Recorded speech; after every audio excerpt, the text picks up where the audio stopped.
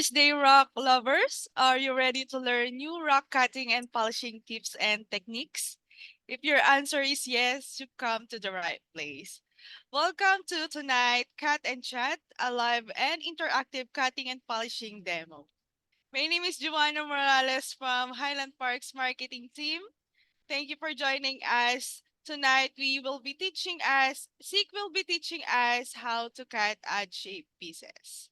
By the end of the show, we hope that you take away tips and tricks that you can start doing in your own shop. And if you're new here to our live events, or if you just want to say hi, please drop something on the chat so we can acknowledge you. Hi, Dawn, Kim, Carl, hello, Lawrence, Mark, Jim. Yes, welcome. And hello, everybody. We would also like to invite everyone watching us online to join us here in our VIP Zoom room by signing up using the link you are seeing. Before we begin, here's a short teaser of the show we have in store for you tonight.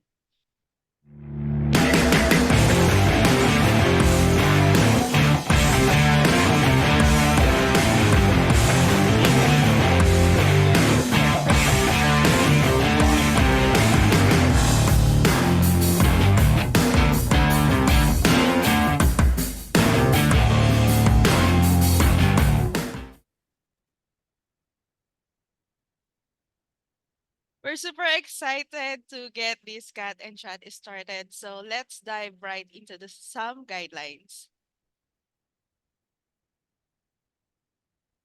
There are two ways to ask your questions. First, you can put your questions on the chat. The chat box can be found at the bottom of your Zoom screen. Make sure to send your chat to everyone so we can see them. A member of HPL team will read your question to seek out loud. For those who are watching on Facebook, you can enter your question on the comment sections and someone from HPL team will read your question to see. Second, to make this cut and chat more interactive, you can seek your questions yourself. At the bottom of your Zoom screen, there's a button says reactions. Click on that button and you will see an option that says raise hand. When you raise your hand, a member of HPL team will unmute you and you will receive a prompt saying that the host is asking you to unmute. Click on unmute and you will be asking you will be sorry click on unmute and you will be able to seek your question. After you ask your question, you will lower your hand and mute you so the next person in line can ask his or her question. If you have a new question later on during the show, you can raise your hand again. We will be alternating unmuting people and asking questions from the chat so everyone gets a fair chance for their questions to be answered. And for the Wheel of Fortune giveaway, if the initial winner isn't here, we will respin the wheel until a winner who is present in the room is selected. We will also be dropping deals on machines, accessories, and rough rock later, so make sure you stay. So now get ready to learn cutting and polishing techniques, ask your technical questions, and have tons of fun. To officially start tonight, Cat and Chat, please welcome Mineral Maestro Signal Rimple. Good evening, all. Excited to be here with you. I hope you can hear me a little bit better tonight. Or at least I can hear you a little bit better tonight. I put on headphones that are noise canceling. Hey, Jack. Hey, Ed. So hopefully it'll go a little bit better when you guys actually want to interact and talk, and we can actually discuss questions a little bit more interactively. Because last time I could not hear anything anybody was saying. I was like running over, like, huh? So it should go a little bit smoother tonight. I grabbed a handful of odd-shaped pieces out of the cabbing select so that we can just kind of cut some really weird shapes and make some cabs. So I think we can get started cutting up some things. If anybody has any specific questions, raise your hand and we can talk about it or put it in the chat and someone from the team will read them to me. And all right, let's cut over to the other camera and get started. All right, we're here at the 10-inch trim saw. And let's see, I'm going to grab a really funky looking piece here. This is some kind of agate.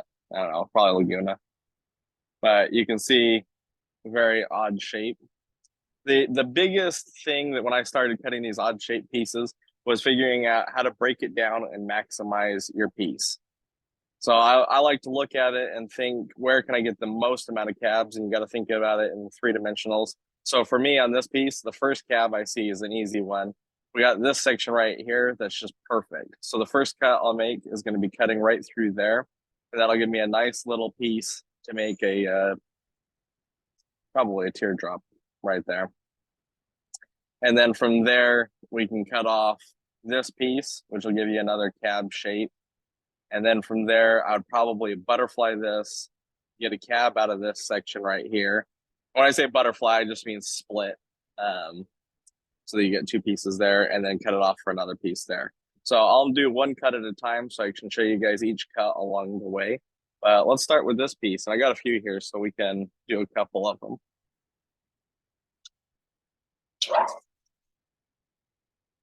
All right.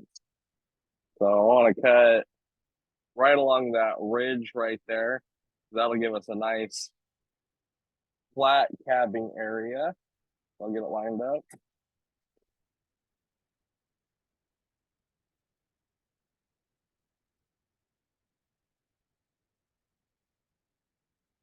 Pushing a little hard. See, that's a nice piece, very flat to work with. And I'm going to show you a technique to work with this little bit of dome right here to get that out. And it's no big deal at all that this is not even. We'll fix that on the capping wheel. So there's our first little preform. I am going to take that corner.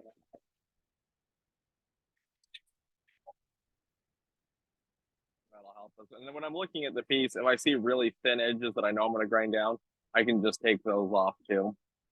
But this one looks pretty good. We'll grind that in. So I'll stick that over there. All right, we're back to looking at our piece there. We've cut that off. I actually think this up here will make another decent cab right there. So I'm going to cut that off as well before I make that other cut.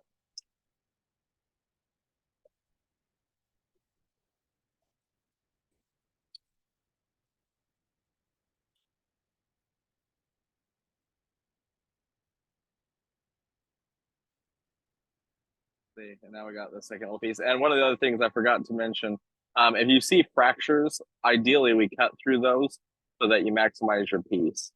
And then this one, obviously, I wouldn't make a cab that's kind of this L shape. So I'm going to cut that nub off right there. Zeke, Robert Conway is asking if you're cutting with water. Yep, this is just water.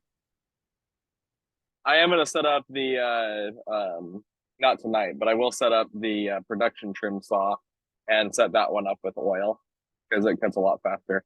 All right, now we're doing a much more manageable piece.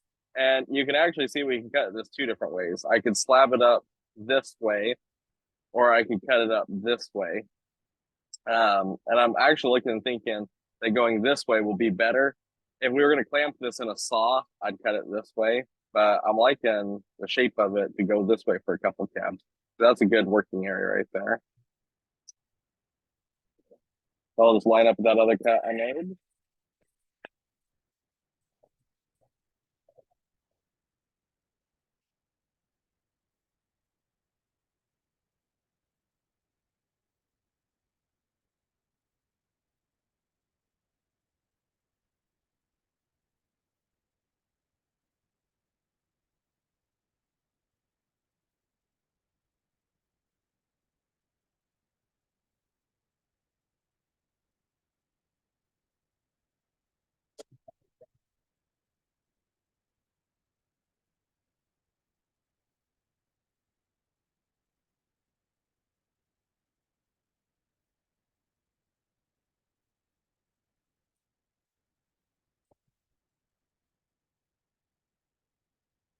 This one broke off a little bit because I was being a little too aggressive with it. But now we got a nice shape there. I am going to trim up this edge so that we don't have to grind it in as much.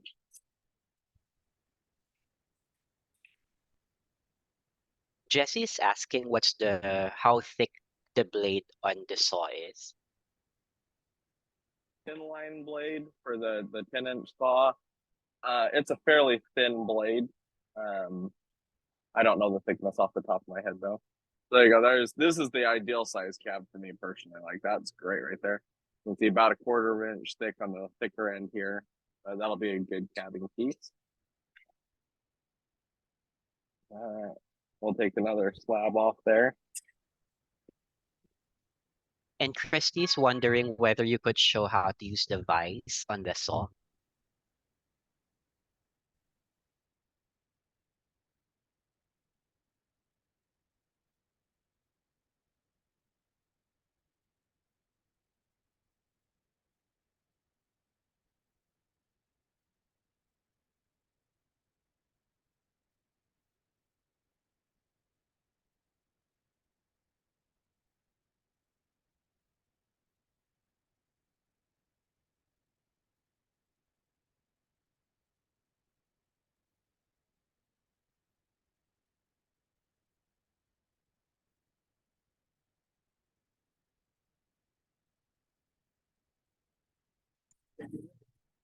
Cabs and set up a lot. But yeah, see, there's another very pretty piece. It does take some practice, but you can cut these fairly consistently, like little slabs. And then we got this little curve shape here. I'll just trim that off because, well, you'll just grind it off anyway. Mike Wilford is asking if you would normally use water on the 10-inch trim saw or just for small, softer materials. It depends on what I'm cutting. For doing agates and stuff, I prefer oil because it will cause less fracturing and the blade will last a lot longer. But if I'm cutting up a lot of turquoise, then I would use water.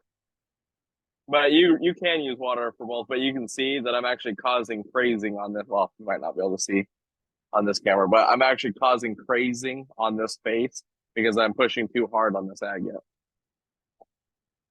So this would be better to do in oil.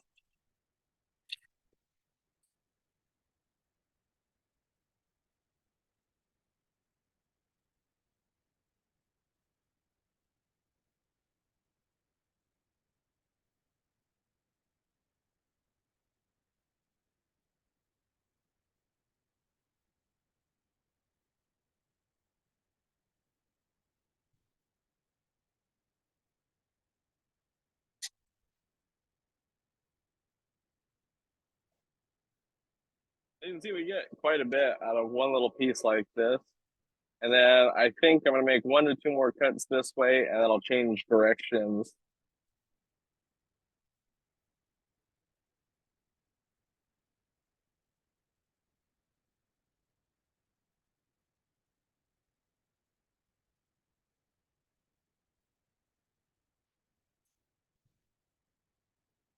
Wow, it's such a pretty agate. With the light a little bit more adjusted. Got beautiful banding in it. These make great cabs. All right, and then yeah, I'm gonna make 1 more cut this direction.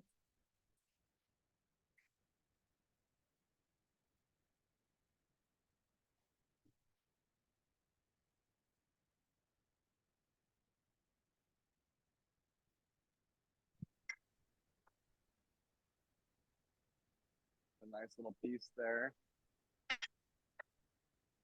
So And Thomas is asking, yes. sorry, if it's going to be better in oil on a different saw because it wouldn't cause the freezing you showed earlier, or just oil on this saw. Oil on any trim saw. All right, so now that we got this kind of funky shaped piece, there's a couple different ways we can cut this. On this one, I actually kind of like the idea of just doing a thick cap on this. So I think I'll leave this one the way it is. I'll just cut this nub off and we'll do a kind of a funky cap with this, and I'll show you guys a little bit different design there. So I'm just going to cut this back edge off a little bit because it's thick. And then Shelly is asking, what would be the ideal thickness when cutting for caps? That is really a personal preference. So I'll show you. This is my preferred thickness. It's maybe just a hair less than a quarter of an inch. In fact, I got a set of calipers right here. I can tell you exactly how thick it is.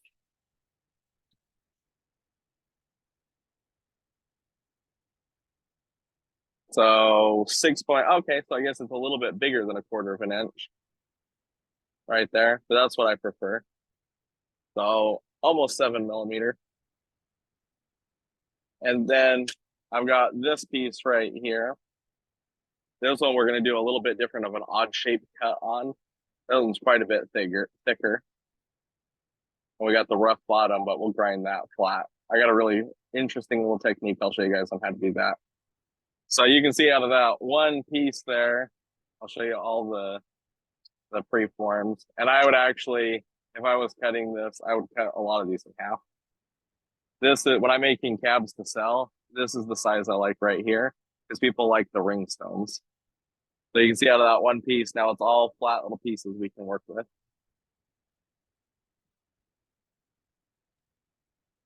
And then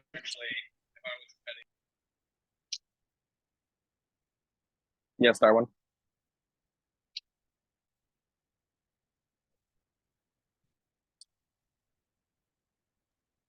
Christy is asking about the vise again, how to use it with the saw.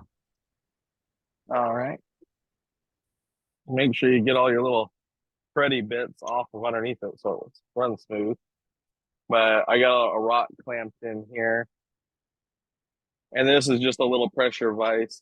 So if I unscrew this, I can loosen this pin right here. Yeah, I got that nice and tight.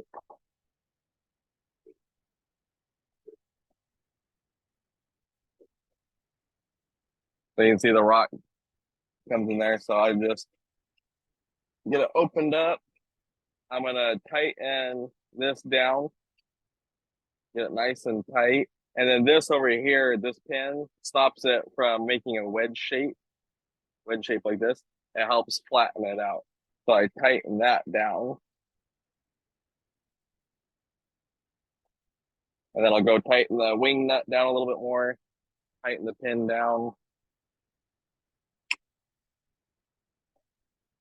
And I actually, if I was using this a lot, I would keep a little pair of, or a little crescent wrench, adjustable wrench, and adjust it so that I could tighten this with the wrench. But that's pretty tight. And then when you're cutting the rock, you're going to push on the vise, and I like to hold the other side of the rock right there. So I'll just push it through.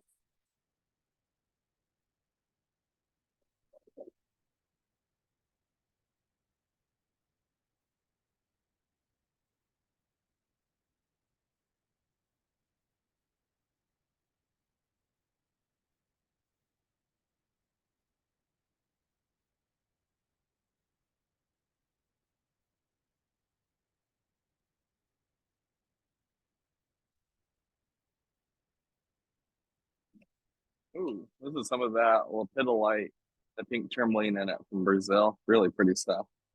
And then to make my next cut, I'll loosen this wing nut on the front here, and I can slide my rock over the thickness that I want to cut it at. All right, that looks about good. And then I'll tighten that down good again. And now I can make my next cut.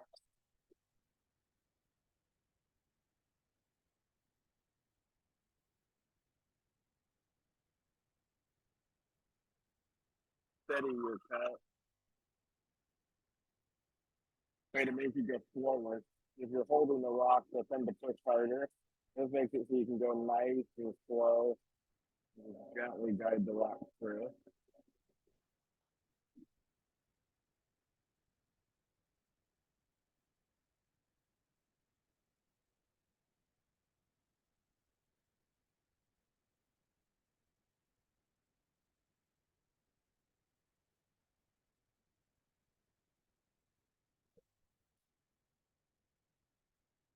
See, you got a nice even little slab there. And you just continue to do that where you loosen. Don't tighten them down like I do, gosh. Loosen it, slide it over.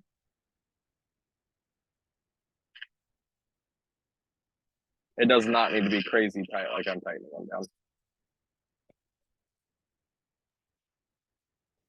And then Dawn is asking because she's thinking of getting the hood with the trim saw, but it doesn't look like there's a lot of overspray. Would you still recommend the hood with the saw?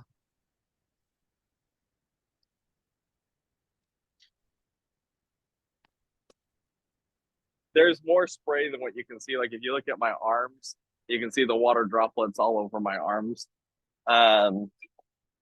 So it's nice to have the hood if you don't want any overspray, if you want it to be really clean. It's not something that I would use a lot. The biggest reason I would buy the hood is because I like the way the saw looks when it's on there and you're done using it. You clean the machine off, wipe down the hood, stick it on there. You know it's good to go for the next time. There's Sherman calls it feng shui. I think that's Chinese for the flow of things. And it makes it feel more cleaner. But it is good if you're using it for oil. I would recommend it so that you don't get any overspray, and especially if you're trying to have a really clean environment. But for the most part, I don't use it. And then Richard Awesome. Taylor is asking, when you're making ring stones, do you sell them without them actually set on rings, just the actual stones? Yep, I sell just the stones. I don't make very much jewelry at all. Let's see, and grab another odd shape piece here. Was that helpful? Do you guys have questions? Do you want me to cut another odd shaped rock? You know, something along the lines of this. Or I've got some other odd pieces.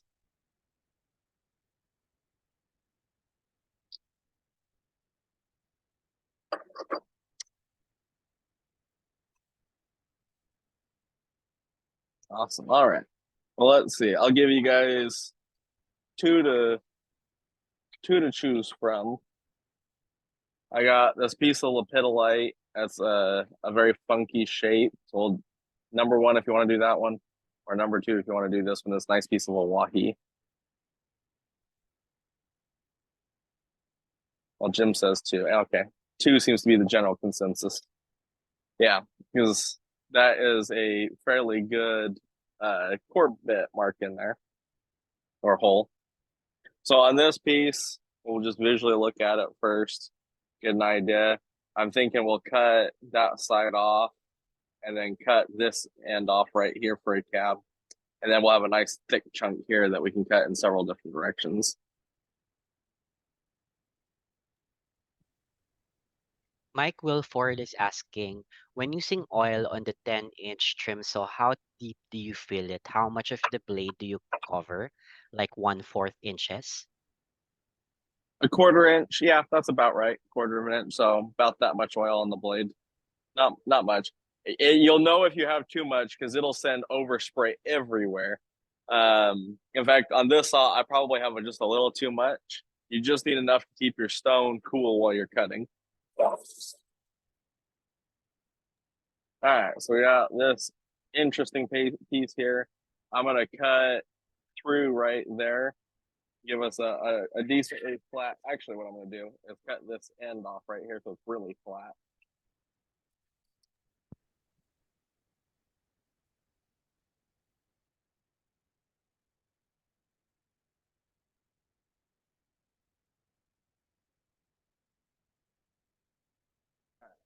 So I cut into that so it's a little bit more flat when we cut into it, and now I'll cut down into here.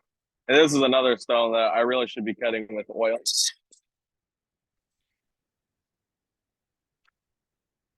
And then Christy is asking, how would you cut if there were fractures? So it depends on the stone and how bad the fractures are. If there are, for instance, I'll show you the lepidolite slab that I just cut. If there's like a few big fractures in there, As a general rule, I cut through the fractures so that they're gone entirely. If it's a stone with a lot of fractures, assuming it's still good enough to polish, I will just leave the fractures in. But as a general rule, I try to cut through them or not cut material that's so fractured they show up everywhere.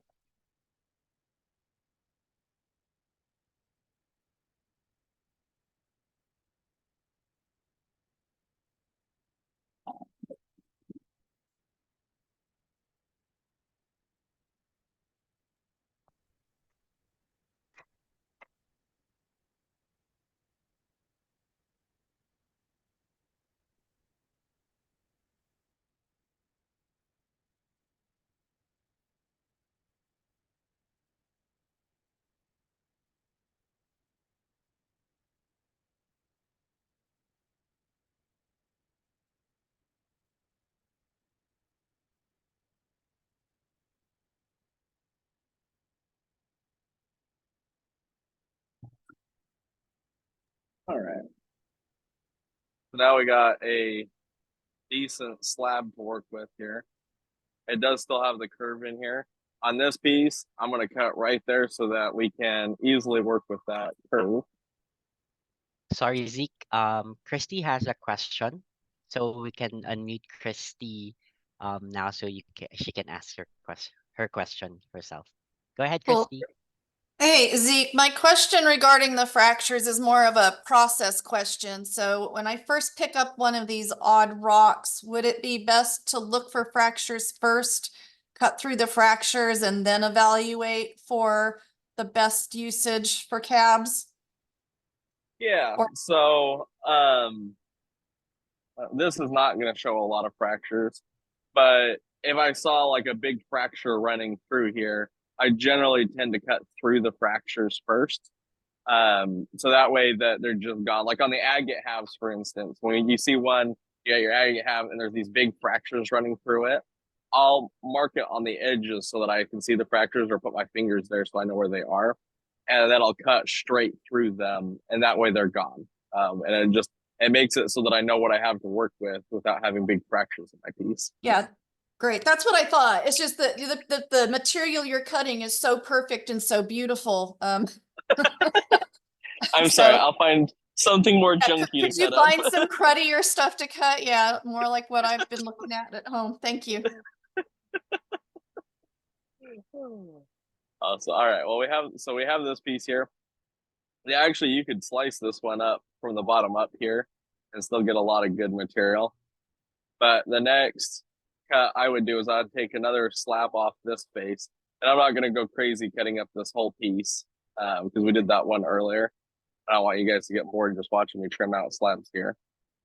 But we'll do another couple cuts on this to where it's down to a reasonable shape.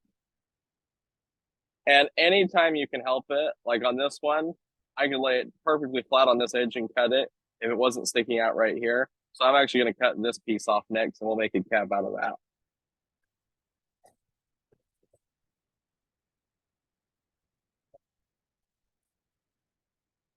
You can see I'm pushing way too hard because it's popping off like that. It's an indication you're pushing too hard. Now that's a good cab piece there. Now I can put it down here. And I just use my finger as a guide. So when I'm looking at this, let me move the camera so you can see what I'm doing. I use my finger as a guide right there so that I can see about how big I'm going to get my piece and make sure I have it lined up straight for the whole cut. So I'll just stick my finger along the edge there. Yep, D, I'm using water.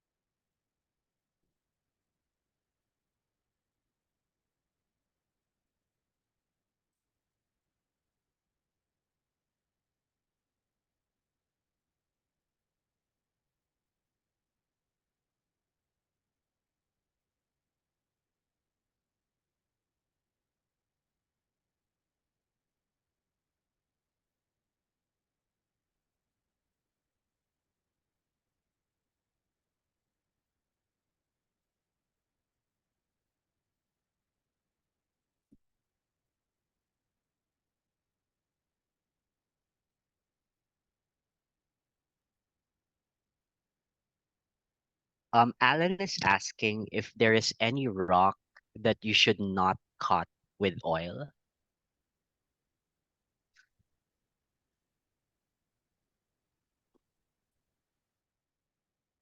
So like natural turquoise, I would not recommend cutting in oil.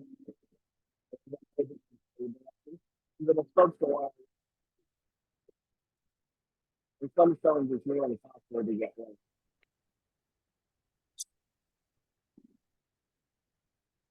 Sorry, can you repeat that, Zeke? I think the noise canceling is also muffling your actual audio. Oh, okay. Sorry. So I was saying some stones, like turquoise, especially if it's natural and unstabilized, you don't want to cut it in oil because it'll soak up the oil. Septarian nodule, soak it right up, and it'll actually change the color of the stone. So I recommend cutting that in water. For the most part, most of the like if I'm chopping pieces up like this, I would normally use oil on most of this stuff because it'll cut so much better. But when I'm actually trimming out slabs, I use water for the most part. But like I have this piece of turquoise here, not been stabilized. I would not cut this in oil. Assuming that you're using quality oil, you don't want to use hydraulic oil. You don't want to use baby oil. You want to use mineral grade, or I'm sorry, you want to use cosmetic or food grade mineral oil between 5 and 7 CSTs. If it's too thick, it will cause too much drag and it won't cut very well. And if it's like some oils are really bad, like you wouldn't want to use hydraulic oil. Some hydraulic oil is very toxic when you're breathing in the fumes of it. So I definitely wouldn't recommend that. The only thing that I would put in any of my saws is um, cosmetic or food grade mineral oil with 5 to 7 CST. And Daniel's right. There's a reason that we use Highland Park oil. It's the best by far. But for instance, if you have like a slab saw and you put too thick of oil in there, like a lot of people will say use the laxative oil, food grade, yes, right? Use the laxative oil, but it's way too thick with the stuff that you get from a Tractor Supply. And we end up selling people the feed dog inserts all the time because they put way too thick of oil in there and it wears those feed dogs out really fast. And then Howard Young was asking what blade you're using and what's the grit size. That's a good question. I don't know the grit size of the blade. It's the Highland Park thin line blade. John could tell you what the grit size is, but I couldn't tell you. Awesome. So now we got this piece, much more manageable, nice and blocky. I mean, you still got this curve here, but much easier to work with. Does everybody feel like they have a better idea of how you'd cut up pieces like this, or should we do a couple more cuts?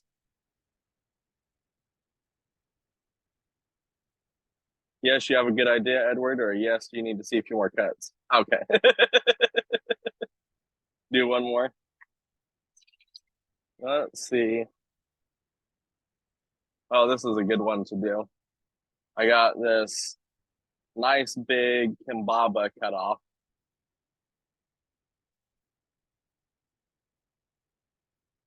Yeah, that is true, Daniel. So this piece, there's a couple different ways we can cut this. You could line it up so that you're close to parallel to this face and work your way in until you get down to the taper here. Or you could just chop it up this way. And I'm going to make a couple cuts in both directions so you can see what that would look like.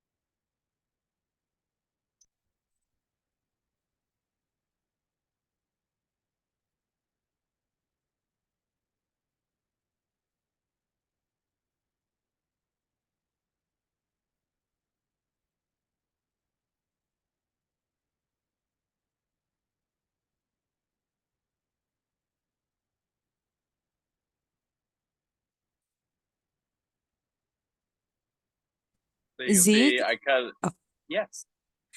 Shelly is asking what type of respirator do you recommend? I use a 3M dual cartridge respirator. Let me grab it. I'll show it to you guys. Got it sitting over here. I'm not wearing one right now so that you can actually hear what I'm saying. But if I'm sitting in here cutting a lot of rock, I do wear one. So I got this 3M respirator. Works really good. I like this one that has the quick release on there so that you can take it off. I would not recommend an N95. I would go an actual full-size respirator especially if you're cutting things like malachite or bumblebee.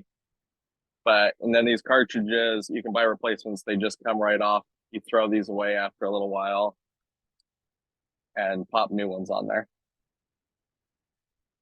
So it's definitely a good investment, worth getting it. All right, so you can see I cut the end off there, so it gives us this shape to work with. Now, you're asking yourself, what would you do with this shape of stone? You could actually cab this bumblebee. It has arsenic and mercury in it.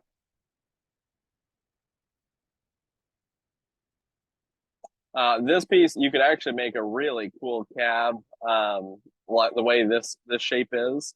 Or what I personally would do, because I like to cut smaller stones, is I would cut right through the middle here.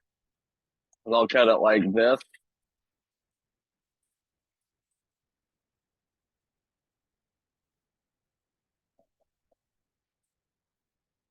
And now I've got, well, you could actually do those as earrings, but I like that shape a lot. That's a very popular shape.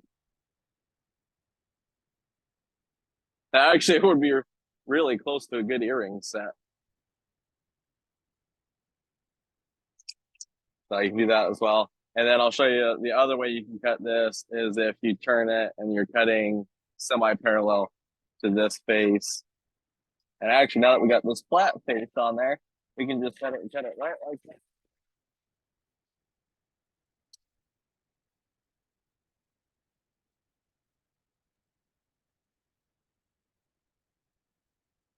And then Alan is asking whether you should use a respirator for all rocks that have copper content.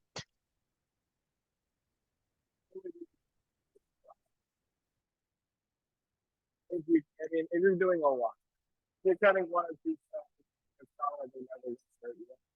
But like, I would sit and cut 12 hours a day most days. I would be wearing a respirator almost all day long.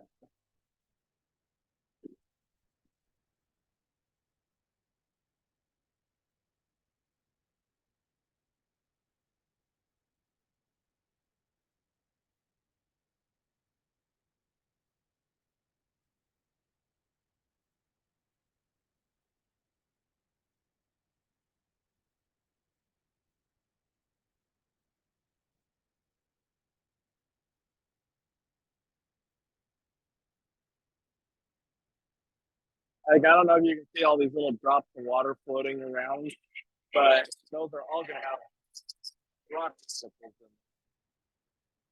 All right, so now you can see we have a nice little slab off of that you can work with. It does taper down, so it gets a little thin on the end here, but I just trimmed this up.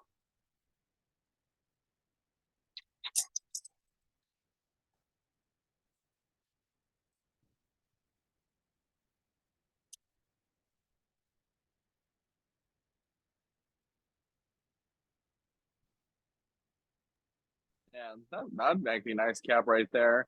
You do gotta look out, see it tapers right there. We'll take that top corner off.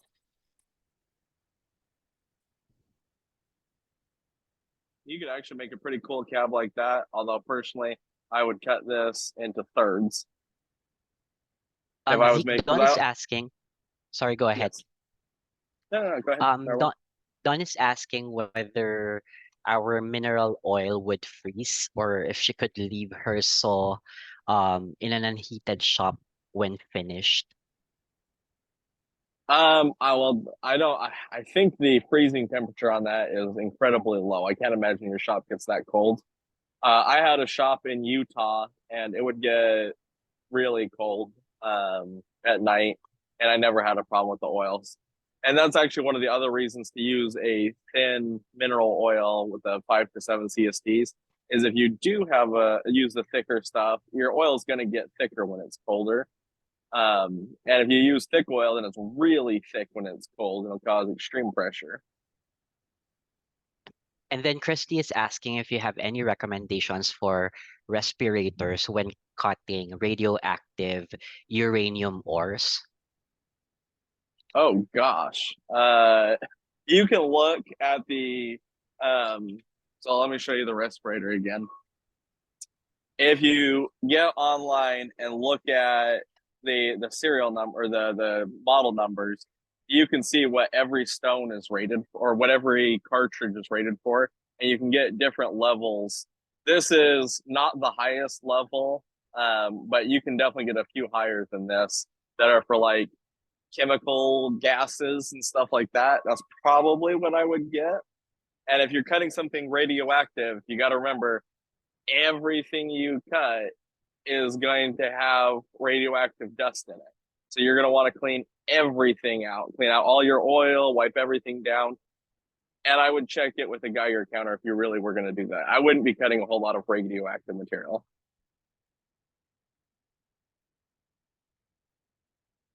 So awesome. Well, there you guys can see two different cut directions. And if I was going to continue cutting this piece up, you can see this is that face that I cut there. I would make a couple more cuts till we get about to this eye right here. And then I would cut this direction and get this flat piece right here. So we'd have just that.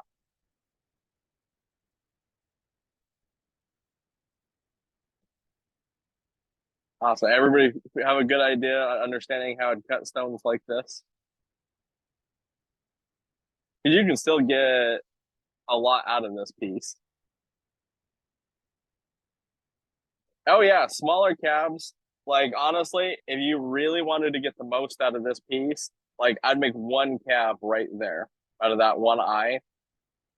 That would be one cab. That would be one cab. I'd probably make one cab there.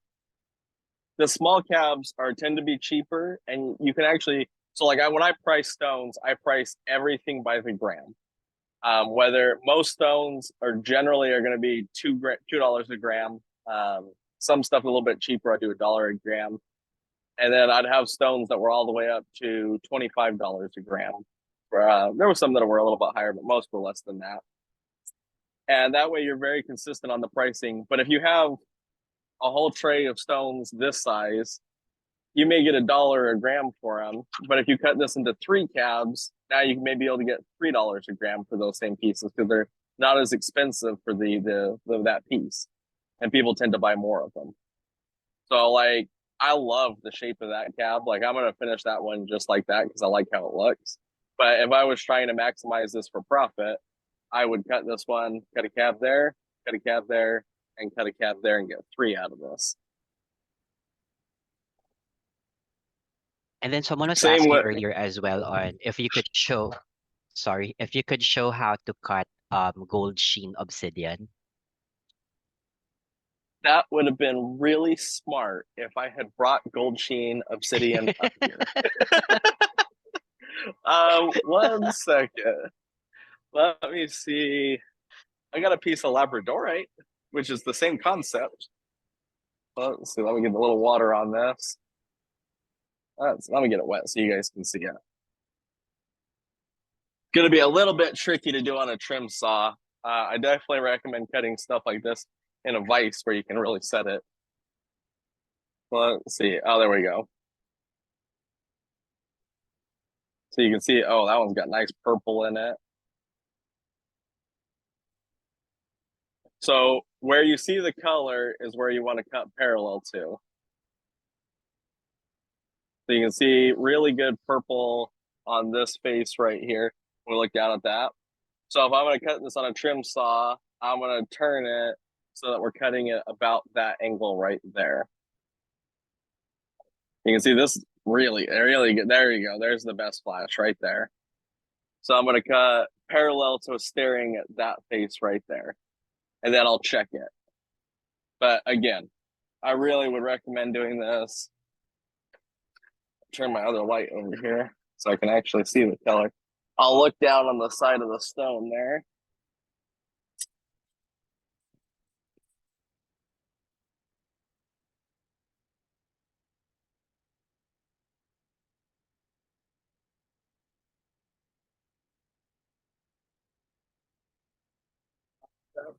Where you're going to go parallel to where you put down.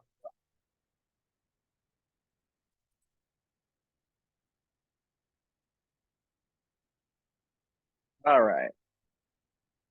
Now we'll look at it. That's a little bit of a rough cut. But it looks like we got the color. You guys probably won't be able to see the color as well now because of that rough cut. But the color's pretty close to lined up. It maybe is slightly off, but I'll make one more cut and we can polish that.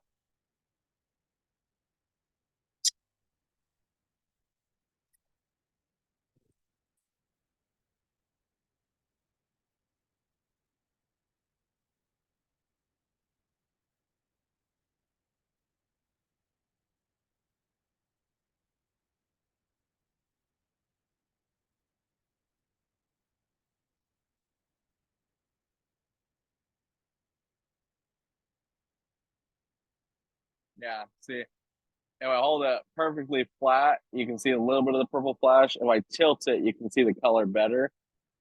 So I didn't get quite on it. It should be tilted just a little bit more. And that's why I say to check it with each cut, make sure you get on there. And this one actually got flash in two directions. You can see gold flash going that direction. So And then Boyd you was gotta asking, go ahead, Darwin. sorry, Boyd was asking earlier, and probably you have insights on this because you were cutting since you were a kid. Any recommendation for respirators for kids? I will tell you, when I was a kid, my dad did not believe in needing respirators, safety glasses, hearing protection. None of my family really cared about that.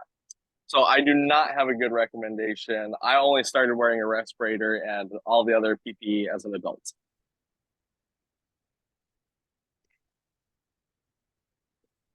But that is awesome that you're thinking about for kids.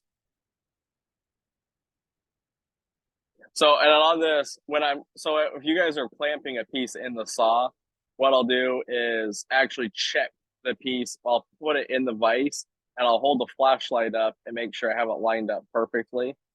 Actually, why don't I just show you on the other side of this piece right here? You got that really good blue. I will show you, let's clamp it in the saw and I'll show you guys how that works. So we'll go over here to our 12-inch saw. Bear with me while I adjust the camera and get the lights turned up. The lights in here are all motion activated, so you got to run around like a crazy person to get the lights all turned on. If you're not walking around a lot. All right, so I got a flashlight here, got our piece right there. So what I'm gonna do is I'm gonna get down and I'm gonna look at the piece on the side here, and I'm gonna get lined up pretty parallel. Lock the thing there to where I'm looking flat at the side of the blade. I'm looking where it's going to cut, and I'm looking at it. The stone. Sorry, Z, can you move your camera a bit or pan your camera a bit to the left? Sorry. There you go. How is that? All right, so I'm down here. I'm looking at it, getting the color lined up so that I'm looking straight at the side of the vise here, and that looks pretty good. So I'm going to tighten that down.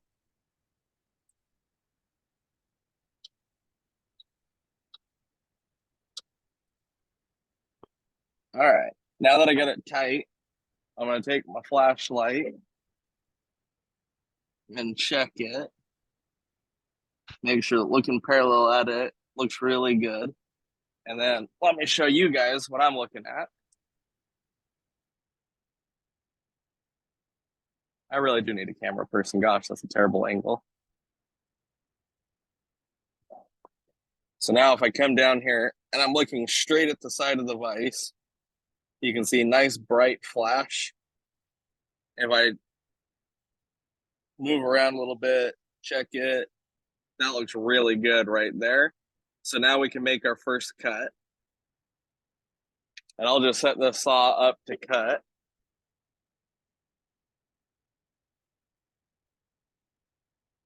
Ooh, whoops. Just about turned the whole thing off.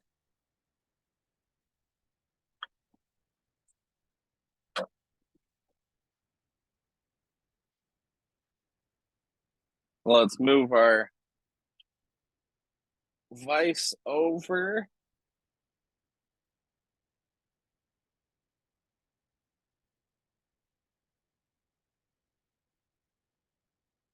These little 12-inch saws are perfect for doing jimmy pieces like this too. All right, so we got that set up in there. We will cut that stone. We can look at that in a minute.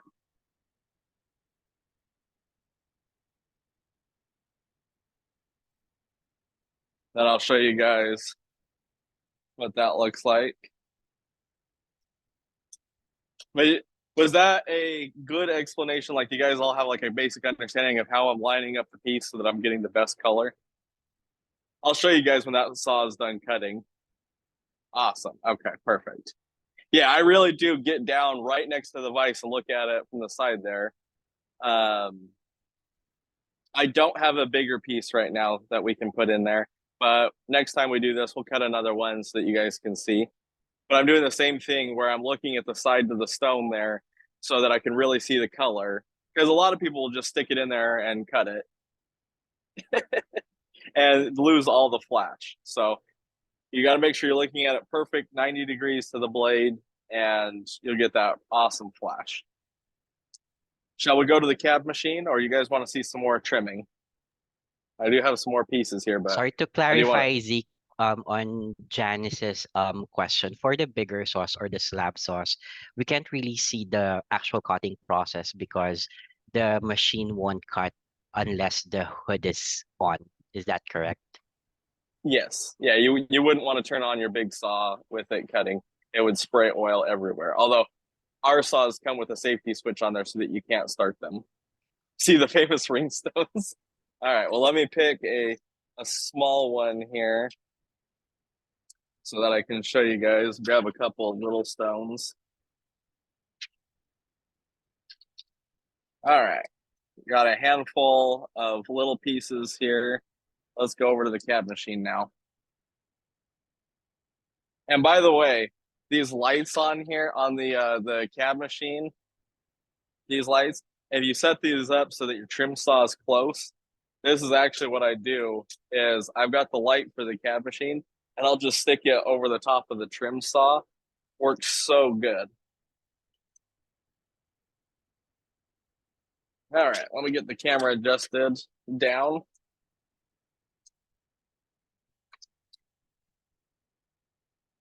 So that you guys can actually see what I'm doing.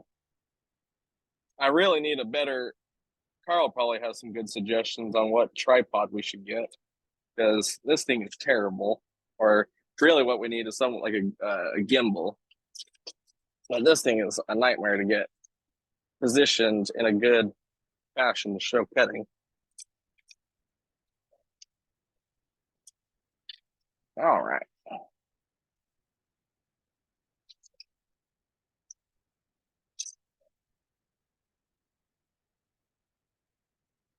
Get the cab machine turned on.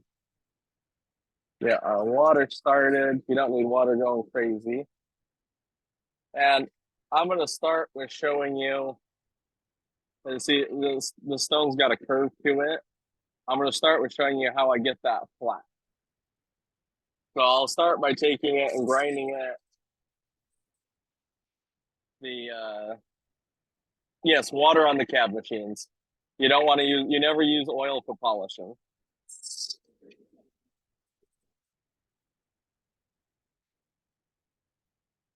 So I'm going to take it back and forth like that, and you can see it's starting to get flatter. But you just don't want to just push into it, because then you'll create a curve of the wheel. So once I start to get flat, I'm actually going to rock it back and forth like this. And that's going to help me keep it really flat. Then rotate your piece.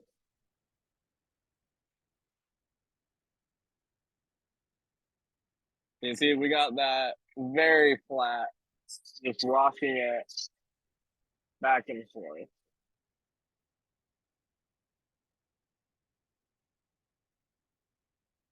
I mean, that's almost as smooth as some people's cuts. All right, and you can see this is a little trim off from doing a sphere, one of these odd shapes. We got this knife edge right here. I'm going to clean that up so that we can put a girdle on it. I'll start working my way around the whole stone so that we can pick out a shape. And for most stones, I do free form. If I had a shaping machine before, I probably would have done a lot more stones where I was doing calibrated. But that's not a bad shape there. Got it flat on the bottom. Now we just have this odd shape to work with on the top. So I could have trimmed this off and made it thinner, but we're gonna use a bunch of this so that with turquoise especially, I like to keep what I call nugget shape. And that helps.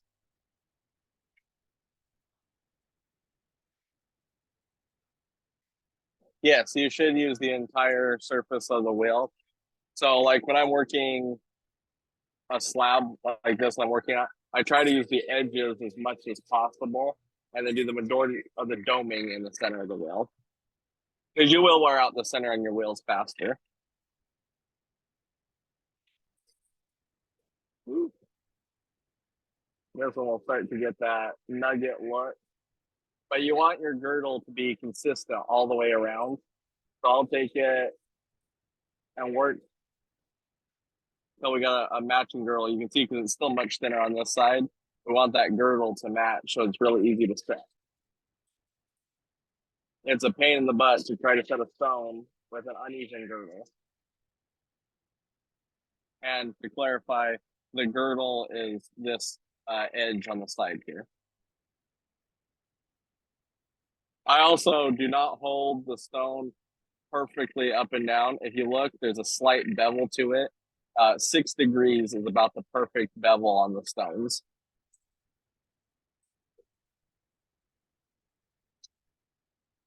And this one's nice and soft, so I should actually be working this on the 220 right now.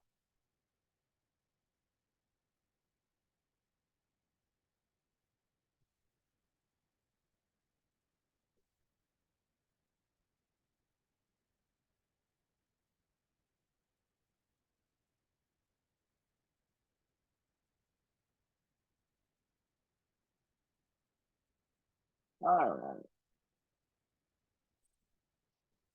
Yeah, not to a much more desirable shape. And now the way I've ground it, on most stones I wouldn't do it as dramatic as I did this one. I have this one a really sharp point. Now I'll work it down in the middle so it's a smoother dome. We have a question from Facebook from Brenda Patrick. How do you polish inside curves like hearts? Heart is a very hard shape to get a really good polish on the inside curve. But let's see. I got this stone right here. And it's got a curve right there. And we can polish. This is not a very dramatic inside curve. As a general rule, I don't do much any more of a curve than what an 8-inch wheel will allow me to do. But to do the inside of a heart, you use the edges of the wheels. So let's see a piece here that I can. I don't really want to ruin that piece, but we'll do this one. On the, I'll just do it like I'm grinding the inside of a heart there. We'll do more of a Batman symbol on this end.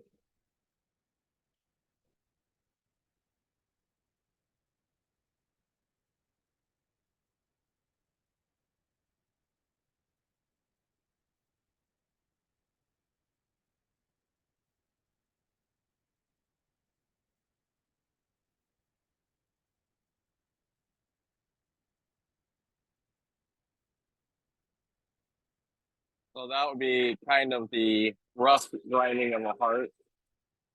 The mistake people generally tend to make is they grind it through like that and put a horrible notch in there.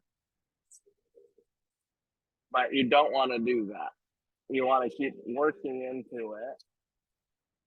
And then I will actually work the piece on my softer wheel. And I'd actually, so if I was going to finish this as a heart, I would dome this. But for the inside, I'm just going to keep working like this to get that polished in there. And I'm going to fold the edge of the wheel as I push it in on the resin wheels to really get that polished. It's very tricky to get it perfectly polished all the way down in the notch there, but you can do it on the wheels like this.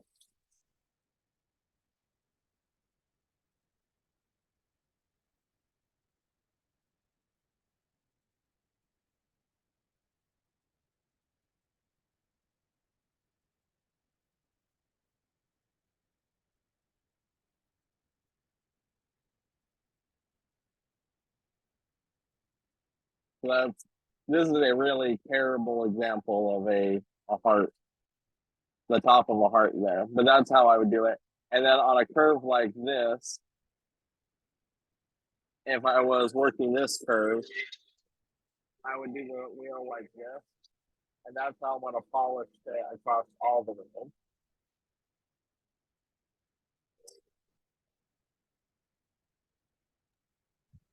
And just to clarify for everyone, Zeke, what wheels are you currently using?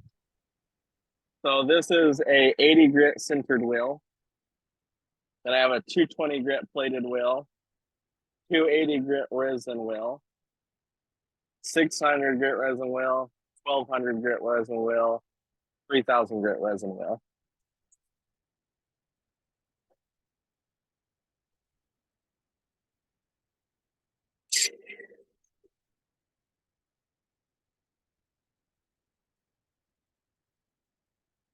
So I do like doing a curve like this in stones. And by the way, this is a really funky cab that I'm just demonstrating these curves on. This is not, I would not normally cut a cab that looks like this. Although I kind of want to finish this one now.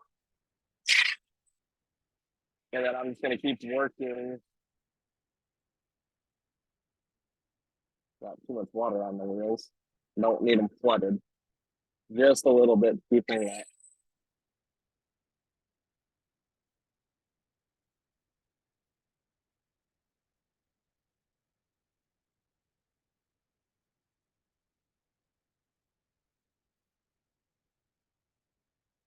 So then an inside edge like that, like radius of the wheel, I do quite often. That's how I polish that.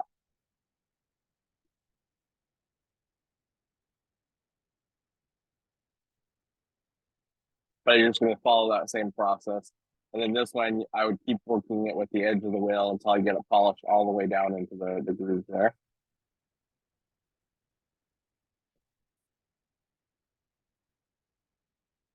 All right, let's make a pretty cab now because that thing is kind of hideous.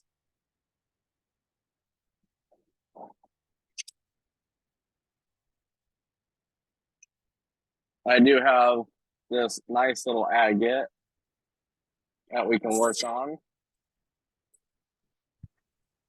Oh, someone was asking earlier, Zeke, if you always cut cabs free form. I do symmetrical shapes too. I don't do them as much because I'm mostly doing it freehand. But I do calibrated cabs. Like I have this preform here that I made another night. This would actually be a fun one to do because it got nice chatoyant flash. So this is one that I made on the shaping machine. Yeah, Carl is awesome.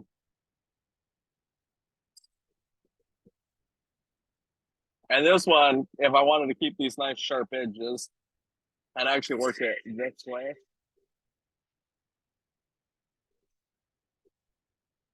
And I'm putting a little bit of a, see how I'm putting a little bit of a bevel on there?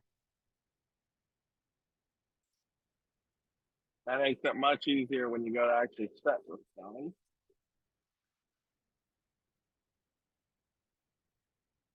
Yeah, I don't use dopsticks a lot. Mostly because it takes too long. I can cut the cab faster without it, but it does save a lot on the fingernails.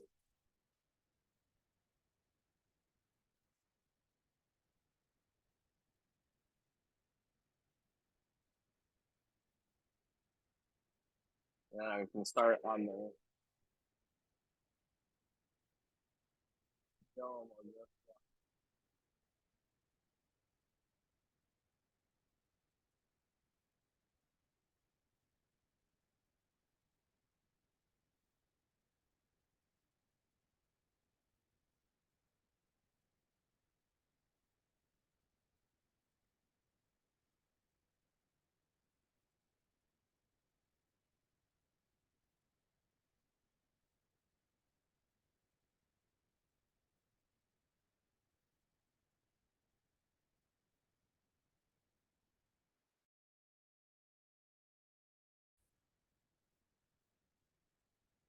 With the nice flash in that. And I like these nice sharp edges. So I'll go back and even up the girdle a little bit.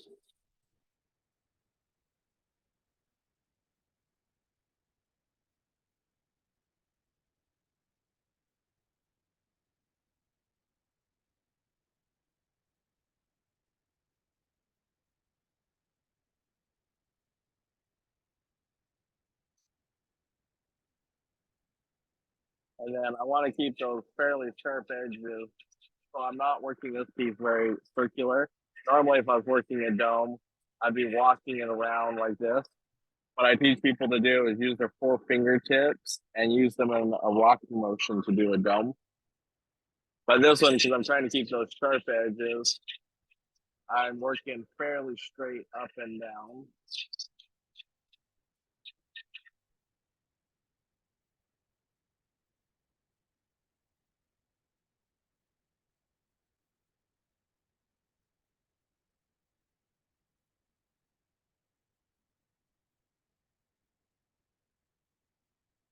That'll keep you nice and sharp.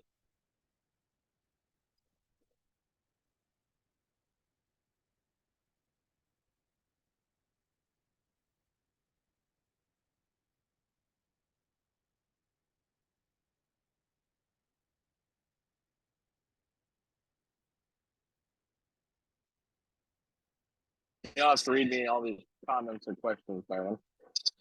All right. I don't. Jack is asking if you could give a quick explanation on how to use the felt polishing pad with the CB8.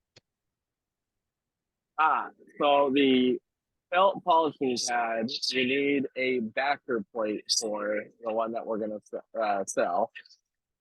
And we don't have the backing plates in stock yet.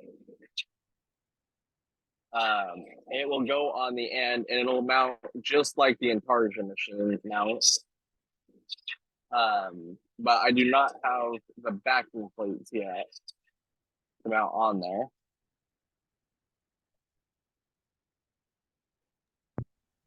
And then Rhonda is asking, do you worry about the sides being exactly even? No. I try to get them very close, but they don't have to be perfect. But that also is dependent on what you're doing. So for someone like Jim, who's doing really high-end pieces that are casted, yes, they would have to be perfect. For what I was selling, mostly wire wrappers and silversmiths, they do not have to be perfect. You can see, but you with a lot of practice, you can get very consistent. That one needs to be evened out a little bit more.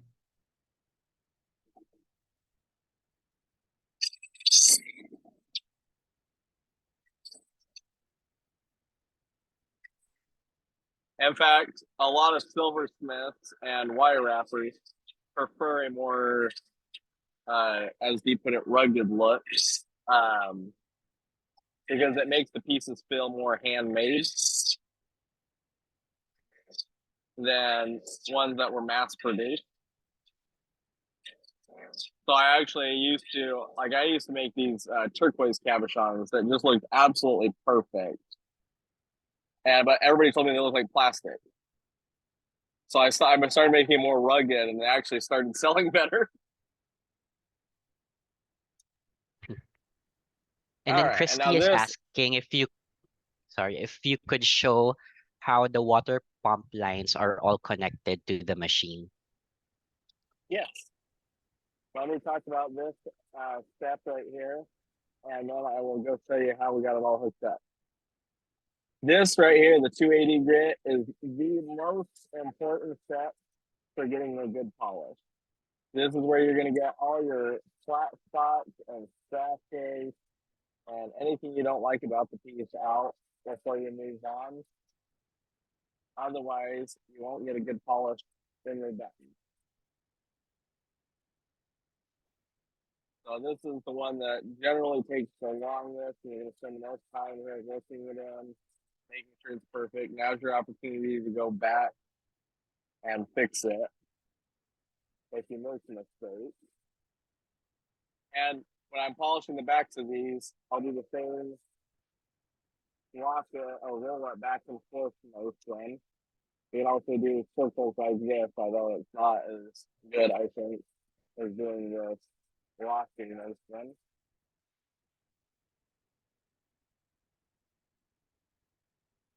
And I'm going to go around and repeat everything. If I bevel these edges a little bit, I'm going to go back and bevel them so that every surface has a good polish on it.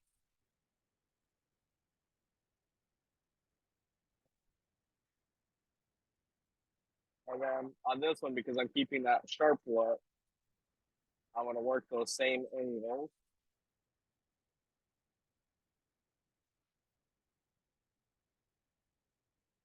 A little lower on the water.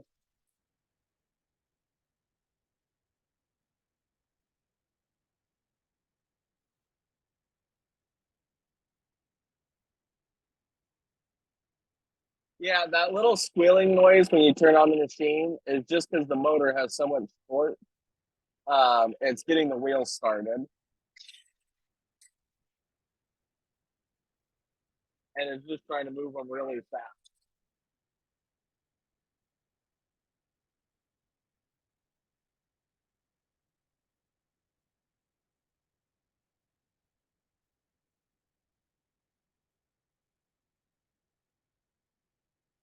Yeah, so that one, I think if it was mounted like that, would look really good.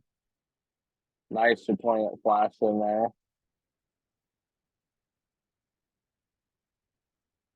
But yeah, Carl does have a good point. If it's really loud, your belt might be too loose.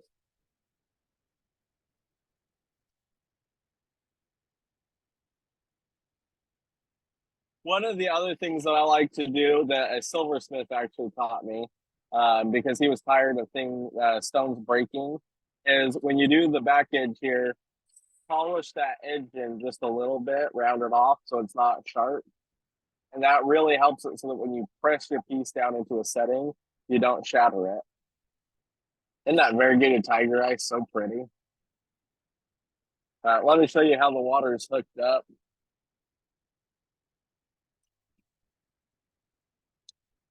And take the phone off the mount here, and I bet the saw is done by now. So you'll have to excuse how dirty the tank is because I dumped dirty water into the wrong side here. But I have the stainless steel baffle tank. John sells this also. But I got the hoses coming, the dirty water goes down into this side here. And as it fills up, it goes over and over and moves the button. Now, I dumped really muddy water into this side by accident, so that's why this side looks so bad. But then you got the pump on this side. We got the freestanding pump. We got our hose going up. On this one, I've got an 8mm hose going off the pump. So I got an adapter here going to 6mm. And then the 6mm just goes right to the back of the machine there. And that's all this for the CB8. Same with the flat laps. I got an 18-inch flat lap here. It's got that same quick disconnect.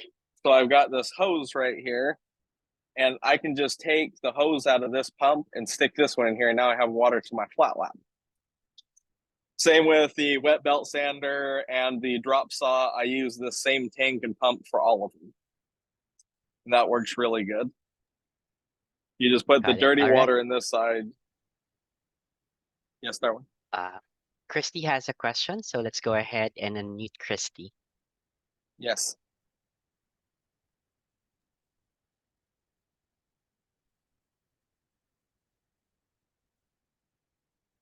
While we stare at our dirty water. Hang on. Most of Sorry, can you show how the water drain hose is attached? Is it just going straight over the threaded metal outlet? so with the hose what we clamp? have here is you got the machine, this port that comes out of the machine, and then I've got a barb fitting. So this, I think this is 3/4 inch NPT, threads in there, and then the hose slides over the barb fitting. Okay, is that supposed to come with the machines? Because I don't have anything like that for the tumble rougher or the flat lap. So The I tumble cannot tumble fit the hose on. those machines are different. This is for the cab machine. Let me show you. So I got the 24-inch flat lap here. Let me crawl underneath here and show you. Yeah, that was the other problem. I had to crawl underneath it. Yeah, and I could not get my my hose to fit over that fitting. It does take a little bit of work. It is very tight, but it does slide. You got to work it around. It slides over there, and then you should have gotten a hose clamp like this. Yeah, I that got the you'll- hose clamp. That wasn't the You'll- problem, but yeah, okay. I'll work harder tomorrow to get that on. And then the saw, there, I'm sorry, the flat lap spigots, there's 2 spigots on there. 2 spigots on the flat lap. Yes, it came with a double spigot on the flat lap. Yes, there. And it has, yes, there's 2, and there are 2 water inlet hoses, right? You've got one Yes. coming out the side and one the bottom, but it only came with 1 hose. Okay. And does that, so I don't know which one I'm supposed to use. Do I need to go buy a second one? And then that connects down, okay, that connects from the So- spigots to the machine. And then where do I hook the pump up? So this one's going to go to your back one here, Okay, and then this one is going to go into the pump. that So one coming goes off to the side pump. here. Okay, And that you can- was what I couldn't figure out. Without a user manual, there is no way to know what's supposed to go to what. User man, you're just supposed to hook it all up and see how it works. And I did that on the 16-inch saw and then spent many months trying to get the saw fixed. So I'm a little gun shy at the moment. I'm just So, being sarcastic because yeah, it should come with the manual. Honestly, a lot of these machines, John is like, hook that up, and I look at it and go, okay, is this right? Because he's working on writing manuals. that's fine. But yeah. But was there supposed to be another hose to come with it, or the little blue hose? Well, yours is a black hose there. I only came with 1. I don't know. As I recall, it came with 1 hose, and I cut it so that a piece would fit across here, and then you get this long one that I go down there. But if your hose is not that long, you will need another one. Okay. All right. So- Thank so you. that- This helps me greatly though, because nothing, the pieces I had in hand were not fitting. It's like having too many Yes. bolts left over. It's like, right? Okay. But Thank you. this is set up so that you can run water on the top here, or you can have water coming out the middle here, or both. So that is a nice little setup there. Any other questions on setting this up while we're How we're do you asking get questions? it to come out of the middle of the, how do you make that work? 1 second. Let me set the phone down, and I will just. Sorry, not the best place to set it. I'm and I'm gonna sorry, hook but up the the pump. videos that have been put out are like, here's how you change your blade, right? Here's how you put a new flat lap on. Well, those things we can figure out. Okay, but when I You'd be got all these amazed, disparate actually. pieces and parts and no That's instructions. funny. Okay. Sorry, I've been All going right. crazy for the last 3 weeks trying to make my machines work. All right, so I just took the hose off the cab machine there and stuck it in the middle here, or in the port here. So Okay. I'll turn that port on, and you can see that floods the top of the lap. Right. If I open the other valve, that Okay, well, will bring it show that other valve. That was the one on the down the bottom there. bottom That will valve. that will control the center there, Oh, okay. and then this one will turn off all your water. So if you open up both, it'll open both at the same time. Okay, that's good. That's great to know. That would have been like turning a fountain on all of a sudden and then wondering, oh crap, what did I just break? And then you can actually turn these off right there. So now if I open it, now it's just well, you Yeah, wouldn't that's run the that much fountain. There's water, your bubbler. Okay. The kids can come but play. that's how you'd set that up. Oh yeah, So, exactly. Okay, thank you, thank you. yes, not a problem. All right, well, now that we're up, might as well look at that Labrador, right? And then Zeke, Ed is asking if will it harm the pump if you have it running while all the valves are closed? Would it damage the impeller or build too much pressure? So that style of pump, I believe it is okay. Now, I don't know if you guys can hear or not because of my noise canceling earbuds, but that pump is squealing. This one right here is making a little squealy noise because it's getting rusty because I just let it sit in water 24/7 and I'll let this thing run all day. I would not recommend doing that. With the setup that I have here, ideally I should actually pull this out of the water there. But I leave it running all day long when I'm doing this and with the water hooked up and pressure. You can see it bubbles when there's back pressure, but that's fine. If I was paying for the pump, I would take it out of that bin so it didn't rust out and not let it run all day. But John's paying for the pump, so I'll let him run all day while I'm doing stuff. John's not on, right? The pump is not supposed to be submerged. So I'll show you on the freestanding pump here, you only want the water to go up to this flange here. You don't want it to go above that. So I wouldn't just stick this down in a bucket, you'll fry your pump. I would. So if you look in here on this tank, we got a bracket in here so it sits up. If it makes you feel better, D, he makes me rebuild the pumps. And then All Bruce right, is let's look. asking again whether you use the DOP kit or the DOP stick. I do if I'm doing higher end pieces. If I was doing like that Tiger Eye cabochon, I would not do it. But if I'm doing higher end pieces, I would definitely use a DOP stick. And if I was doing really small cabs, I would use a DOP stick. That's really good flash there. So you can see it, getting it lined up like that. Really good color in this piece.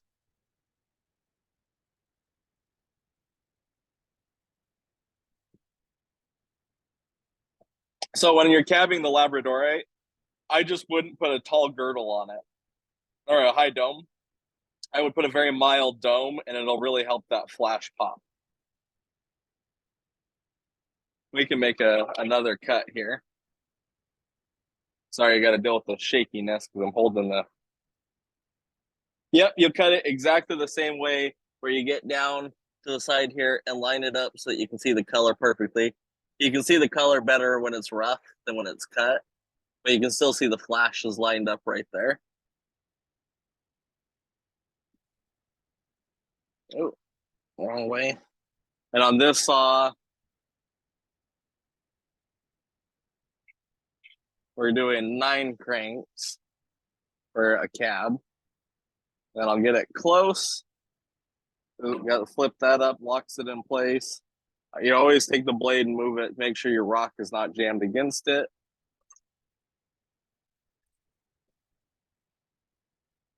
Close that. Get it started. And then let me set the phone down again, put my water back over.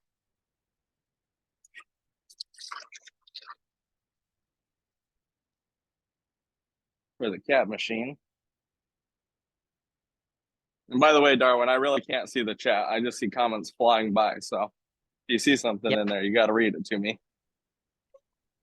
Jimmy is asking, how do you work it when different parts of the stone flashes at different angles? Oh, that is really tricky. Your best bet there is to pick the best part, the best flashy part, and cut it for that color. Yeah, Anthony's right. And then David is asking, for the slab saw, if you place a slabbed rock flat in the vise, will it hit the blade flange on the vise side as it passes by when cutting? So that depends on the saw. Let's go look at the 24-inch over here. Some saws are set up that way where you can line it up perfectly to the flat at the bottom. One second, let me get the light turned on over here.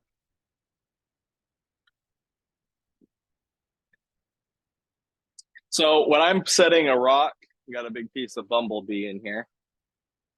I will look down the bottom like this right here, and I'll see if I can look flat across this plane right here. Is the rock going to hit that flange? And on this one, I can see that it won't. This height is really close to the height of that flange. So I wouldn't line it up perfectly flat with it as a general rule. I'd go tilt it up just a little bit unless you're trying to do like bookends. So you can see I just tilted up a little bit so that you don't hit that flange.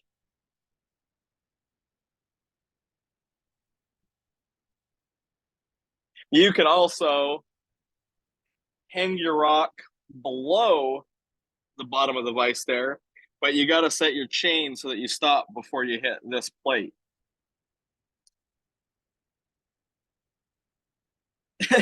Carl is awesome. This is that new bumblebee from Indonesia. Some of the stuff you guys saw in the live cell came off of this. While I'm standing at the saw, any other questions on cutting?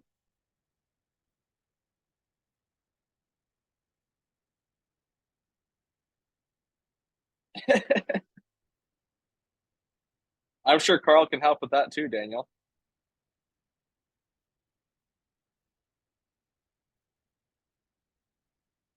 Odd shaped salamoline cuts.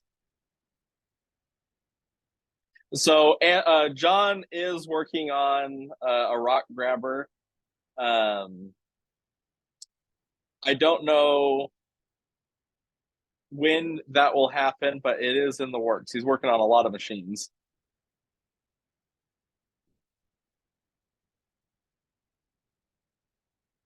And I don't know when those dragon jaws are going to be back in slot.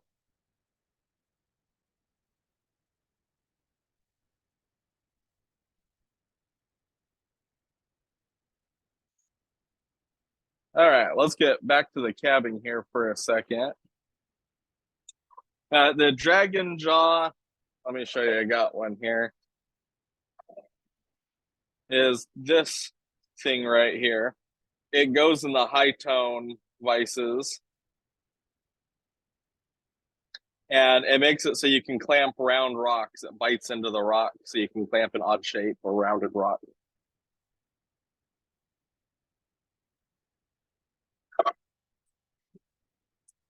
But I wanted to show you guys this cab.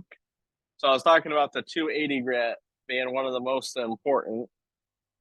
And I don't like the fracture in this cab. That's unfortunate. But if you look right there when I get the light in the center, you can see those scratch marks right there. We want to get those out before I move on. And I'm going to look around the whole piece and look for any other flat spots or scratches that I don't like. You want to make sure you do it dry. You do it wet, everything will look good. Like if you look at this face right here, all those scratches in there would want to work out before moving on. All of these sides have too many scratches in them.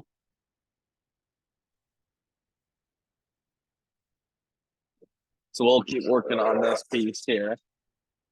And you guys are welcome to get on mic and ask questions as well. You don't want to have too much water on your wheel because it'll create a hydroplaning effect. You want it to feel like it's dragging a little bit. And that will give you the really good grinding. Right now I'm working on that center. I got too little water.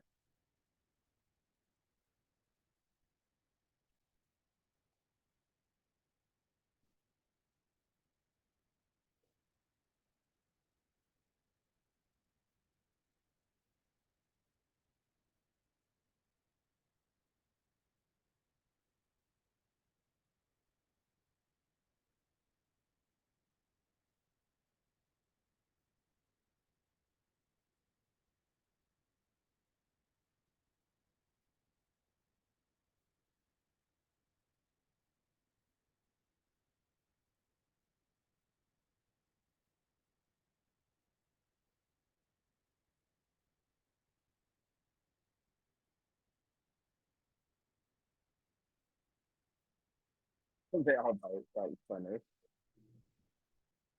And you guys thought I was bad on the live cell getting lost in the rock. Polishing it's even worse. Totally zone out looking at this.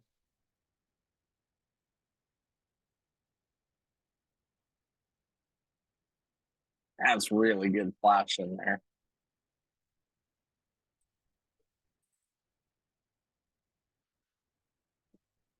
A little bit more water on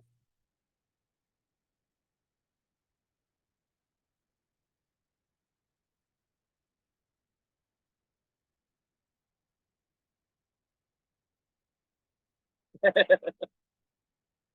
If John has his way, it will be.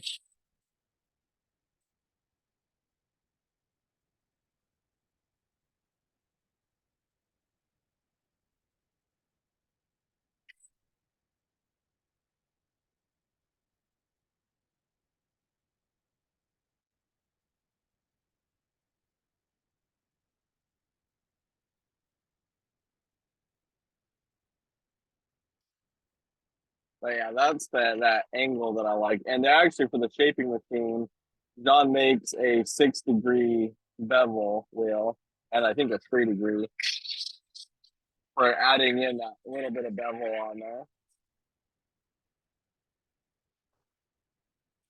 It'd be really nice if you're doing a lot of stone. You like that angle. That's what my preferred angle of doing it.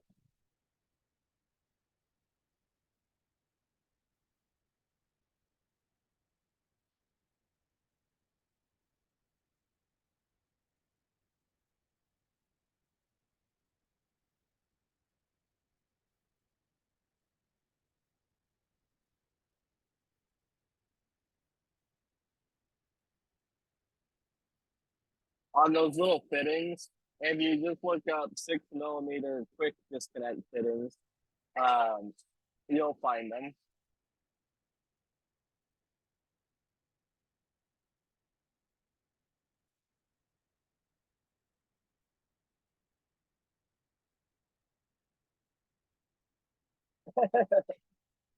That's okay, Daniel. Nothing wrong with that.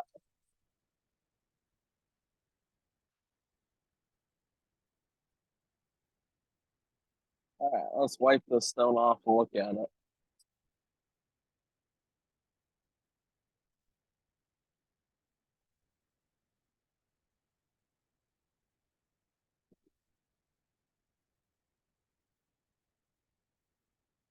One of the other things that I used to do when I had my shop set up is I would keep the air compressor hose next to my CAD machine, and I had one that went to the sphere machine, and I would use the compressed air to blow off the stones. You can see those edge sides look much better. It looks really good if it just didn't have that fracture in there.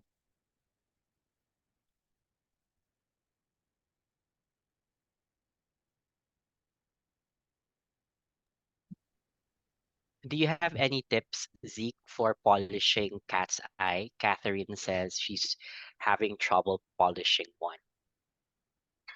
You talking about the Russian cat's eye, Kathy?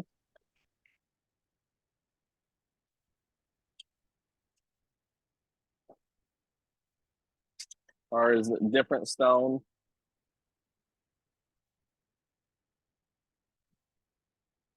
Is it the blue gray material that you got on the lifestyle?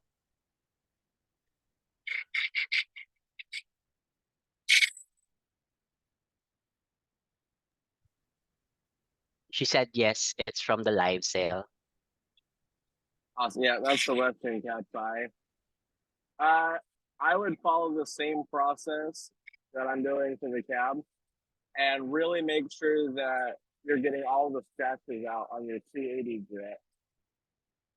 And then you're just going to work it up from there slowly. And cerium oxide will do a really good job polishing it. But if you send me a picture of it, I can give you more information. It's hard to undercutting on the fibers. You might need to send me a picture of it so that I can see it. Because I haven't had any of it undercut. What process are you using? Like what wheels or bits? Diamond, silicon carbide?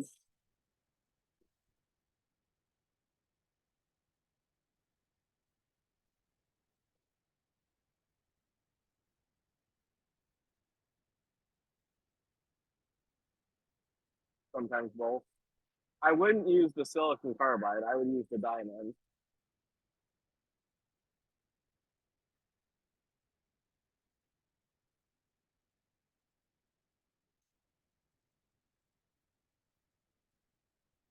And then again, because I'm doing the stone, I'm trying to keep a little bit sharper edges. I'm going more up and down.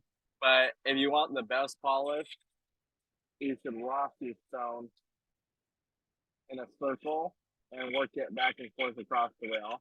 Especially for more rounded stones, this really helps.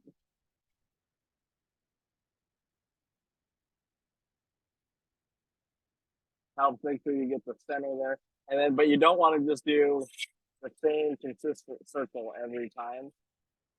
That will wind up with a point at the center of your stone where it doesn't get polished. So as I'm working it around, I'll change it up and move it in bigger circles.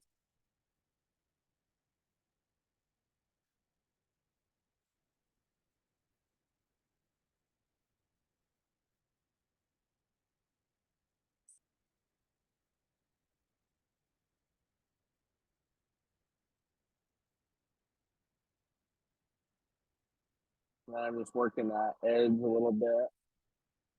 One of the other things that I forgot to mention to you guys that really helped is you want to rotate your piece too. And not just this rotation where I'm rocking it around, but you want to move it like this as well. So I'm actually, what I'm doing when I'm cabbing is I'm rocking it around and then I'm slowly turning it in my fingers so that I'm changing the direction as I work the piece. Because if you work it just one way, you can get scratches that go across the whole piece and they become very difficult to get a good polish on there.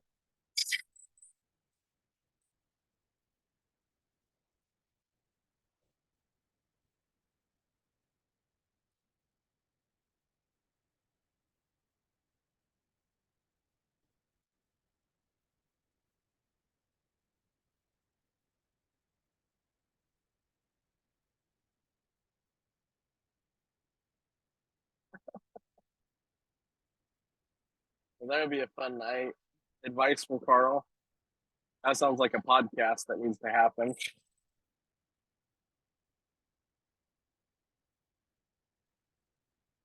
Not always. This one I really haven't been polishing the back of. But I'm just gonna work it in circles. And it is more important to polish the back on a translucent stone. Like this one, it will not affect the cab itself if you polish or don't polish the back. But a translucent stone, if you polish the back, it'll make the color better. Because what happens is like a gemstone, the light goes in and bounces back up. And that's what causes the get that really good color. That's why faceted stones have the facets on there to reflect the light around. So if you put a little bit of a dome polish on the back, yeah, if you don't polish the back on a clear stone, it'll show frosted. I'm not sure what the 600 comment is for. I clearly missed something in the chat. For the current grit that you're using, Yes, this is 600 grit.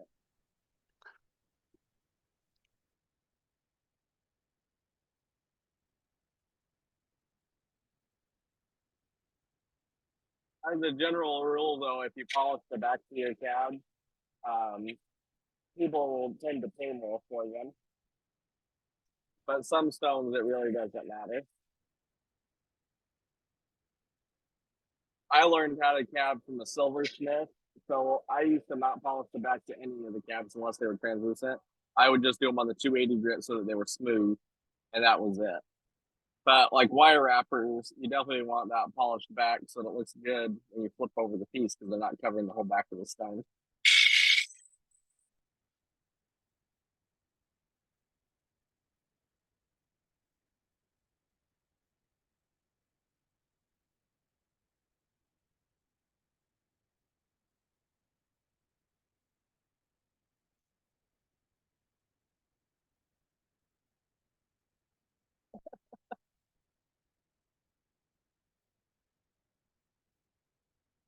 What are you blowing up, Carl? It's really funny to not read the chat and just occasionally glance over at it. Now we're moving to the 1200 grit. Although I should check this before I move on. Let me grab a paper towel. Make sure we're still looking good. No spots that need to be repolished.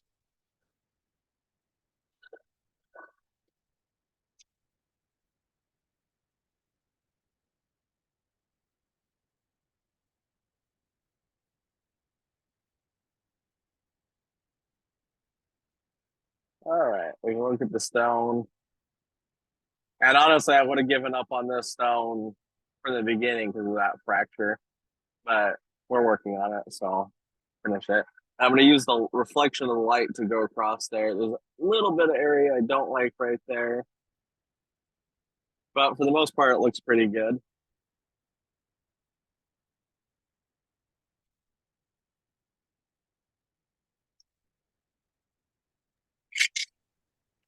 Peter is asking what kind of material rides the wheels to spread the water across the entire wheel. This little piece up here is just a piece of felt. Really helps get that even spray of water across the wheel.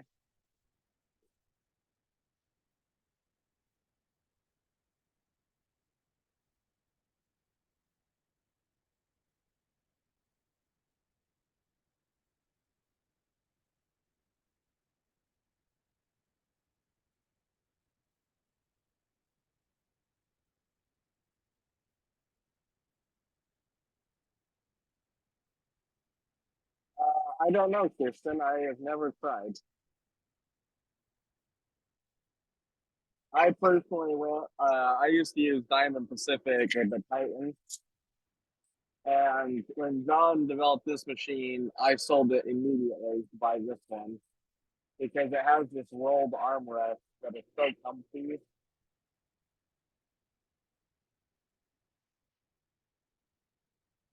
I trying to picture what the cab king has on it that would allow you to modify it. I can't think of anything off the top of my head, but you might be able to just Is it metal or plastic? As I recall, it's plastic.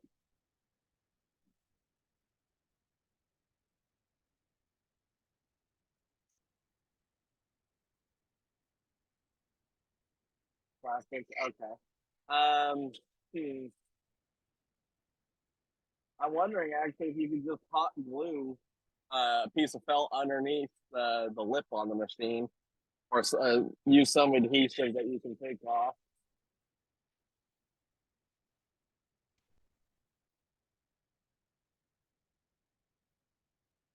There's a little plate underneath there that crimps them, it pinches them, so you can just unscrew it and replace the pieces of felt or move them if you change the position of the wheel. So you may be able to modify your hood on that machine to have some kind of clamps like that.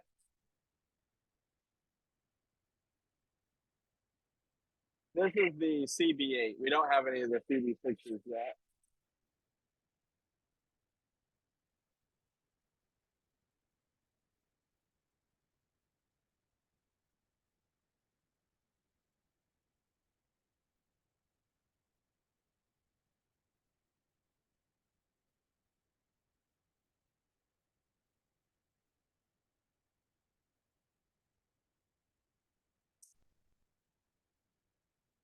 These are Highland Park wheels.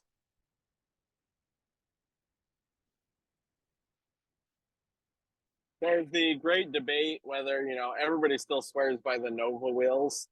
Honestly, for the price difference, I'm perfectly happy with these wheels. I don't think the Nova wheels are better enough that it's worth buying them.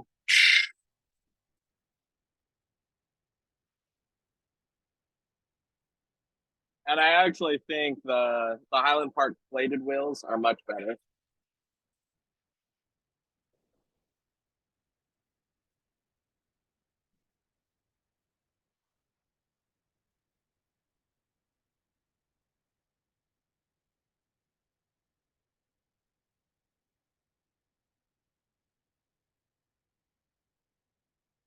Yeah, the last Diamond Pacific plated wheel I bought wore out. I wore it out in a month.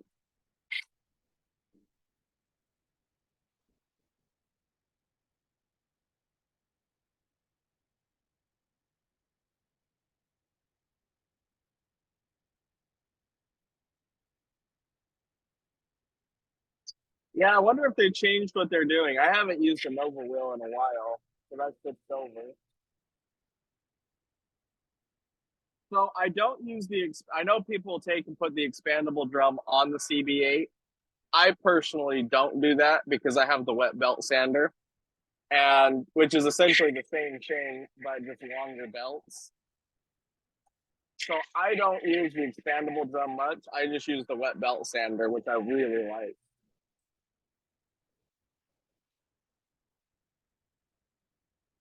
Oh, that's very interesting, Anthony. I didn't know that.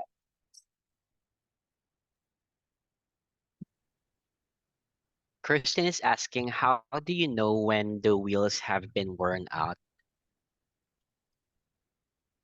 So for me personally, I get rid of the wheels as soon as they start slowing down on how fast they're cutting. Because I was trying to produce as much as possible. So if they started to feel slow to me, I'd get rid of them. But on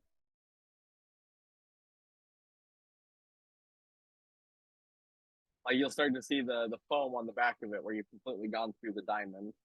And then the plated wheels, you'll feel them. You just won't cut at all when you get through it. So I was cutting between 100 and 300 cabs a week, and they would last me. Set of Highland Park wheels would last me 6 months. Actually, same with the old Nova wheels that I used to use. They would last about 6 months. Sorry, is that better? I think if I'm grinding, it cuts out. Yep. So and then they'll last me about 6 months, and then I'd get a new set of wheels. For most people, they will last years if you're not cutting as much. I guess that's a lot of cabs.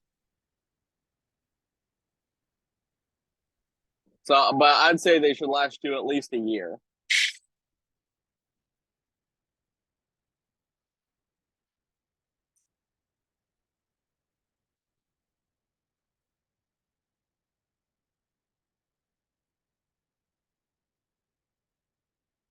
For the bearings, I don't. That would be a good question for John.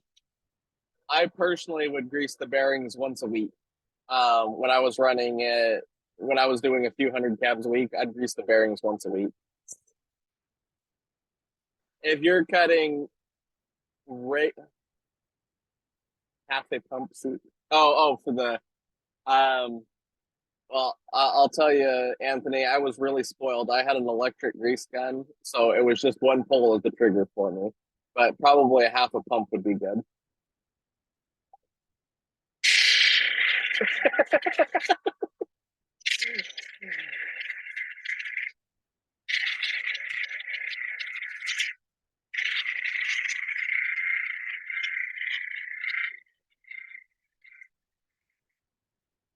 All right, let's look at this dry. And that's actually, so if I was producing lots of cabs, I would do a lot of this work on the wet belt sander actually, because it goes a lot faster.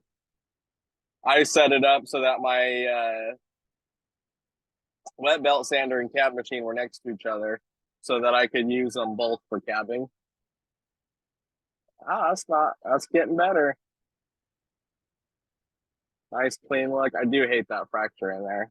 Really hurts this piece.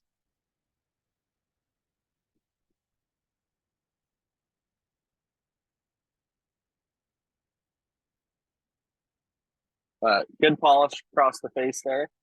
Do our 3000 grit, and then we can buff this.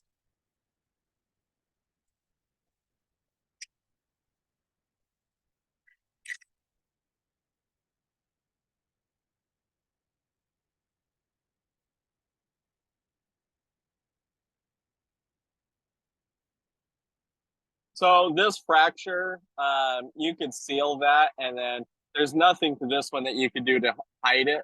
It'll always be visible.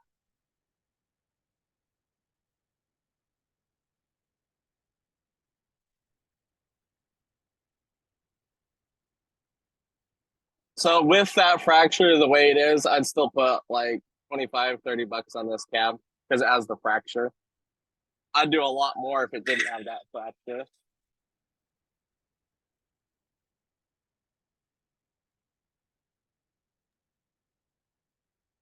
And then Lyra was asking, how high do you take your polish? So it depends on the stone. For most stones, I will take them to 3000 grit, which is what I'm working on right now. And then I will either do cerium oxide or ZAM. Some stones, though, like Cherry Creek is a good example, you got to take up to 50,000 grit to really get a good pump. After 50,000 grit, though, there's no point in going. Like I have 50,000, 100,000, and 200,000, and you could not tell the difference between 50,000 and 200,000.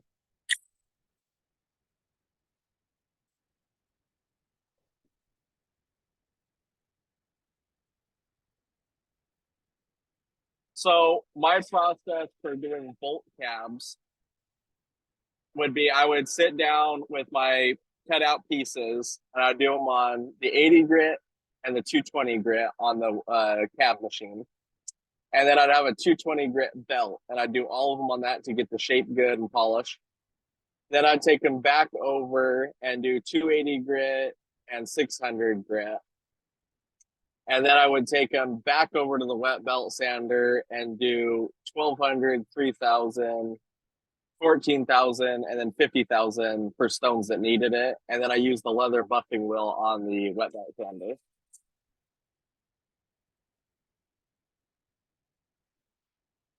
For the cerium oxide, I use it on leather, which I'll show you guys here in a minute.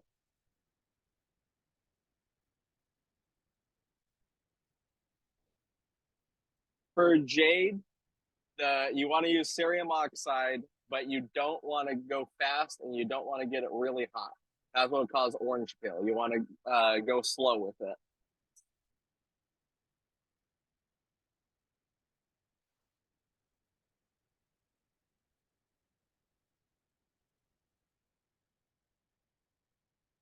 For a vacuum chamber, I would just get one off of Amazon or eBay cheap. I got one of the 5-gallon ones. It works really good.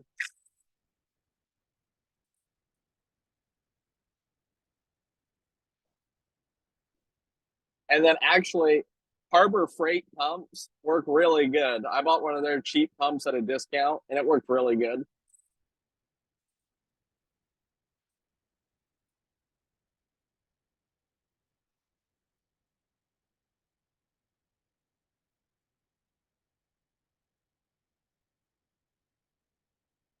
The Vivor one I bought did not last though.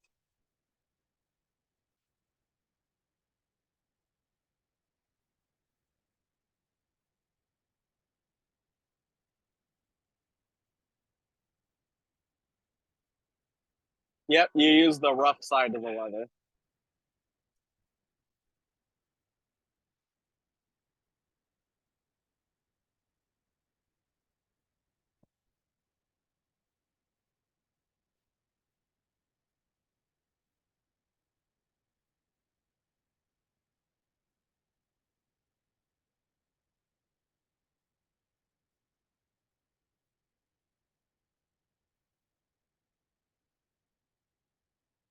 All right.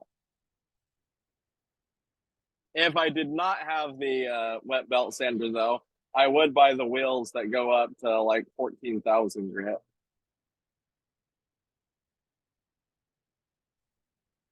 Yeah, Vivor stuff is junk. Because honestly, you could take that to 14,000 grit and it would look phenomenal. I'm gonna do the edges a little bit more on this.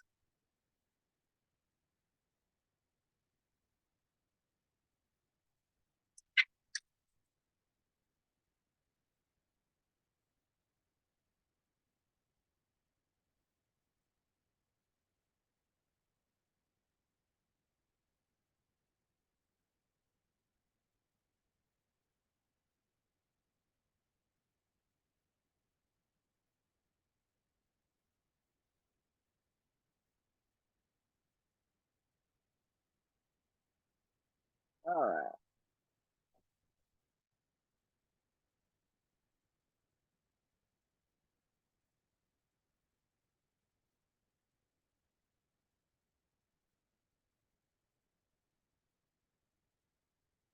That's not bad for 3,000 grit.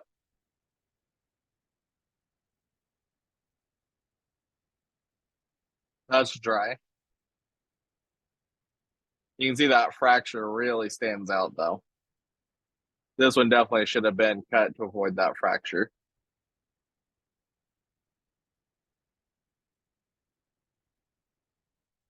But let's go do I'll show you guys the leather wheel.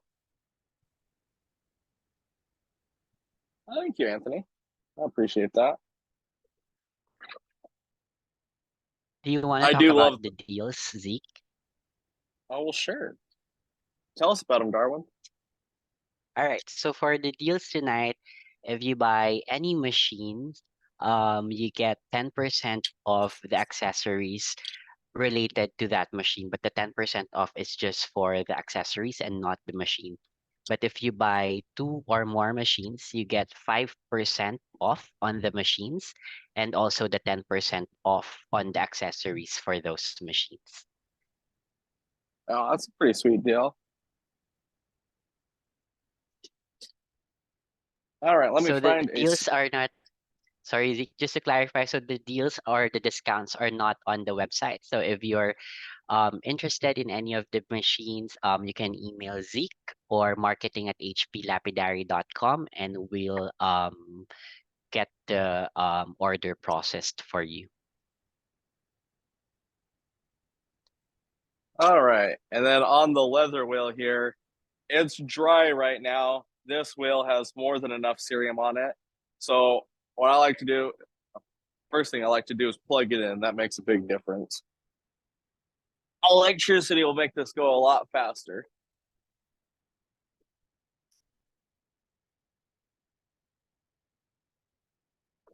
All right, so we got our dry wheel.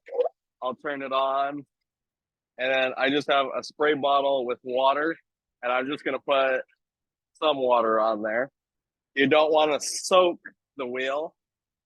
And on this one, I got it running on the higher speed, so I'm going to use more towards the center, so it's going slower. The big thing is you don't want to tilt it up and catch this top edge because it'll throw the stone. You want to work up halfway, rotate, work up halfway. You want just enough water to feel like the stone is dragging. Yeah, right there is perfect. And then I'll work it around another phase. But you should feel a little bit of a dragging feeling on the leather. If it's just gliding across the leather, it's too wet.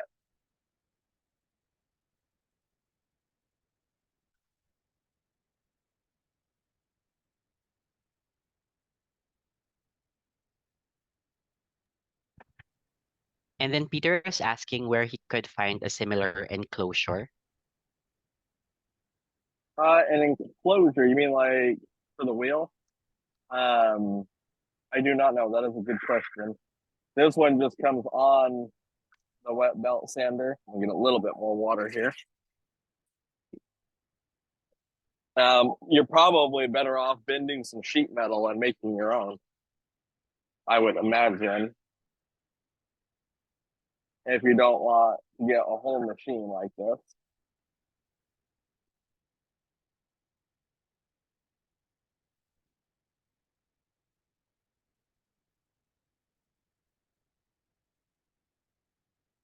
Yeah, that pulling feeling is right, the optimal pressure. I haven't used the wheel in a while, so it's really dry.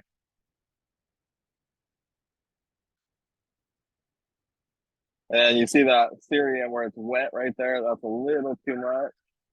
But I'm going to go around and do the edges. I did not do a great job polishing the edges on this one, but the cerium will actually help hide that a little bit. Because it does a really good job polishing.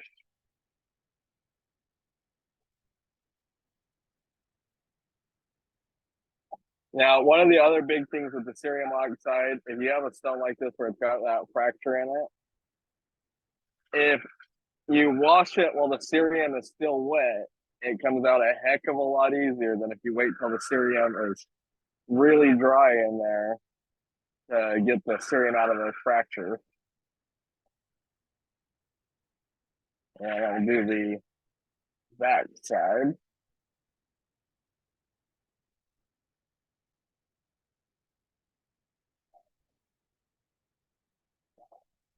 And this machine's a little bit higher up than I like. I wish it was on a lower table.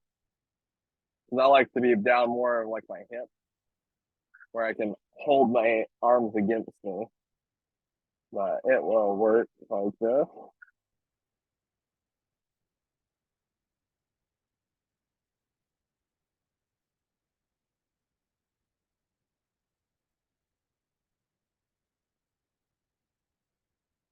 And you do not need to put cerium oxide on the wheel every time. Get it really charged up the first time, and it lasts quite a while. All right. Let's go back over to the cab machine where we got better light, and I'll show you this cab. Lauren is asking how about using 50K on cloth? So if you use 50,000 grit, you want to do it on cerium or on canvas.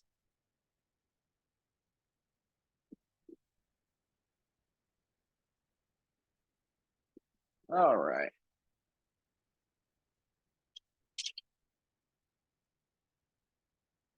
Let me grab a paper towel and wipe this off a little bit better. Now it's got all the cerium dust on there. And then actually, I didn't realize I still had this here. I still have that coral cab that I polished still sitting here. I can show you guys that too.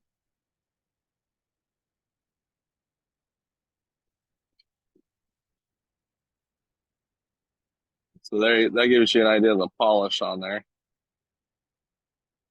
Little fuzzies on there.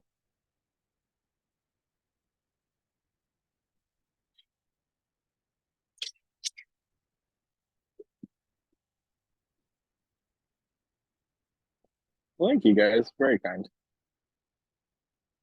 But when I'm looking at the polish, I use the light and I move it around and I'm looking for.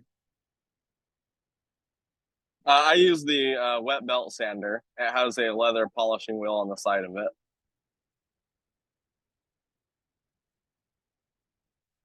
But I'm using that light to go around and check for any areas that I don't like.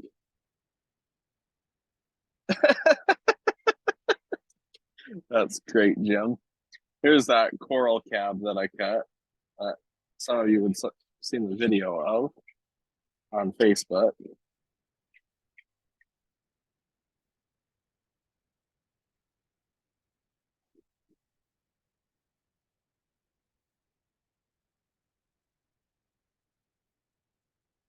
I love this brain coral pattern.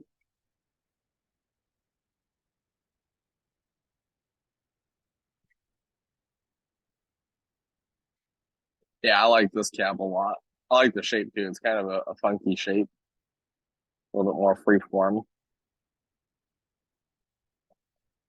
Yeah, it is really cool stone. Well, awesome. What else you guys want to see? We can make more cabs, trim out more pieces. I can show you any other equipment you guys want to see.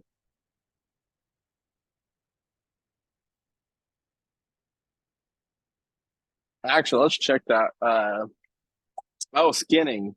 Yes, we can do a skinner, and I grabbed some agates to do some dome polish with.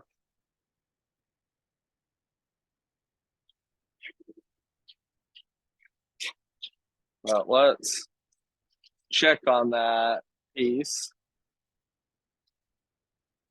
of labradorite.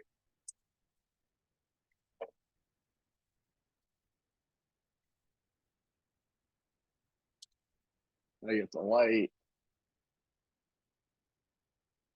Oh, that's very nice. Very centered on there. So this piece, I would actually make that the top because you got much better color there.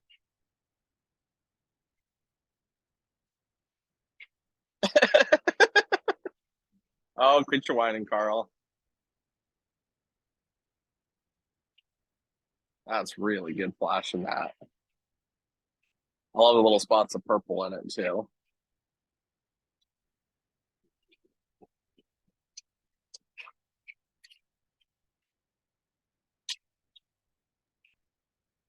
Christy is asking, is there a trick to getting the wheel weight installed on the shaping machine? Because hers isn't fitting into the hole. The wheel is not fitting into the hole. Oh, the The weight. wheel weight. Yep. Well, let's look at it here because it should just slide right in.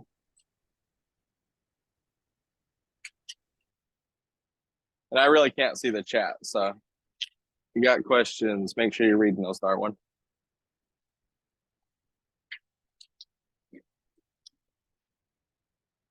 All right, we'll bring you around. Now, if you look in the hole, there is a set screw to lock it in place. But it should just slide right in. So like I can stick that one in there to the point of that screw and it sits in just fine. Is it not sliding in that hole at all? I assume this is what you're talking about, Christy. It could also be the paint. If the coating on here is too thick, you might want to take the wire brush or take it over to the bench grinder and clean it up a little bit. Christy is I don't- asking, is it okay if she hammers it in? I wouldn't hammer it in. Because you don't want to bend something on this or break a screw or something. If this is not fitting in there, I would take it over to the bench grinder and take the paint off with a wire wheel or use a Dremel or a drill, something along those lines to clean this up, make it smoother. Or some sandpaper, yeah. But I would not hammer it in. All right, and I see Carl raised his hand, so let's go ahead and unmute Carl.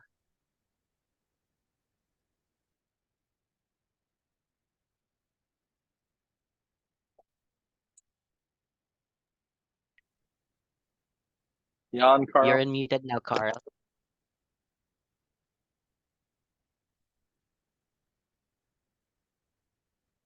Maybe.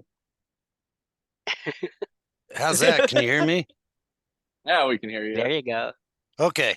That stem, the paint on the stem is too thick to fit in that hole. So sand the whole stem off. The thing you have to bear in mind about that weight, if you're cutting small rocks or if you're cutting real soft rocks, you want to move that weight in closer to the head so that you're not putting as much weight on your stone. If you're cutting hard agates, or like I cut great big spears on it, 2-inch spears, you slide that weight all the way out as far as it'll go. So now you're putting more weight on the head to keep the stone engaged with the grinding wheel. Yeah. When I'm doing soft cabs and stuff, especially on a brand new wheel, I don't even use the weight. But yeah, you can slide it deeper in so that it's not as heavy on the head. Or if I'm doing spheres, I let it sit all the way out on the end there, so it's a lot of weight. But that is good advice, Carl.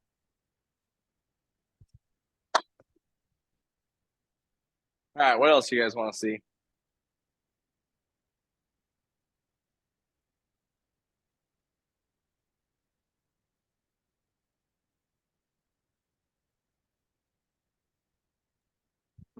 The 45-inch saw. Skinning. All right. Yes, thank you for keeping me on track. You had already lost me from the skinning. Let me go grab an agate. I will be right back. I think John's memory is wearing off on me. We can do a dome polish too. Actually, the doming and skinning will be a very similar concept. It's a fine line between how far you grind into them, really. Dia suggesting to get the nice Coyamito. A nice Coyamito. Well, let's see. I got a bag of agates here. Let me find out. I did grab some nice 1970s to do doming with. Found a couple nice ones.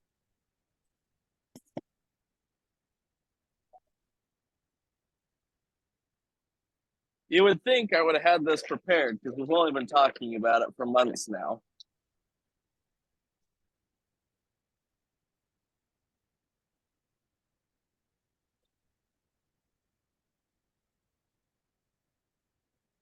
It's always that moment when you need the rock to show that you can't find it.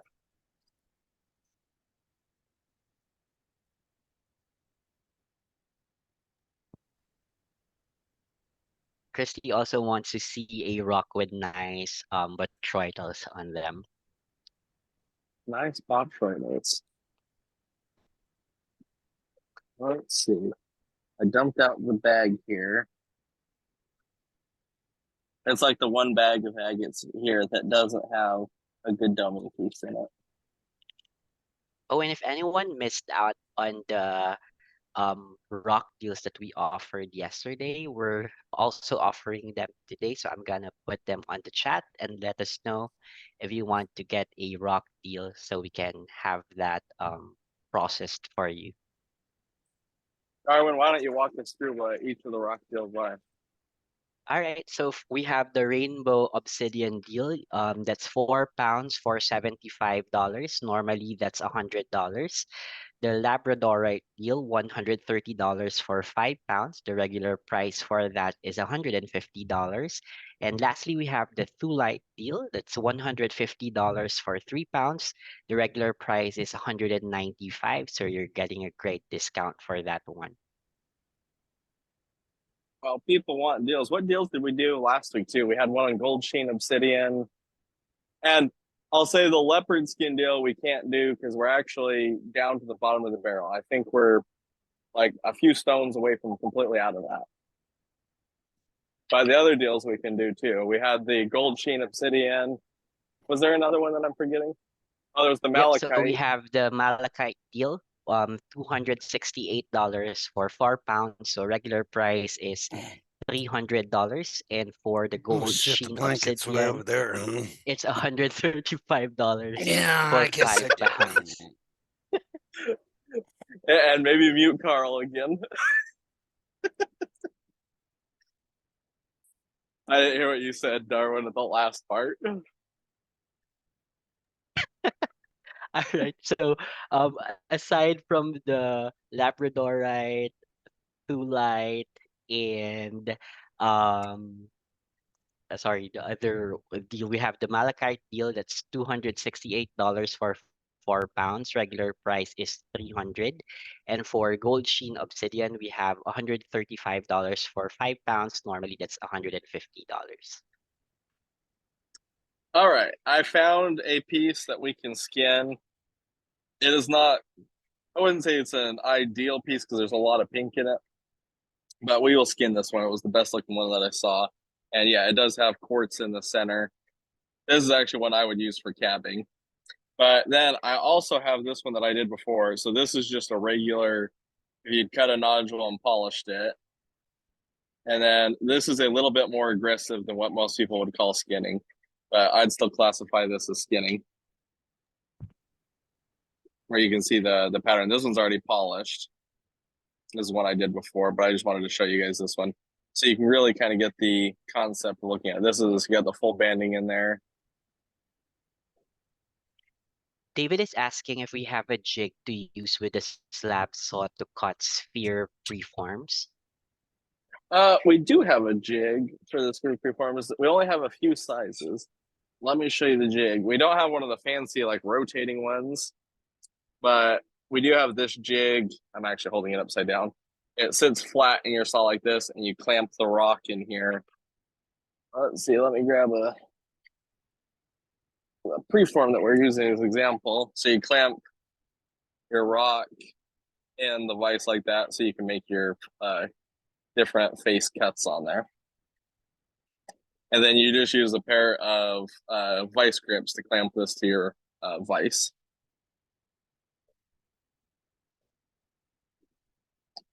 All right. Let me adjust the camera back down to a decent height for showing you this.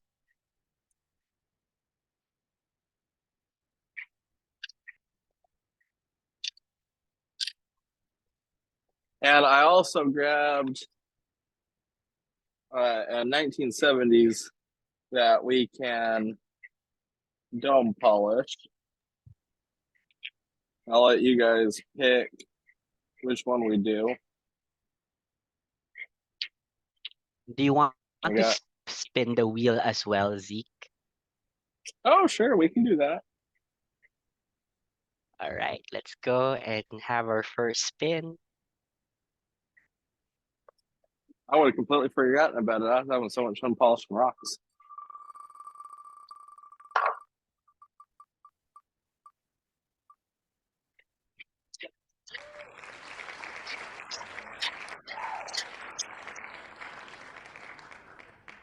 John.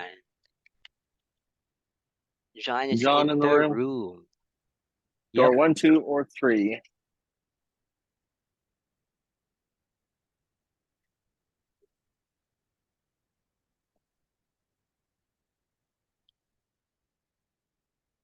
Put 1, 2, something or on the 3. chat, John.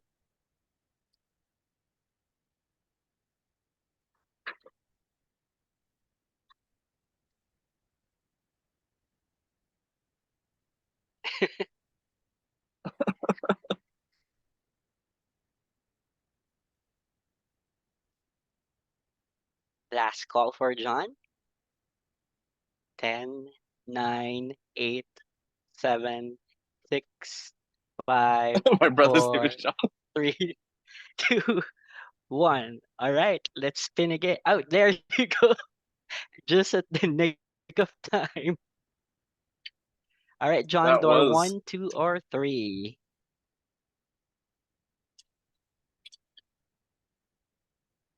door number Door 3. 3. All right, this is lot 4379. Got a interesting piece of palm wood here that'd be really cool for cabbing. This came out of John's Cabbing Select. Yeah, that's crazy good pattern. It's almost bone wood. Wow, that's really cool. That's lot 4379. All right. Let me get back over here. Looks pony. Thanks, Jack. I really hate this mount. Did I mention I hate this tripod? I'm not sure I've said that enough times today.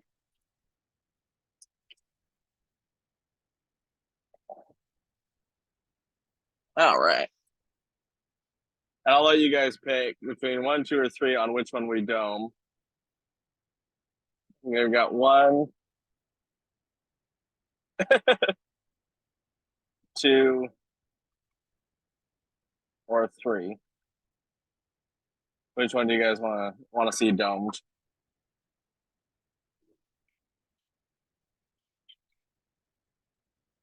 Oh gosh, Darwin, you're gonna have to tell me which one.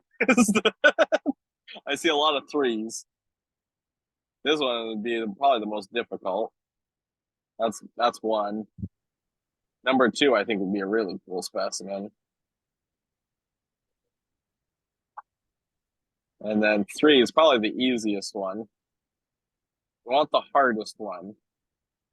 Well, number 2 has a lot of grinding to be done because of this deep ditch right here. And 1 is just a huge area. Let's do, I think 1 will be the hardest. So let's do 1. We're here to, all right.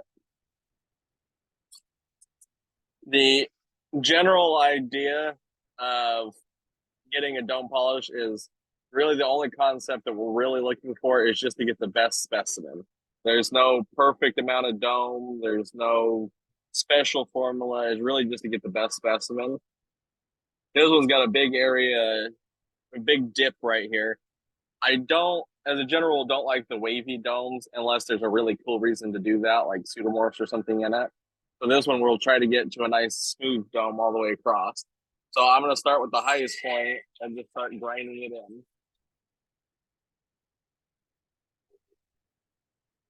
We're going to do both warrants. This is a 1970s from Malawi.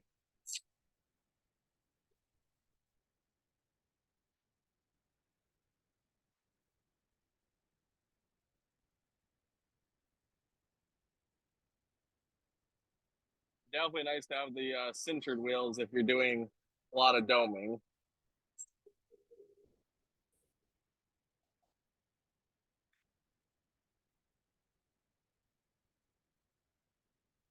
You can see I'm just working it in to get a nice smooth dome all the way across.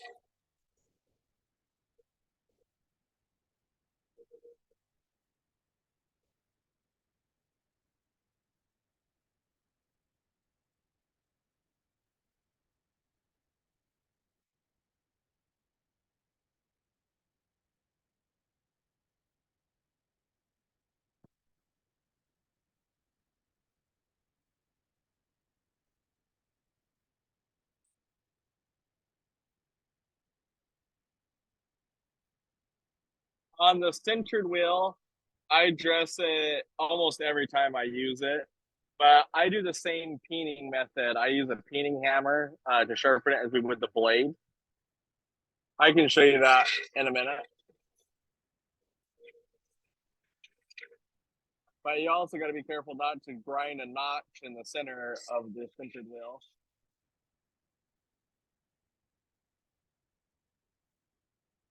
Oh, this is going to be such a cool specimen. But you can see we still got that big ditch in there. So I'm just going to keep working it around till we get down into there and get smooth all the way across.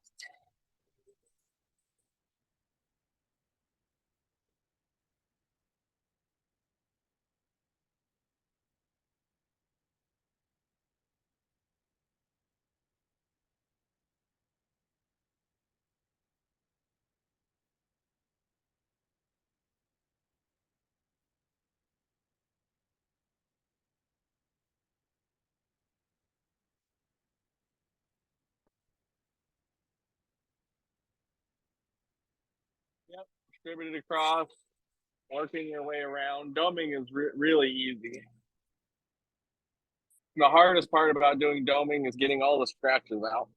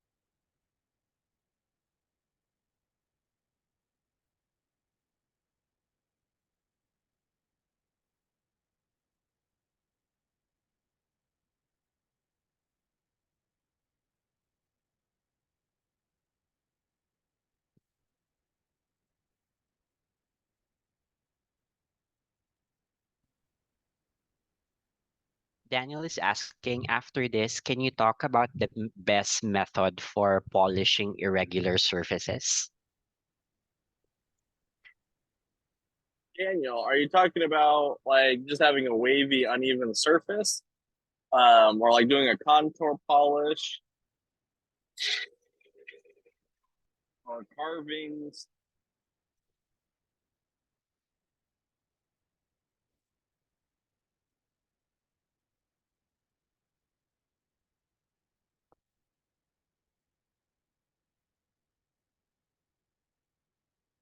I think I got too much mud in my uh bin over there. Got the wheel clogged up. That system works really good if you don't dump mud into the wrong side.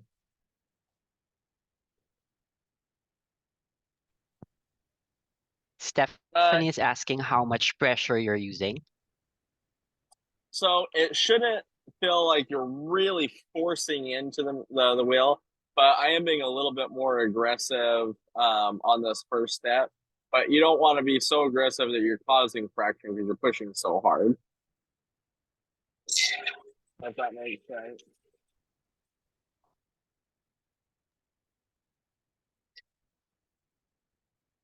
And then on this one, I don't know if you guys can see that. There's a little bit of calcite right there. I'm going to keep grinding until that's gone.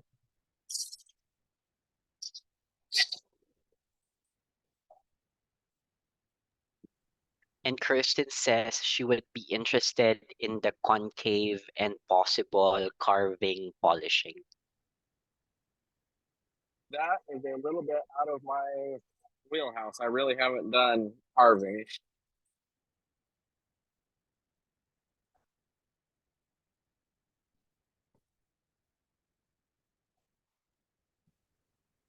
So Daniel said he has a 5-pound piece of quartz that he has cut flat surfaces on and polish, but have several surfaces that are irregular and want to polish them.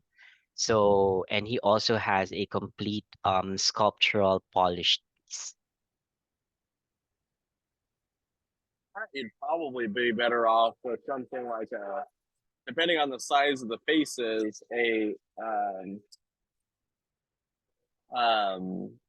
if you're talking about doing like big faces, I got the machine all or the wheels all gummed up. Let me fix the water a little bit, get that flowing through there again. If you're talking about doing big faces, then the wet grinder is really good for that. And you're talking about doing small faces, you're probably better off with something like the wet belt sander or even using a Dremel or actually I say Dremel, but I really mean like a flex shaft unit.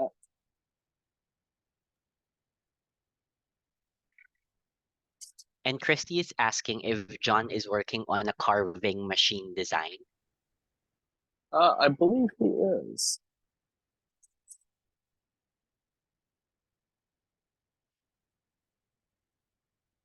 There we go. Get the water flowing a little bit better again. I got so much mud in that bin that it gets little particles of stuff in there, and then that water will no longer come out the nozzle.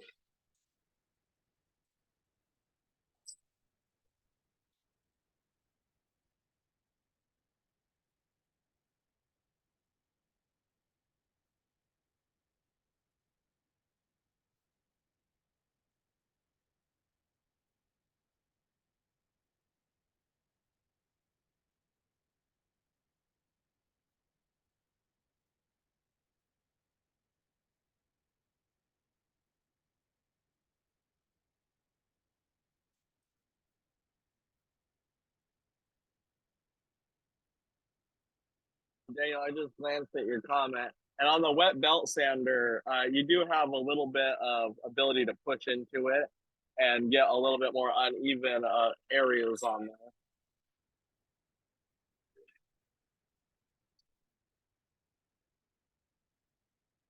All right, that looks really good.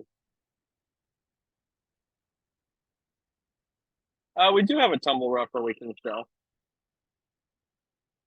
That is. See, on this one though, I think if we grind into it just a little bit more, that I right there will show up better.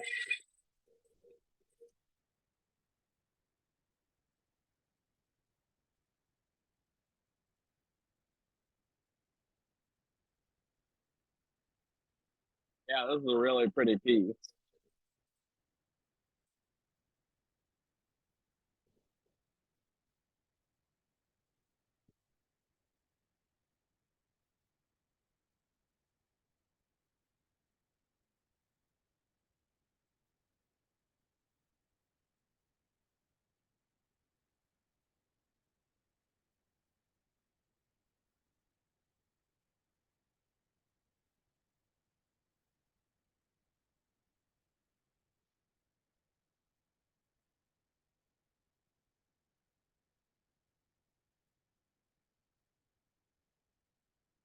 Yeah, you can start to see it open up a little bit. I'm gonna move us over to the 220 grit now.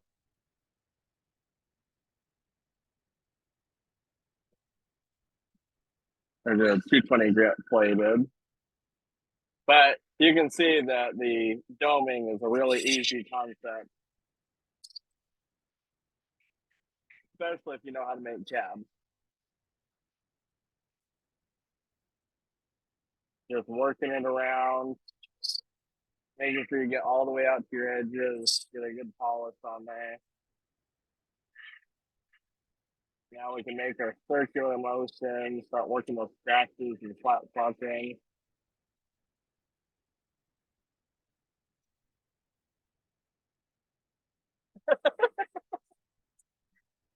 Really shows up with the water on there.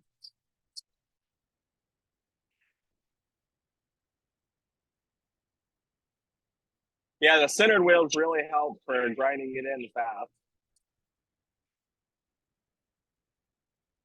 A lot of diamond on there.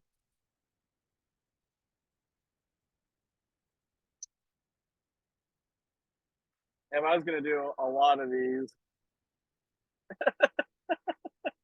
I would definitely get the centered wheels because they'll last so much longer.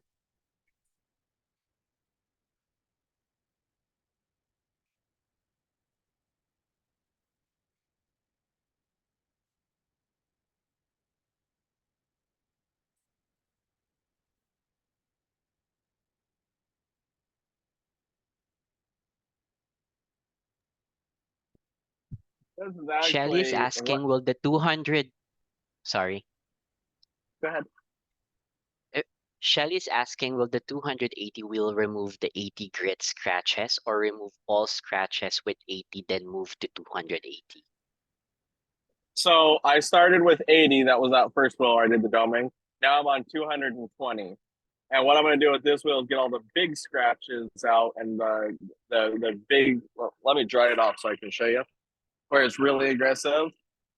And it's not going to take all the scratches out. What I'm doing is I'm getting it finer and finer with each step. Even at 50,000 grit, if you take your rock and look at it under a microscope, it's still going to have scratches. We're just making them so fine that they're hard to see.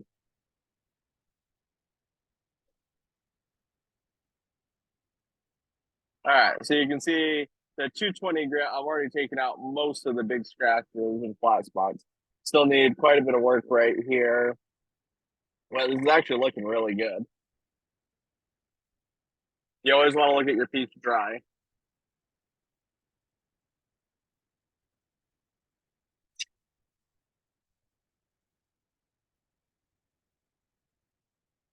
Thanks, Janice.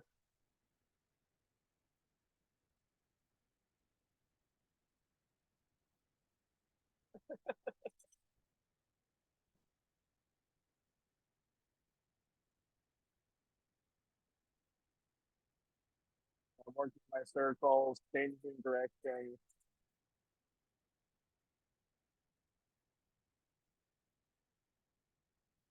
Working the whole face.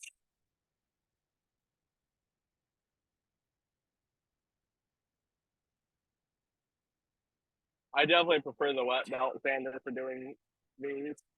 if I was doing a lot of these, what I do is grind them out like this on the cab machine, and then I take it over and finish it on the wet belt sander.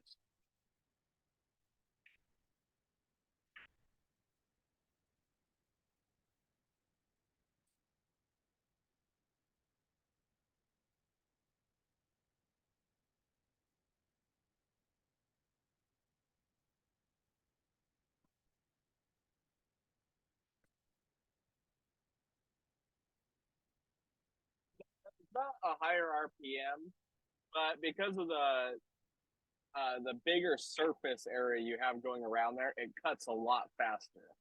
Because you have a lot more material going past the stone. So it's not really that it goes a lot faster, it just cuts a lot faster.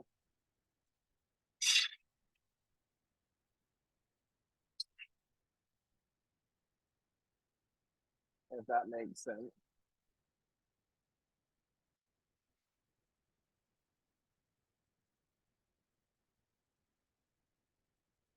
Actually, for the really high RPM, thanks, Kim. You'd want to use the bull wheel, but the bull wheel is not great for doing dome pieces because it gets too much pressure or too much heat in one small area. It's better to have it dispersed across the whole stone.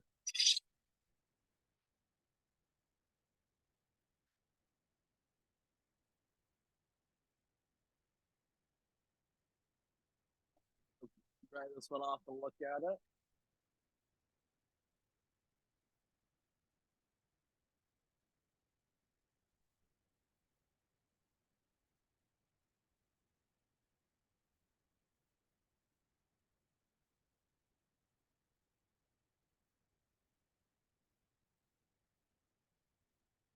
Well, it looks really good. I'm looking at the light going across there, and the scratches look really good. So that's going to be easy to finish up. We're ready to go to the 280 grit.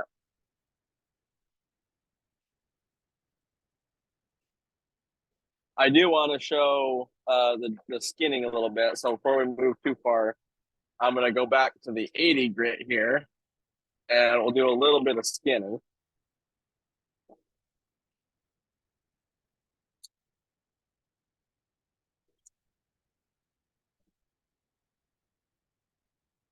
So on this, I'm just going to start grinding, get the skinny on the outside here to show up a little bit of pattern. We'll make a specimen. So this one right here, I'm going to do this area right here.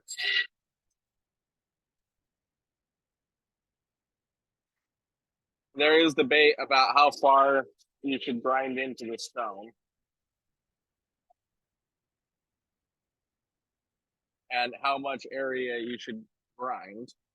Some people like just a little tiny area. Some people do really big where they're doing most of the stone. Yes, we can do that.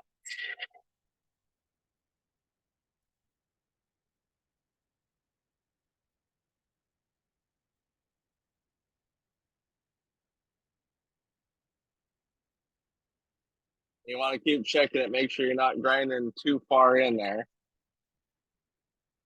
But you can start to see that's really cool pattern showing up.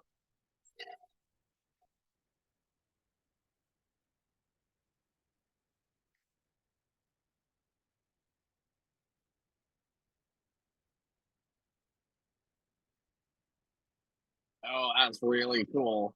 See, on this one, you can see these little darker spots are where there's still matrix on there, and I want to get through the majority of that personally.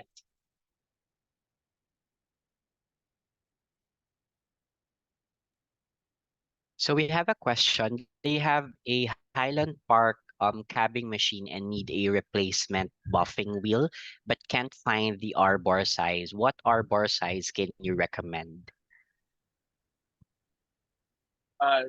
They need a wheel for the CB8. Buffing wheel. It's going to be Replacement a buffing wheel and 1-inch arbor. 1-inch arbor. All right. I'm most certain that's the size. I feel like that would be guessing though.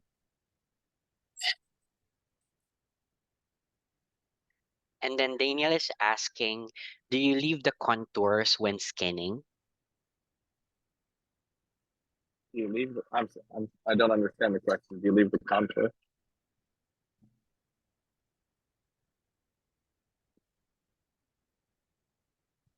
Oh, that's really cool agate right there. Oh, valleys and high spots. So Yeah, I'm kind of doing a little bit of a contour polish on this. I'm just smoothing it out a little bit. You can see it right and then here. We'll do a little bit more of a contour. Daniel is asking, how does this method contrast with putting the piece in the vibratory tumbler before doming? Well, see, the problem with just putting it in a tumbler is you can't control how far you're grinding into it and how much pattern you're exposing. So I personally, if I was doing like a higher end agate like this, I wouldn't just toss this in a tumbler because you can't control how much pattern you show, and it'll look nicer if you hand do it. You could, but like this piece, you'd wind up with a lot of these pits in here, and I don't think it would look very good if you just tumbled it.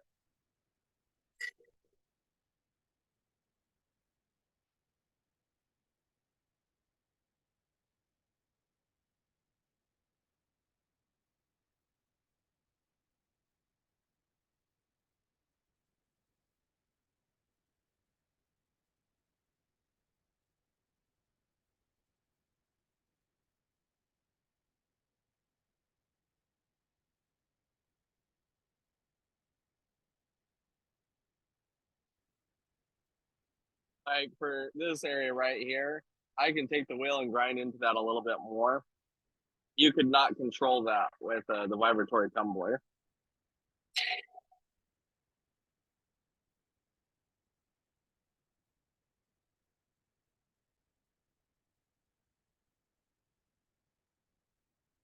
And the key is knowing when to stop. Like, see, it's getting really cool. That's honestly the hardest part I have with skinning is showing or is getting to a good stopping point because I get really excited. I'm like, well, it looks good now. How about if I keep going?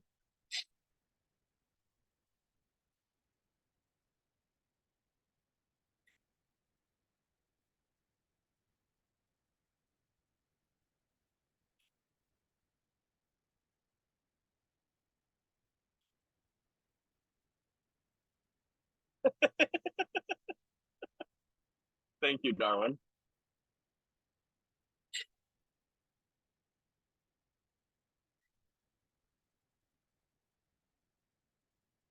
Like, I don't want to go too much further on this one because if I go over to this area, I got to grind all that out to get it smooth, and I don't really want to show that. So I'll probably just stop there on this one. A piece like this, well, if I was going to finish this, I would polish this side as well, and I'd finish polishing this, and then it would probably be, my guess, I'd have to weigh it, but my guess would be a $250 piece.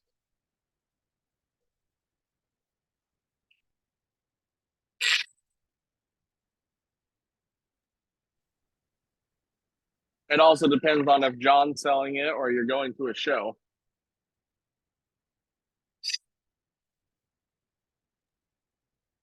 And then Daniel said that he's seen some skin pieces at shows, but they always go bowl shape. Any insight on that? What do you mean they go bowl shape?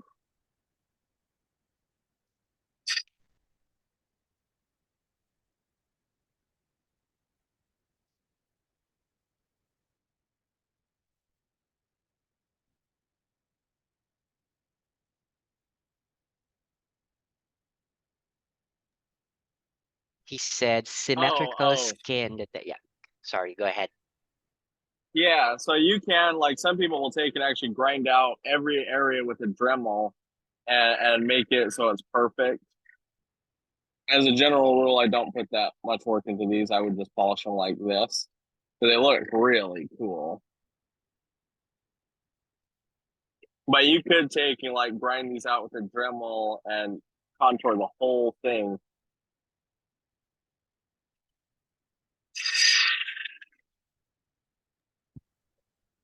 And John just joined us.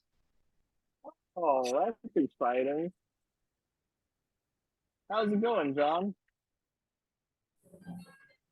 Going pretty good. Oh, you're doing some skinning? Yeah. Yep. That's a pretty good one for skinning.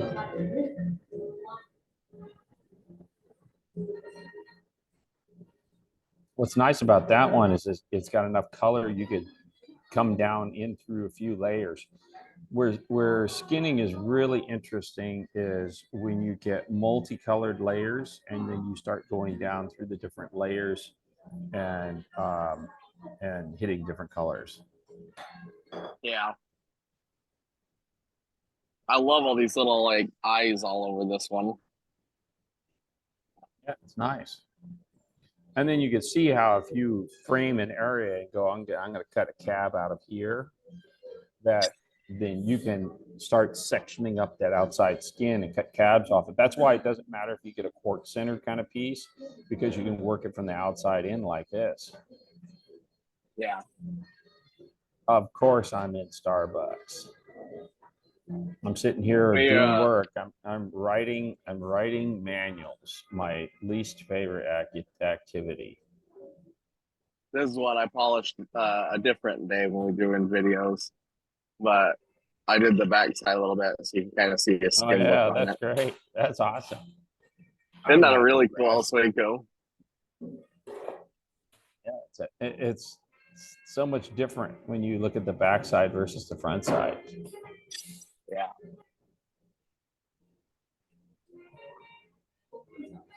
Well, actually, I'm glad you joined us, John. We were just about to talk about dressing the centered wheel and the approach to that. And I was curious what you do on the centered wheels.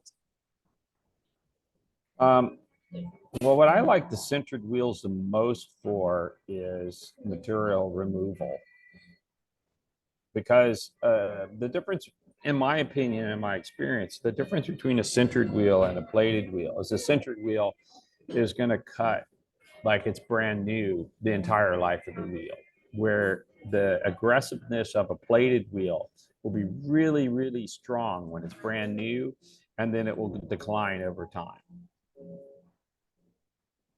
But how do you dress it? Like, what are you doing to prep it Oh, after you use for it? dressing. Okay. Well, there's two things. If you're working on a centered wheel and you go into what I call zombie mode and you work everything in the center of the wheel, and if you work it kind of aggressively and you start getting a bump in your wheel, which you can do if you're working really aggressive, then you have to dress.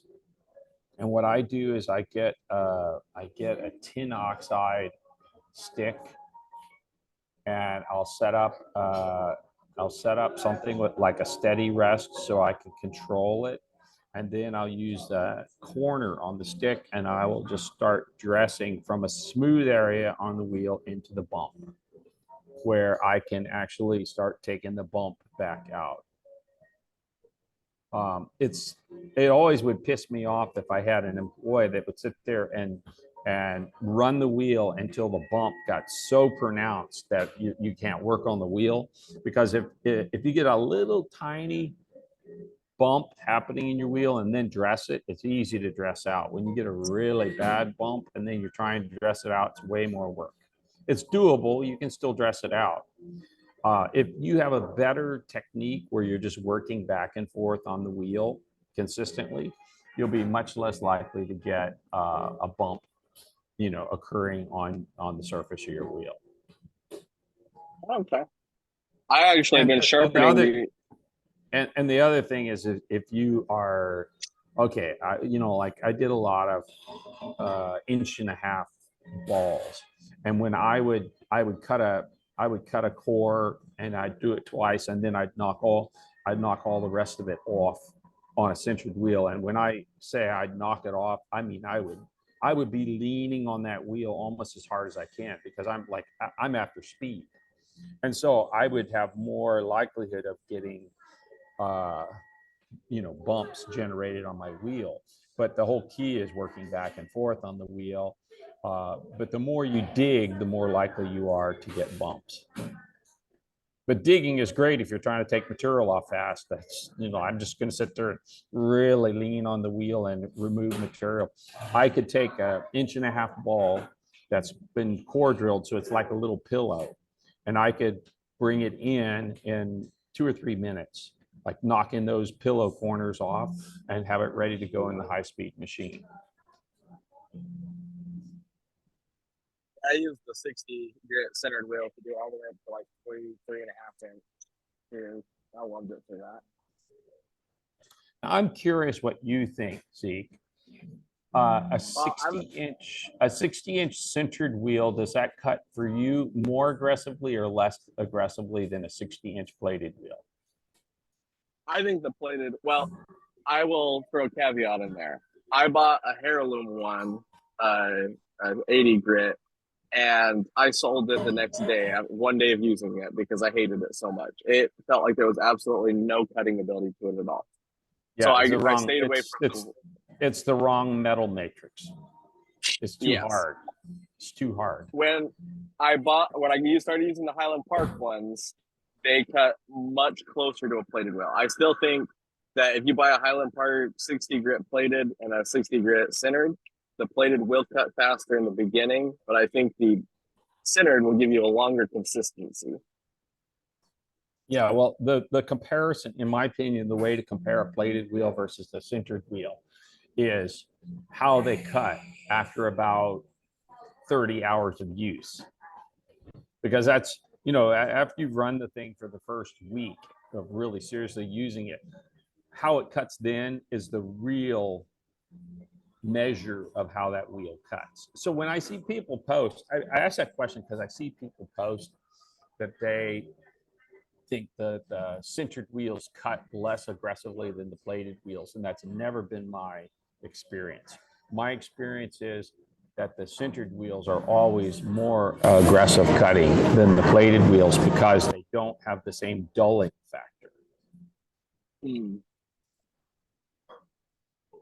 Well, that's not bad for 280 grit.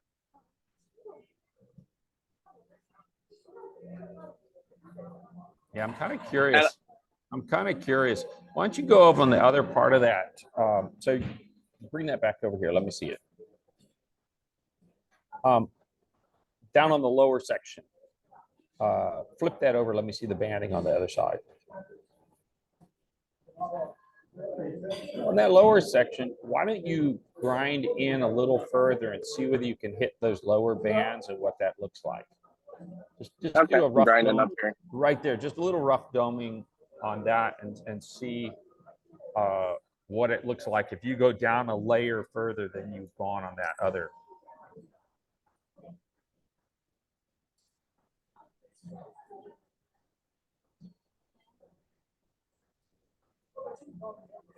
See, oh, we got D on here. How you doing, D?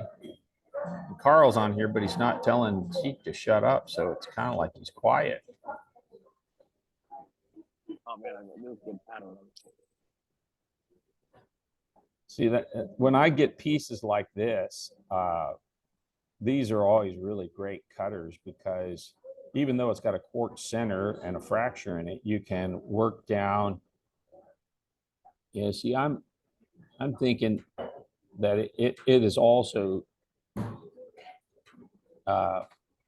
equally interesting on this piece to go different depths. And again, if it had multicolored bands, it gets even more interesting. Yeah, you're getting a different pooling.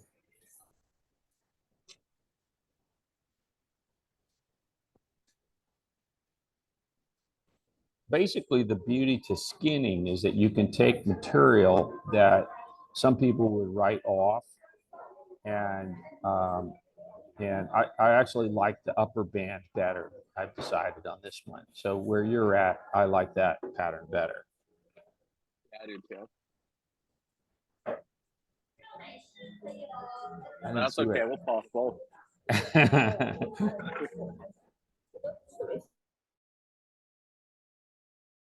Hey, so Christy, I understand you're missing a screw for that handle. And I just looked it up for Sherman, and I got some coming over to him. He should get them, I don't know, a day or two.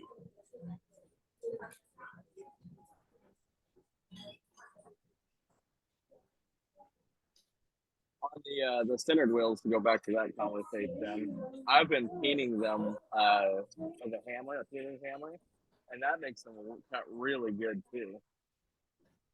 You've been doing what? Peening them? Yeah.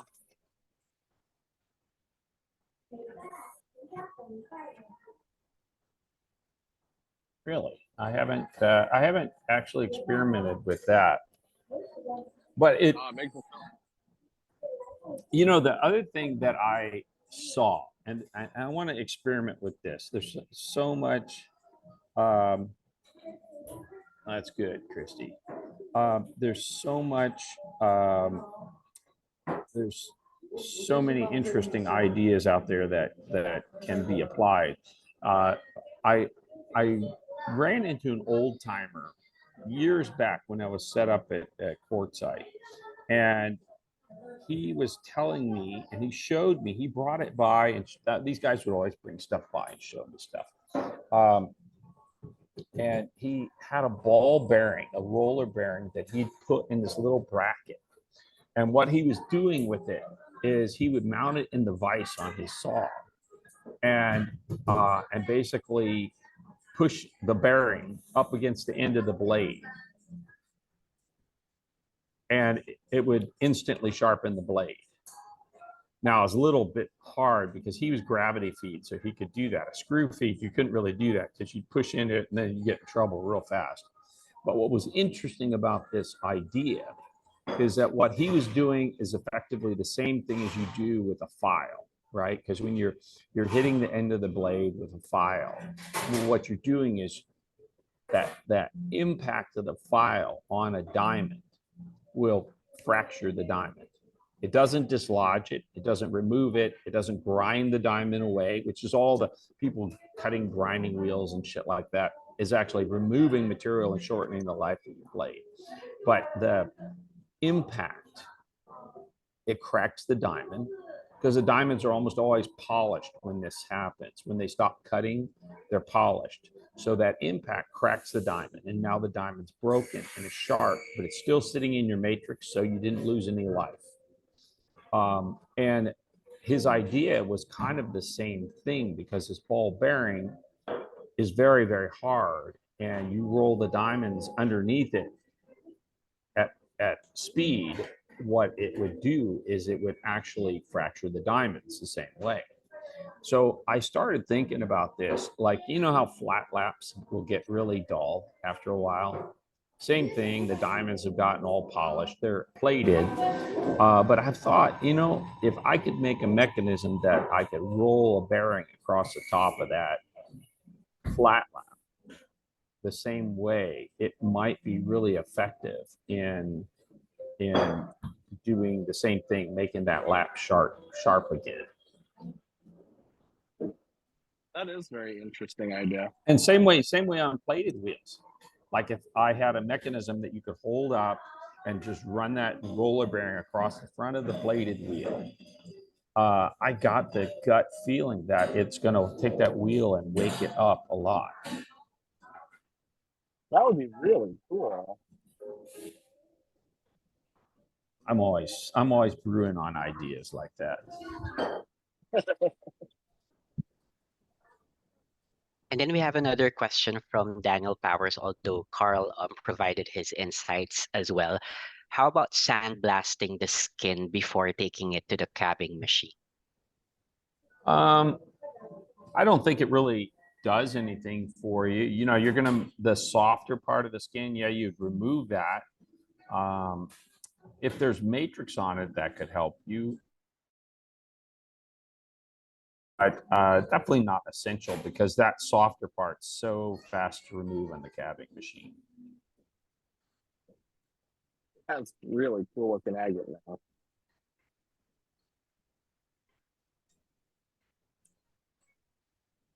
I am annoyed at myself that I got the edge down there, but It's okay. We're playing. See, I would look at that area that you pooled and then look at creating cabs out of that kind of pattern. And again, Yeah. if you have pieces that are multicolored, those are always ideal for doing skinners.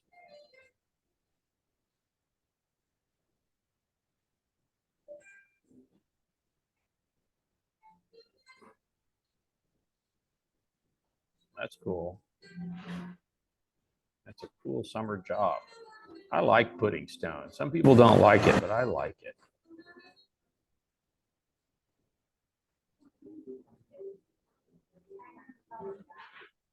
Are you talking about that condor, Carl?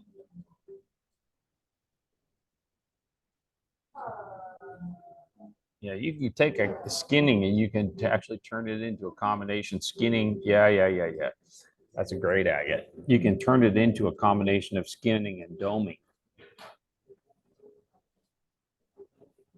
Oh, you weren't here for this one, John. I grabbed a piece of 1970s to show Yeah. doming on. Oh, that one.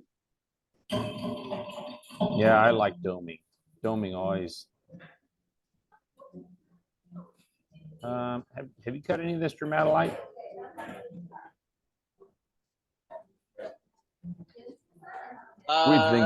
We've been going through that stromatolite really fast. I don't think there'll be any left by the time I get back up there. So I better buy some more in this next container, huh? I have polished it, but not recently. Not out of this batch. I polished some years ago.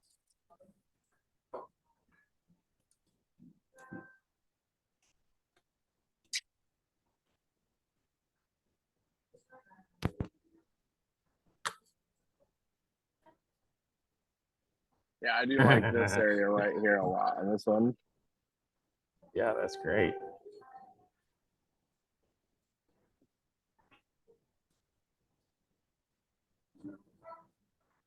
Well, sometimes you got to cut a few pieces to hit the ones you really like. Is there money in doming? Well, I would say yes. But again, you pick the right pieces, invest in the right pieces. You can make lots of money doming. I used to sell tons of dome pieces at shows. Lots of end cuts and it's just such a people really will respond to a domed piece. oh, it's pretty good. You don't have Think to we're ready go to to the move on. shows. You can like everything's happening online. Just show your work online.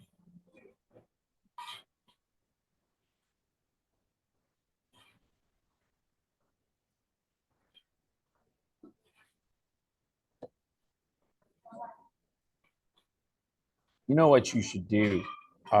You should grab one of those stalactites and dome the end of it. Oh, that would be really cool. And then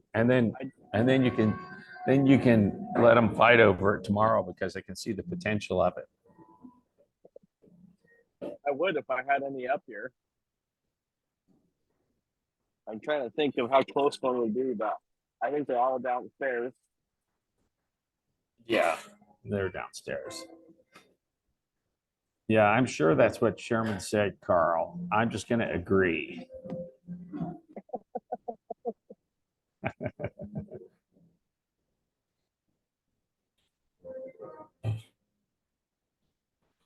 Yeah, but Kate, the problem with that is nobody would ever get on that's new. And so the beauty to it is it's an equal opportunity for everyone. And that's what we want it to be. So everybody has a chance. And there's some people that will come on and they're just watching. They're very interested and they are fascinated with the rocks and then they win a free rock and it's great. And then they come back because it was fun for them. We want to inspire more and more people into lapidary. Speaking of, like, they're probably getting ready for another spin soon.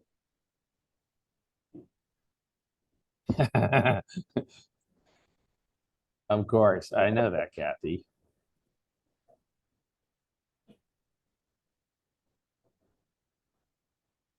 I like the kind of purplish blue in the center of this one. That's great color. That's a really nice 1970s. Wow.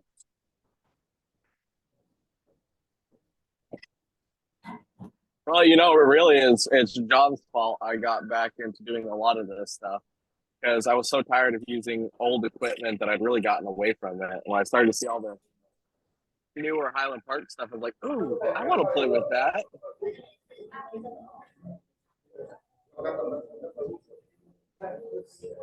I think the first shipment of CB6s is going to land here in the next week. I got to look and see. Oh, that would be good.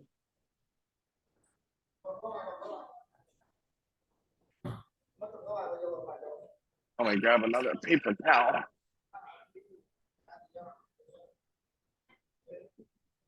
Yeah, I really like this 1970s. It's a very bright piece. Yeah, that's some really exceptional material. And unfortunately, I think it's just about done as a deposit. That is very sad. So I still got some decent amount of rough of it, but you know what I have when it's gone, then it will be probably disappeared after that.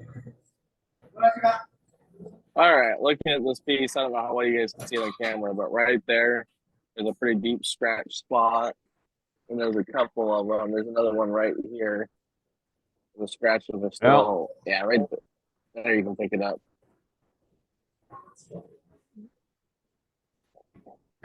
No, I was wrong. It's the 21st of March. What's the 21st of March?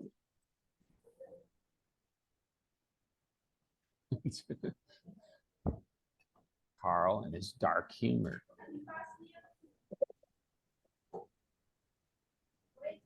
Kate is asking Zeke whether those are fractures or just wheel marks. There are some fractures in there. There are some Yeah. fractures in this particular agate. The 1970s, like this is a really pretty piece, even with some fractures in it. But if you see a piece that's completely fracture free, then it's a premium piece. They kind of do look healed to me. Are some of them open? Some of them are healed. Like the one in the top right corner there, those are still a little open, aren't they? They all feel pretty healed. I don't see any on here that are open or that you can feel. Yeah. How I about the can't feel bottom any of left? those. How about the bottom left? Right there. I can feel that one. Yep. Yeah. So, you know, it's kind of interesting, there's this one material. down. Some of it healed and some of it is just absolutely fracture free. Even with the fractures in there, how much do you Oh, think it's that a one's beautiful, worth on? beautiful specimen. What were you asking? How much do you think this one's worth, even with the fractures in there? Maybe 3 Finished, inches by 2 inches. a finished dome. I'd probably put $100 on it. I'd put Yeah, because the 175 doming on that does take particular work. So for certain types of fractures, I would say the way you're describing it, Daniel, is a little bit. I would state it differently. Like sometimes you'll have like a real fine fracture that's not really a gap, but you can see the fracture. And in those, if you treat them with Hextol in a vacuum, then you can make the fracture way less visible. If you do that, my belief is that's a very appropriate treatment to make a great specimen better. but then it should be disclosed to the buyer. Filling the gap, say you have a fracture and the fracture is open, filling is almost never going to look great. So if I'm looking at a piece and it has a more open fracture, then I'm going to probably either move to cab that piece or to grind in further to see whether I get the fracture to close up some. Because some pieces, if you go down a little deeper, then the fracture is going to close up some, and then you could treat. Sticking 330 epoxy or Opticon or any of the junk epoxies, horrible idea because they all turn yellow. The only two epoxies that I know of that don't yellow are Hextol and Bond Optic. And I haven't had Bond Optic for quite a while because I can't get the resin in any reasonable quantity. And if it's done right, the treatment will never come out. Yeah, we need to do a cut and chat on cutting agate nodules. That's what we need To answer Lyra's question, there is a right and a wrong way for cutting. This one Opticon is pure garbage, Shelley. It's the oldest resin. It's just a junk resin, and it yellows horribly. So I honestly, I wouldn't use Opticon for anything. In my opinion, it's something that's just going to become a liability that you'll have to pay somebody to dispose of. It's the worst resin ever, and they still sell it. It's just garbage.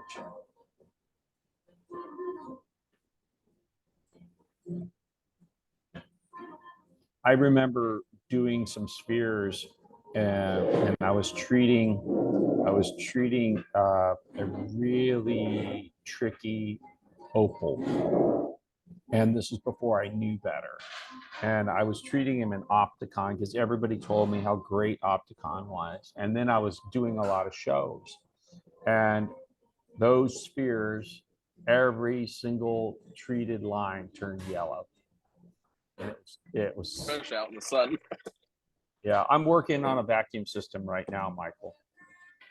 Yeah, Hextol and Bond Optic are basically both museum grade. They use them for restoration. And I'll tell you, this is the funny thing. There's basically like half a dozen different epoxy resins. You know, like they're all fundamentally polymer resins. And there's some that are what they call UV resistant, which is like Hextol. And then there's just everything else. The UV resistant ones, they're all based on standard resins. So Hextol, there's nothing proprietary in Hextol.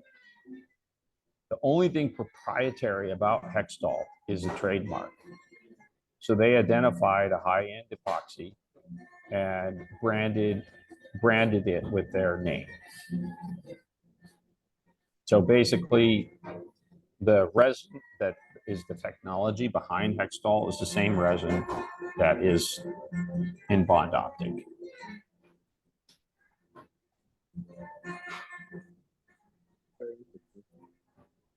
Yeah, I'm. As soon as I get back, I got this sitting right at the end of my desk. So as soon as I get back, I'm going to start producing some of those vacuum systems because it's really, really handy to have.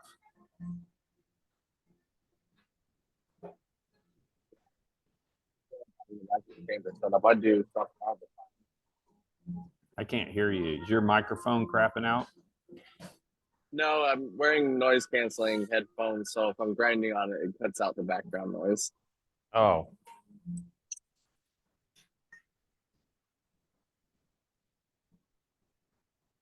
It's Carl great, must so be I can actually hear very you guys tested. this time, but Yeah.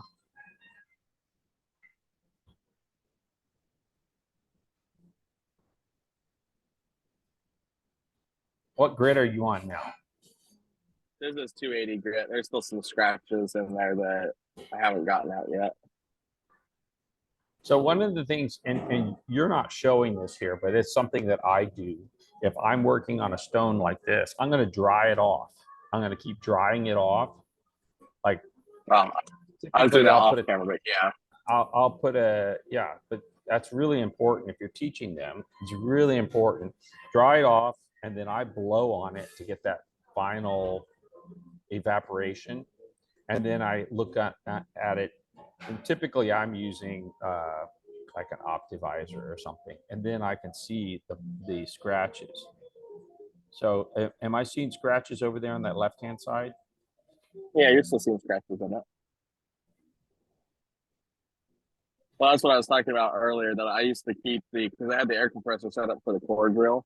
I used to have several lines run off of it, one to my CAD machine, one to my steering machine. So instead of blowing on it, I just take the air compressor and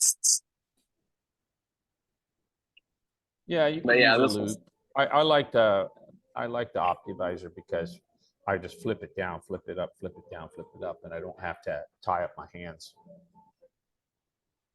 and on this one, I'd actually What wheel are you on? 280 grit. Soft? Yeah. But I'm almost thinking it's got to go back to the 220 hard because there's some deep scratches in here.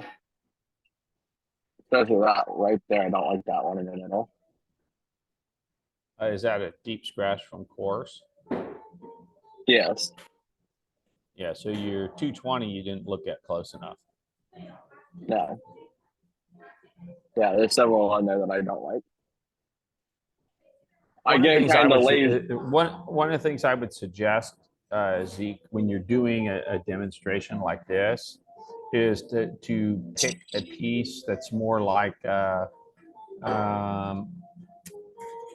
actually the either a Botswana, because this piece is hard to look at. If you're learning how to do finishing, this piece is hard to look at because one, it's got the phantom fracture lines in it, and two, it's multicolored. And like if I'm teaching somebody, then I'm going to probably pick something like the Botswana type, or a Botswana, or something that is easier to just focus just on the surface, so that they can really be working on their technique of how they work the surface, because everything's about how you develop your technique. Because once you have the technique, then you can cut anything, and you're just going to rely on that same technique.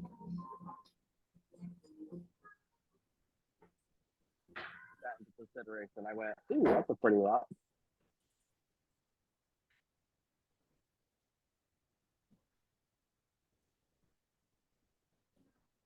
What I was saying is on the CAD machine, sometimes I get a little lazy going too fast because I'm so used to the wet belt sander. Cut so much faster that you almost don't even need to check it as much. You can just kind of feel where I'm like, oh, yep, that's good right there. Yeah.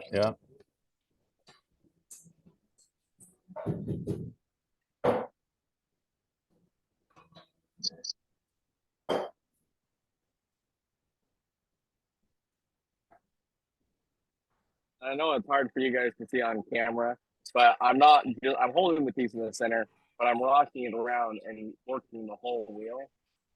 Even though I'm not moving the stone a ton back and forth, I'm working, like right now, I'm working that left edge, and then I'll go across the middle, back over to the right, and working the whole thing. Even though I'm holding the piece in the center, I'm still using the whole wheel.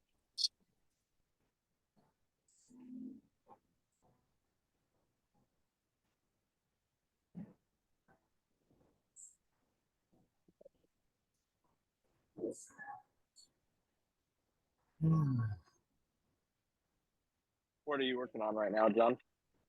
I'm writing users manuals and grumble. Yeah, that's my least favorite thing. I mean, like some people want a user's manual, but most of them, like if they're like me, most of them are just going to end up going on a shelf somewhere and getting ignored, and then they'll go online and ask the question, right?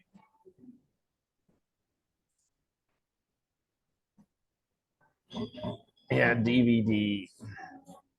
That's looking a lot better. Well, Daniel, you're a rarity. Yeah, no, see, this is great. This is exactly how you want to look at the stone because it's got that satin finish, kind of like that smooth, and you can see if there's any little defects in it. Look on that left-hand side, right down there at the edge of the by that eye. Is that a mark right there? I don't see anything That- more that- aggressive than That little white line that's going left to right, just to the right of the eye.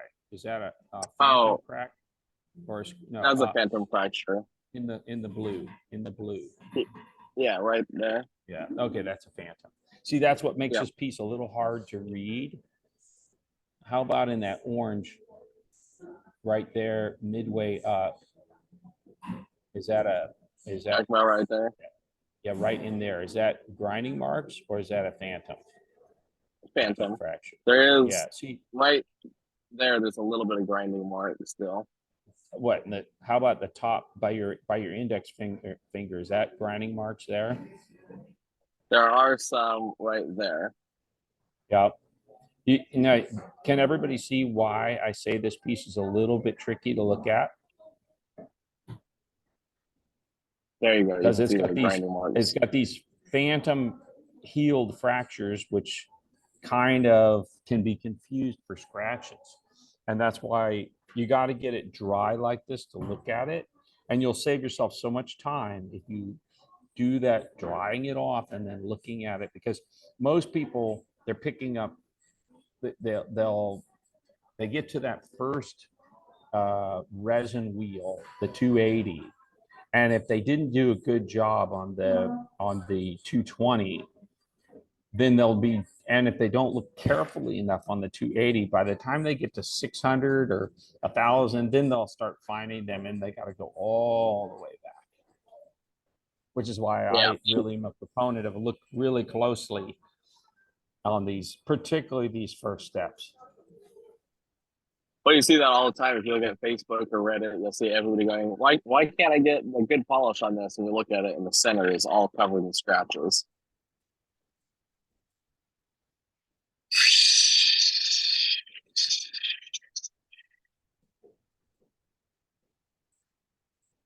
Yeah, we got a lot on YouTube.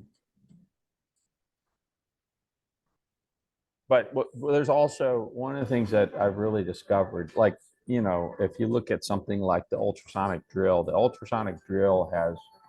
it's probably the most complex process machine that we sell, because you've got to master really 3 things on it. And in that, certainly having a manual is helpful for a lot of people, but even the video needs to be really detailed.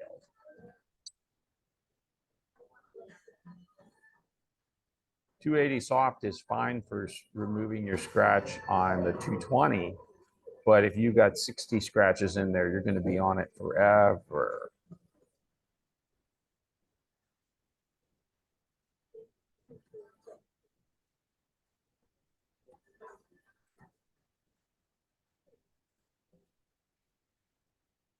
What you doing there, Zeke?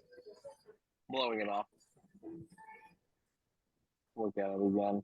You can see those scratches right there are gone. Or going across Yep. those orange bands. Yeah, that looks a lot better. Yeah, definitely. Definitely up on that top area, definitely looking a lot better.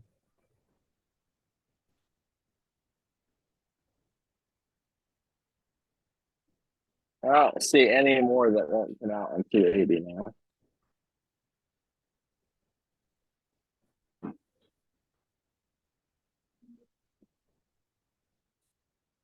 Now you can go over your 280.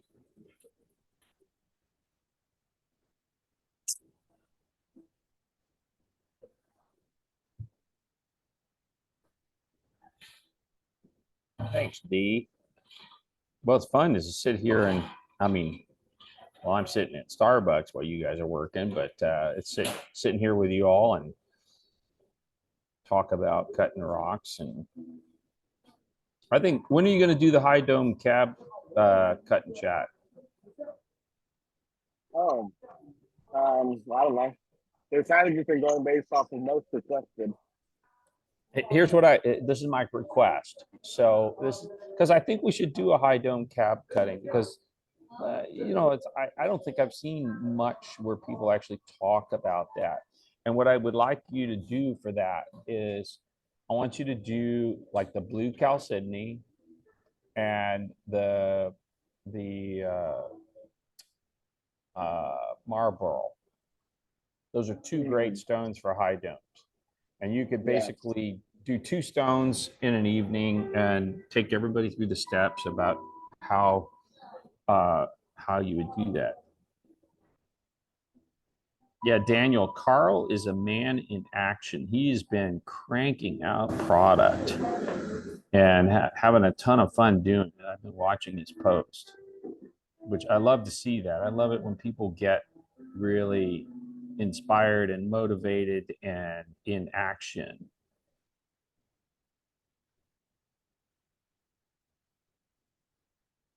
Really crazy is that Carl got in the shaving machine. The next day, he was like, "Oh, here's a pile of spheres." Pretty much.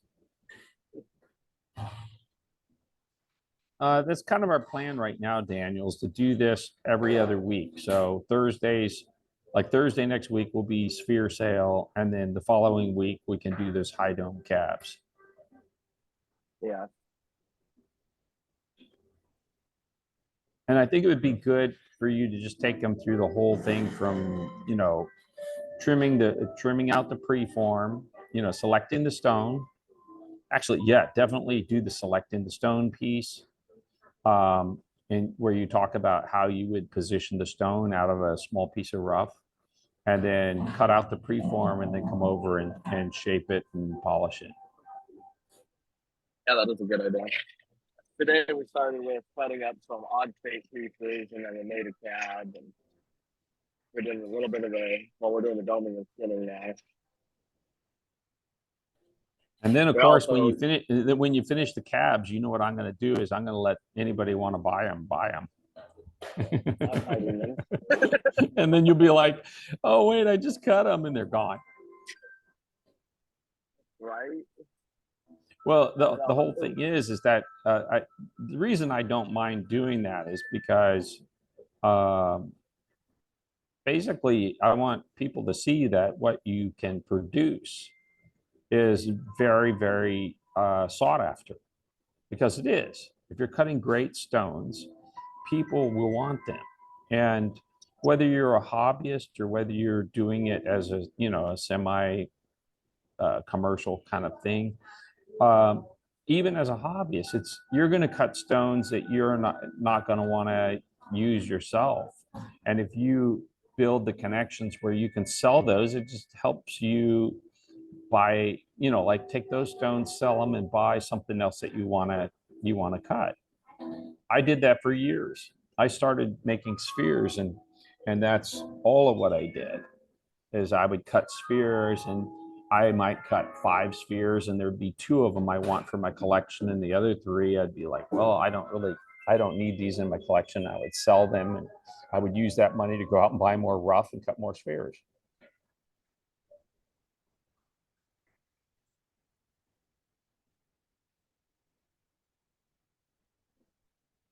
You see, it's looking better. We're still, yeah. I wish we had the wet belt sander set up, because this would take like 2 seconds. You can see right there. Yeah, wet belt sander is really fast for this. So Boyd, when you say it felt off balance, tell me what you mean by that.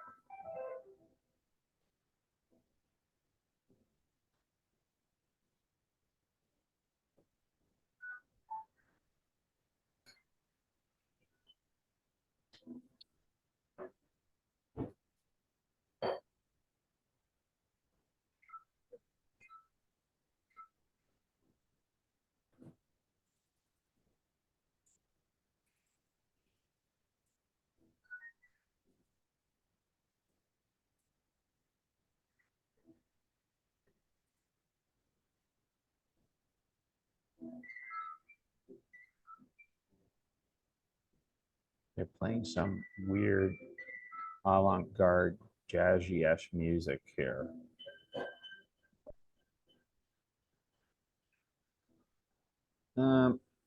Boyd, shoot me a little video of what you're seeing. Yeah, it's funny. We're taking, several minutes to do right now. It'll literally be like 30 seconds on the wet belt sander.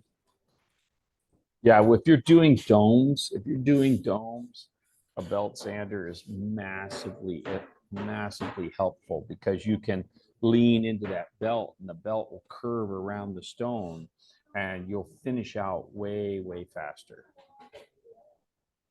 A lot of cabbing people like them too. Because it's I the love same it. thing Okay. when you're working that dome, when you consider you're pushing a round thing into a round thing, so you're kind of getting point contact. Being able to lean into a belt has a huge advantage. Well, that's what I mostly use it for, was making cab. It would go really fast.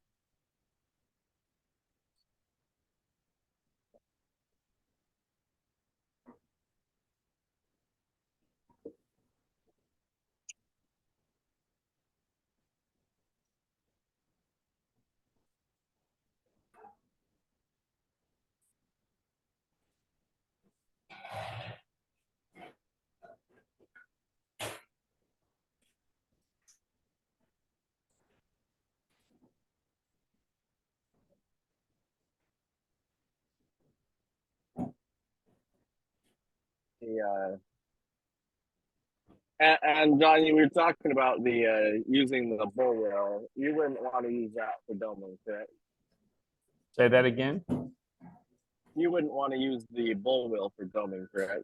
No, I would never use the bull wheel for doming because again, it's going to be point to point contact because you're pushing two round things together, even though there's some flexibility to the wheel. But the problem is your wheel speed is so high that you go point to point contact and you're going to generate heat very, very fast. So it's great for flats where you're getting a point to a line and you can move that line very quickly as you're moving the specimen up and down the wheel. But doing domes, I know there's some people that do that, but I highly would not recommend that as the most effective tool.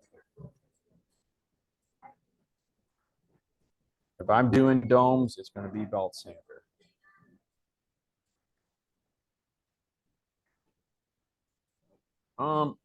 Well, we've got a really good shop that does the plating for us. And it's a plated wheel. So basically with any plated wheel, it's a layer of diamond. It's not multiple layers. There's not a different thickness to the layers. If the plating is done correctly, then you don't have problems with the plating coming off or anything like that. But if you run a shaping machine on water, then the life of the wheel is significantly different than if you run it on oil. So you want to run it on oil unless you're doing something like turquoise or chrysocolas or variscite, things you don't want oil in. But then those are softer stones, and so your wheel life is going to be decent with those anyway. If you're running agates, you definitely want to run oil, and then the wheel life is pretty good. You can get a lot of stones off.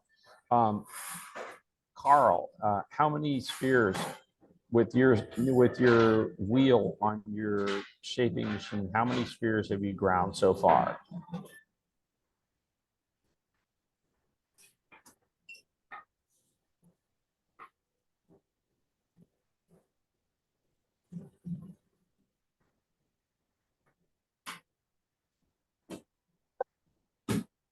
What are you counting your several hundred? Okay, so there's giving you a baseline.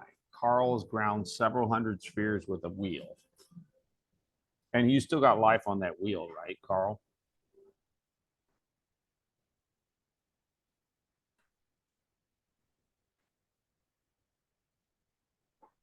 Yeah. So again, if you're going to grind several hundred Mookaite spheres versus several hundred turquoise spheres, then the life of the wheel will be dependent on the material that you're grinding to some degree. But they have really great life for what they are. And, if you're making a quality product, then, the cost of the wheel is almost negligible. Because you figure, okay, if a wheel costs you $160 and you make 160 spheres with it, you're $1 a sphere. If you get 300 spheres, you're 50 cents a sphere. I mean, that's how I think about my tooling. Whenever I do production, I'm literally looking at the output and dividing the tooling costs across the output. And it's the thing to do if you're a hobbyist or if you're commercial or semi-commercial. Do the same thing.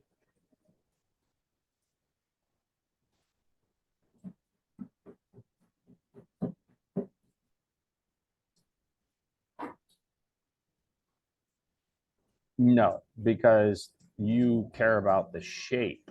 So if you make a sintered wheel, it's only a good idea if you're flat. But the problem is a sintered wheel is going to be huge cost delta. So, you don't really make that much of a savings. The better your preforms are, the less material you have to grind off, and that will drive more of an extension of the life of the wheel than anything else. You dry? Yes. It's Now, how do we starting to look- get a how good do we- polish, but you can see that I do see why you were saying this is the hardest to look at, because there's still tons of horrible scratches in this. Yeah, see, this is a hard. This is not what I would recommend a beginner to try and learn to dome on. I would grab a Botswana or a Botswana type or something that has less of that, because you're training your eye. You're training your eye to spot these,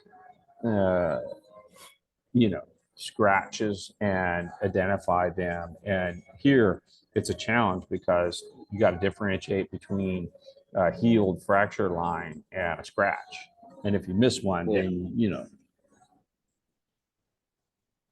Yes. I'm going to finish that skinned one we did, because this one, it'll be so much faster to just take this to the wet belt sander.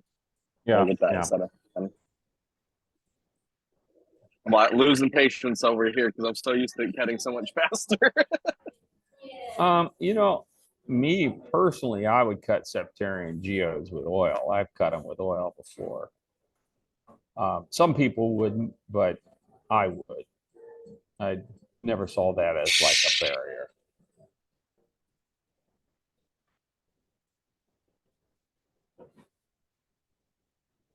I was always taught to soak them in water so they absorb the water and then cut them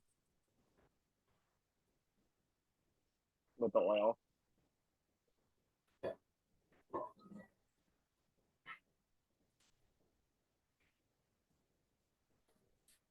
All right, well, guys, I am going to jump off. I got to get back to this. I got a ton of this writing to do, but if I'd pop in and say hi to everybody. Oh, it's good to see you, John. Yeah. We're going to finish Well, you this one guys- up, and then I think we're going to call it a night because it's getting late here. Yeah. All right. Well, you guys have fun. See you guys. Thanks, John.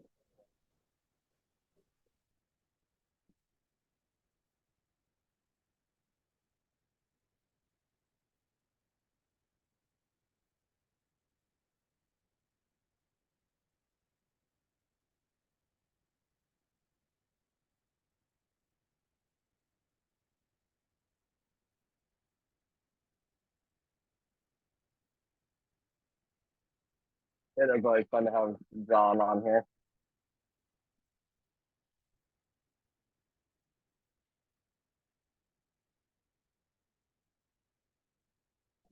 What's even more fun is one of the reasons I actually wanted to work for John is because he knows so much more about lapidary than I do. Like, I didn't know very many people that knew more than I did when I was in Utah. So I was very excited to have somebody that knows so much to really help push me forward.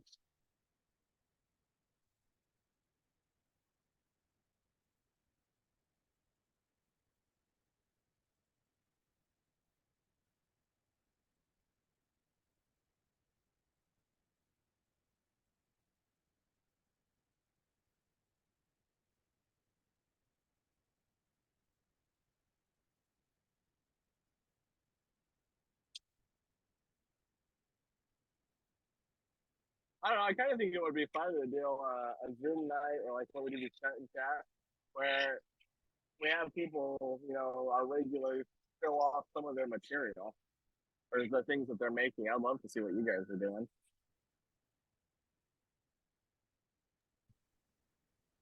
So Kirsten is asking what kinds of Dremel bits work best with carving. I haven't bought any in so long. I couldn't tell you where to go buy them, but they make resin embedded diamond wheels, little carving, all kinds of different shapes. Rio Grande might have them. And I know a lot of people use those. I know there's a lot of people that actually make their own. But I don't do a lot of carving, so I really would not be the best person to ask about that.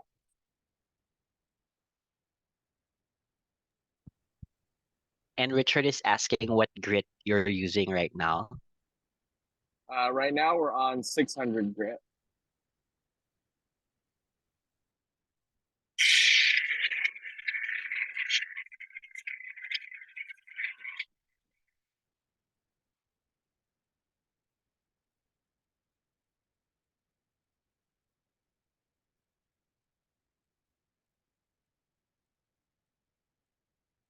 Yeah, Johnny's in our auction, Daniel. Really good guys, very smart. And they're both doing a great job to push the whole lapidary community forward.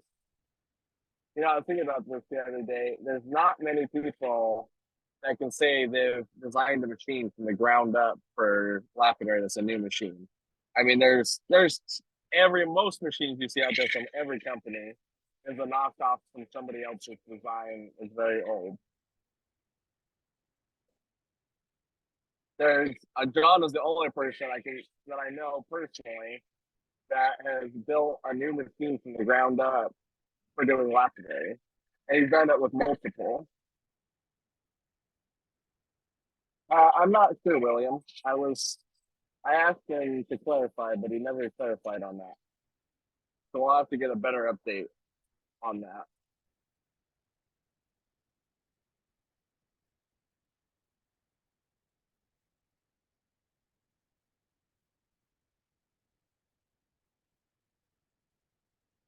All right, let's look at this one.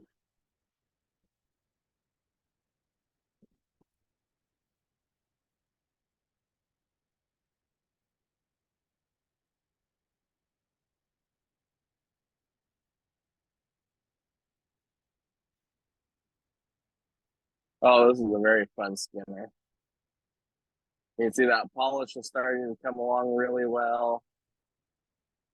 No scratches in this one.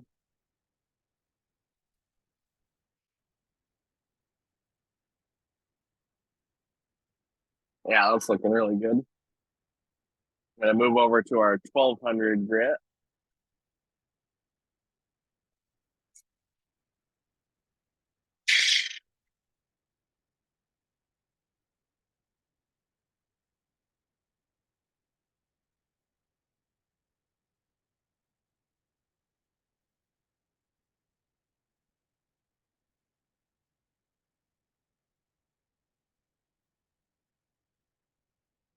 There's way too much water on there. You don't want to soak your wheel. Otherwise, it doesn't cut really well. You want just enough to keep it wet.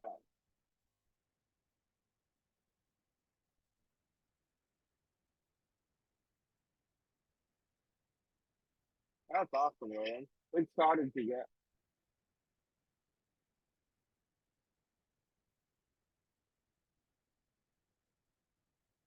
This is 1200.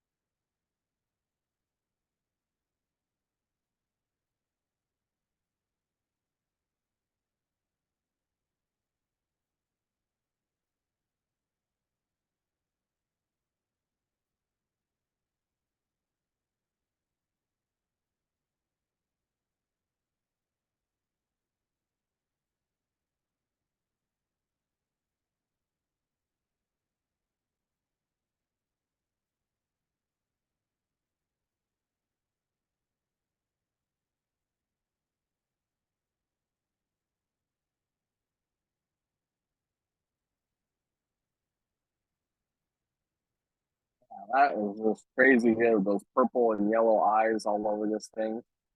See, I think on this one, that's too far down into it. I think we were much better. You can see why you lose all those eyes and the depth. And I still would polish this face. Because it's really cool to be able to flip it over and show it. But this is definitely the area on this that's my favorite.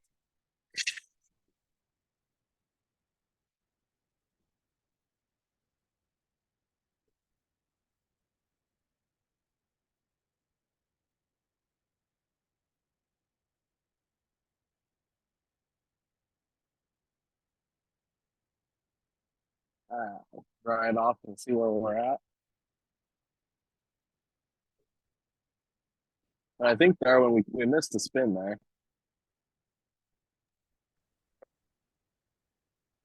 All right, let's do a spin right now.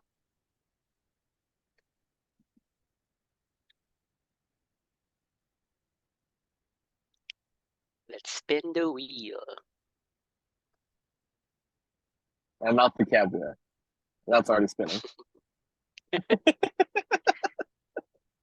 I do love when I can crack that one up.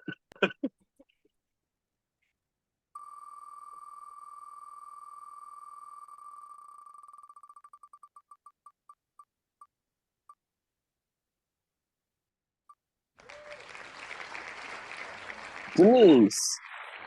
Denise still here? Yep, Denise is here. Put something on the Put something chat. in. 2 doors, right? Yes. Door 1 or door 2?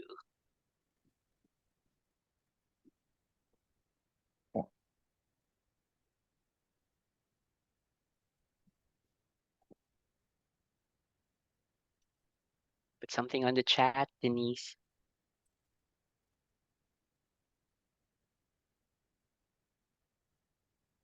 Man, this agate looks really good.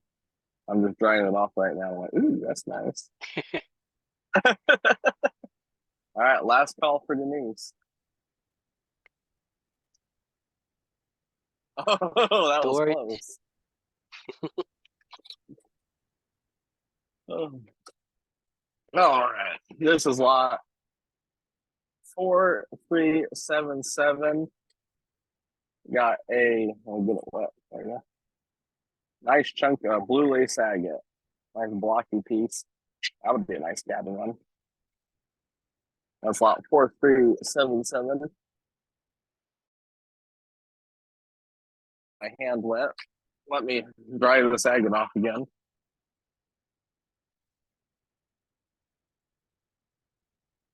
I don't know, Carl. What did you set it up under? It's probably the same as your Facebook name. The You'll have to remind me the name. I know it has mountain in it.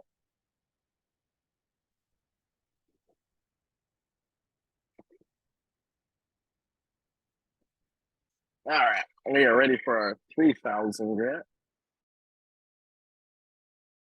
Yes, I'm Wyoming Mountaineers Lapidary. I'm pretty sure that's what your YouTube is as well.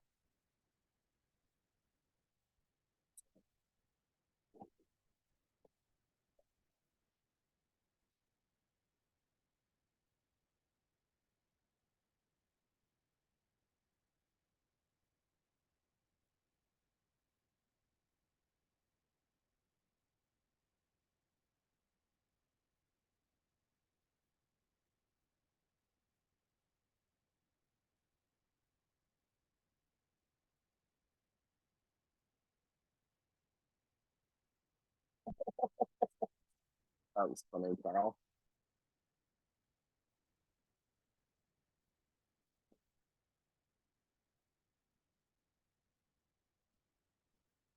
We do need background music. Although, man, I get lost in the stone as it is. If we turn on music, I'm just sitting here chatting. I'll forget that we're even on a Zoom call.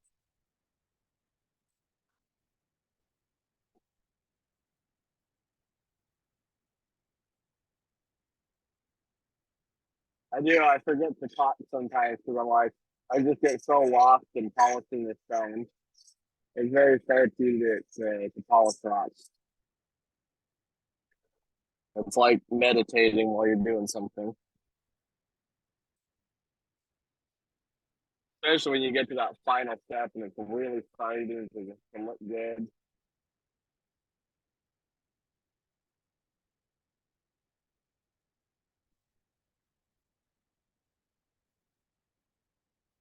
You just can't wait to see it all shiny.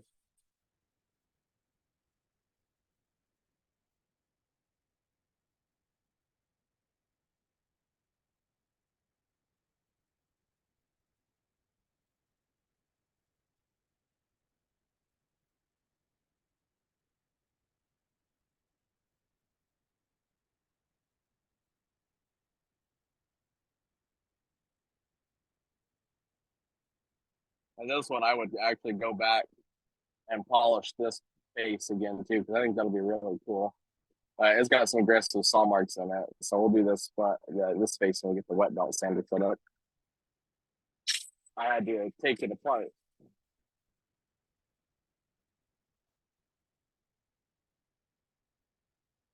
That's hilarious, Carl. All right, let's look at this one.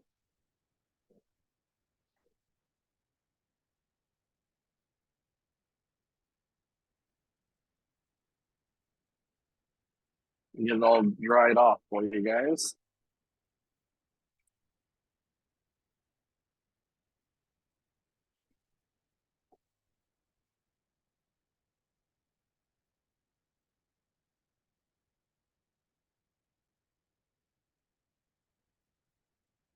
That looks nice. And we don't have them yet, but I do have one that is a different style than what John's going to use. I got, because this one's got all these little pits in it. I don't want to put this with the cerium. It'll be a nightmare to clean. So I'm going to do this one with 50,000 grit. I got this. I don't know where this one came from. It's just one we got in a collection. But John's working on getting these for us. This is a canvas pad that just screws right onto the end there. And it's got 50,000 diamond on it.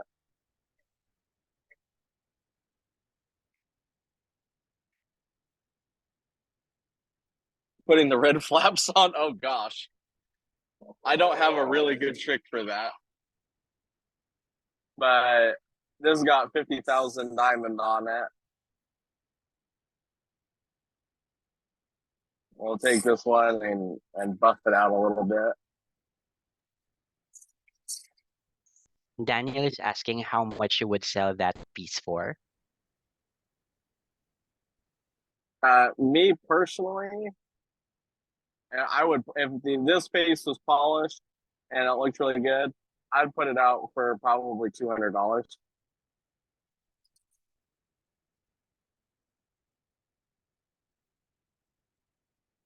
If I was still doing shows.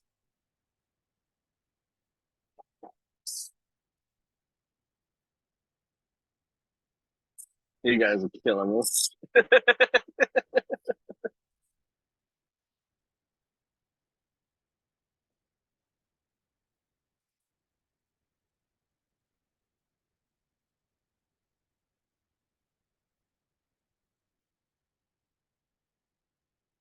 Yeah, you can really see that makes the agate just glow.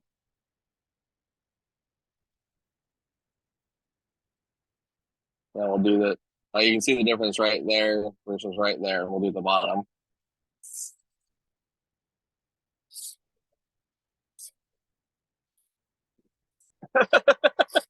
That's hilarious, Carl.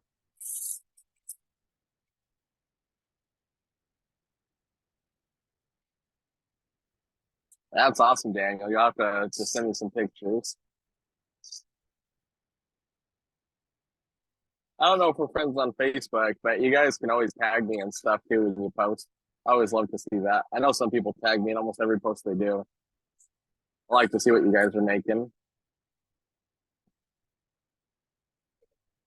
That's an awesome agate right there. It just needs this face polish and it'll be a great specimen. No, on that canvas pad, I didn't use any lubricant, just the canvas with diamond embedded on it.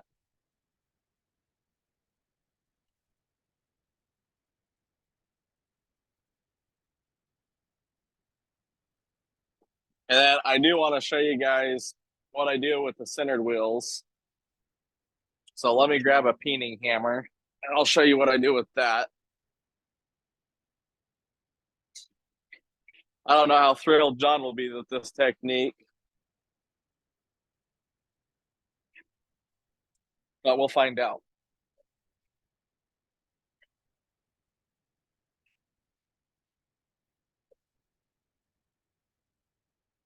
I use the wet bell sander for some grinding, but not as much. All right, we got a little peening hammer or ball peen hammer. I'm just going to use the round edge. It's got these holes on the side where they balance it, and I use that as my reference point. And I'm just going to take it and go across the whole thing back and forth.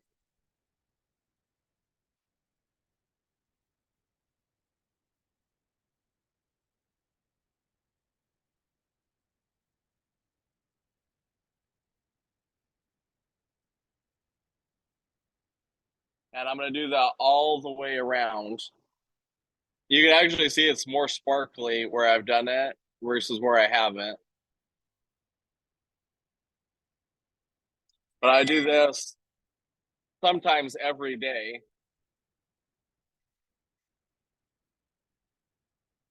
What I'm doing is, this is the same concept of using a file to sharpen your diamond blade. When I hit this with this hardened metal, it's shattering the little diamond crystals. And when they shatter, so if you got a nice rounded crystal like this from grinding on it, now you got these sharp points that stick up, so it cuts a lot more aggressively. So it'll cut a lot faster when you go around and do this. Every time I hit it, it's shattering the diamond crystals. I'm not hitting it super hard. I am doing a little bit enough to leave a little dent pattern on there, and I'll just do that all the way around. I'll get back to the holes on there. Richard is asking if what you're doing changes the grit value. No, it doesn't change the grit value. It just makes the crystal sharper, because now you have sharp edges on the crystal shape of the diamond. And then So Christy is confirming for the, sorry, go ahead. I was just saying, so if you have a rounded diamond crystal like this, now you have two sharp pieces, or however many, but generally there's two sharp pieces like this. So it's still going to be the same amount of grit on there. They're just going to be sharper pieces. And then Christy is confirming for the pad that you used earlier, it came pre-embedded with diamond. No, I have a little bag of diamond powder that I'll take it and lay it on. What I do is I just take and sprinkle diamond on this and then kind of brush it in. And so, but it's just a canvas pad. John is working on getting these. This is just one that we had from an old collection. And Christy is asking if the diamond doesn't fly off. You're going to lose some. It's what's trapping it is, imagine you have a piece of carpet and you sprinkle dirt on it. You are going to lose some of the dirt when you pick it up, but there's still going to be dirt in the carpet, if that's a good analogy. So like if I sprinkle a good amount of diamond powder on there and then I pick it up, it's not like you can actually see the powder falling off of it. It's a very small amount. So it holds it pretty well. I don't like the diamond spray because it's suspended in oil. And that's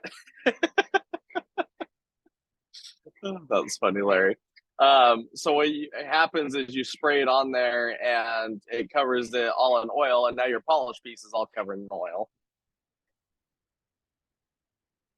So you can make it, well, oil is not good because then you're covering your polished piece in oil. It makes it really hard to see how the final look. And then you got to get the oil out of it. I hate the little oil spray things. They're terrible. Makes the pieces smell funny and they're a pain in the butt to clean. You can, if you want to put a lubricant in there, the best lubricant for doing diamond is milk. Well, you don't want an oily stone. And also, the other problem with oiling it is some stones it'll enhance the color.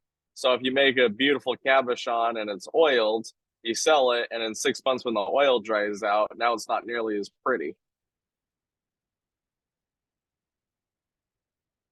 So I would never use oil on a finished product. You guys are hilarious. And it's a pain. I tried it too because I didn't believe John when he said don't use the oil spray. I was like, oh, it can't be that bad. So I tried it, and it's horrible. We are going to eventually stock the diamond powder because it's pretty expensive if you get online. But I bought some on Amazon. You can get some for like I think you can get 5 carats for like $20 or something like that. Something along those lines.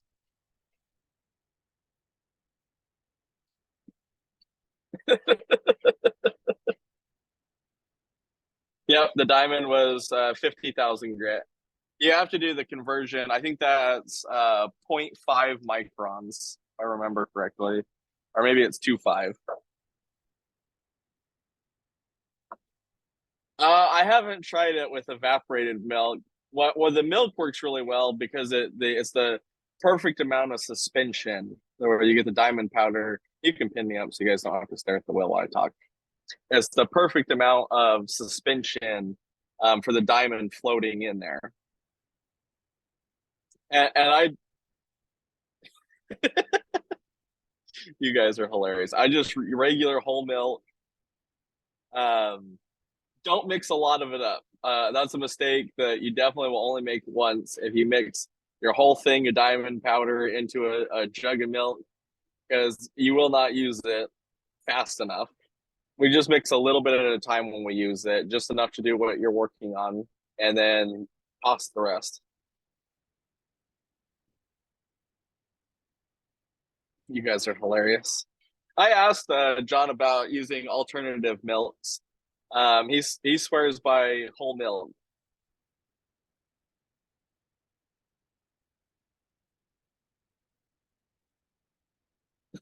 You guys are hilarious. But when we use it, we only mix enough to do what we're working on right then, and anything that doesn't get used gets thrown out.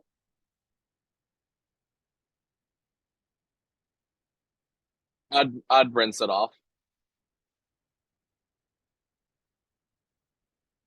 No, it's the fat in the milk that holds it. But it's very. You can try the oil spray.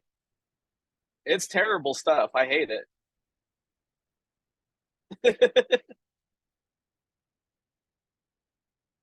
Butter was too thick. Milk, the whole milk is the perfect amount of suspension. I'm not the one that came up with this. This is years of other people testing it, and I'm just going to enjoy the happy result. Well, baking grease would definitely smell better. You guys are hilarious. Awesome. Well, is there any other questions or anything else I can help you guys with before we head out tonight? Can't believe it's not butter.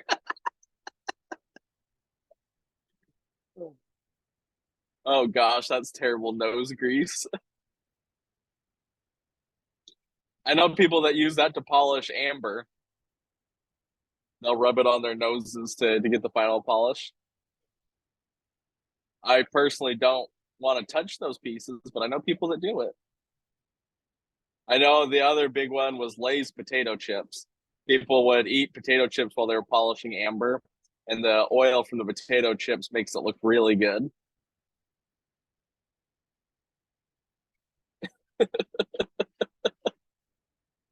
Yeah, Levi is a good it works, it's a good substitute for canvas. Yep, we will do this again and it'll be 2 weeks. So we're gonna do kind of an every other Thursday schedule. So next Thursday we'll do spheres. The Thursday after that we'll do another cut and chat and so on. So it'll be every 2 weeks.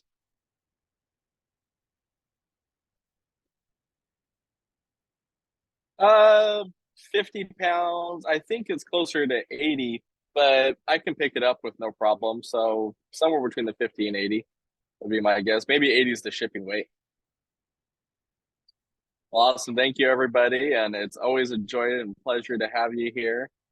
Oh, yes, Rhonda. Let's look at the tumble rougher. Thank you for reminding me.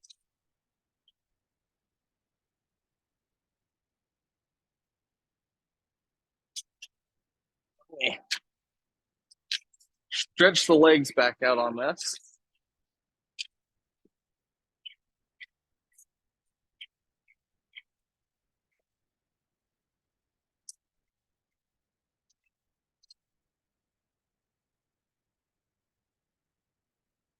Yeah. That's one of those moments I'm happy John's not here to see me using the top of the machine as a storage place. And yes, we do have one more spin. All right. Well, let's see. I think I've got, or maybe I took it downstairs. Oh, I do have some Alamejo.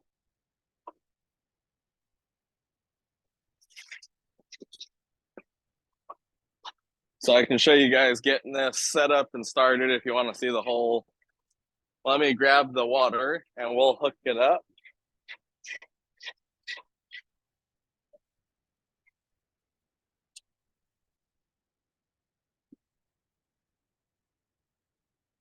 And you guys can see the whole process there. It's a very fun machine to use. I just got to get we don't have enough of these stainless steel tanks to run everything at the moment. So I've got to roll the tanks over to it.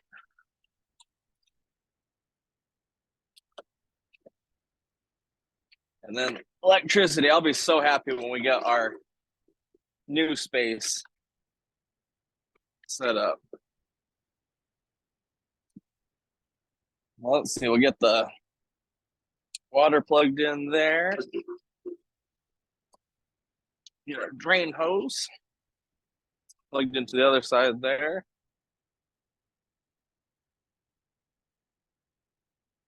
And I don't have enough water in this, so I'm gonna transfer some over. Pump's getting a little hot because I don't have quite enough water in there. It's been evaporating because I haven't used this much.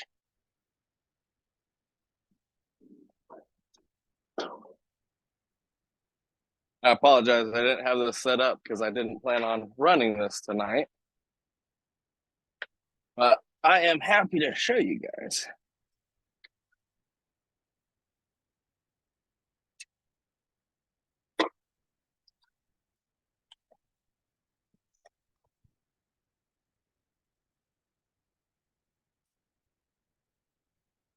All right.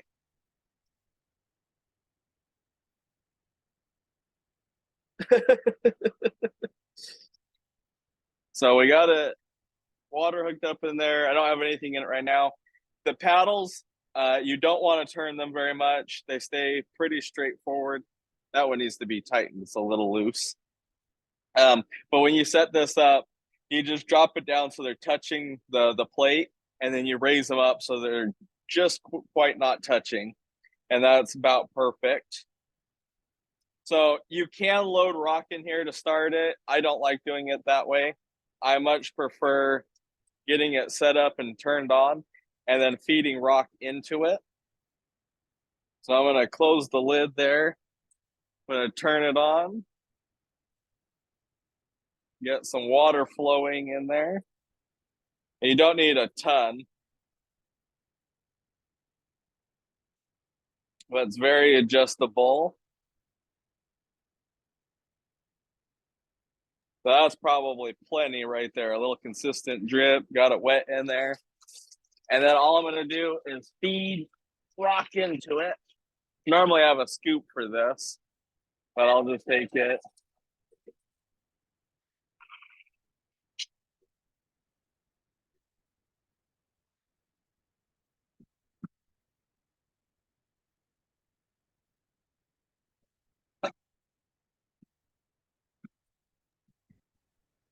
Christy is asking if you could do a close up of the water connection setup on the top of the machine. Yeah. And Carl is warning you that you're better not using his rock. Wait, that's what's fun to use.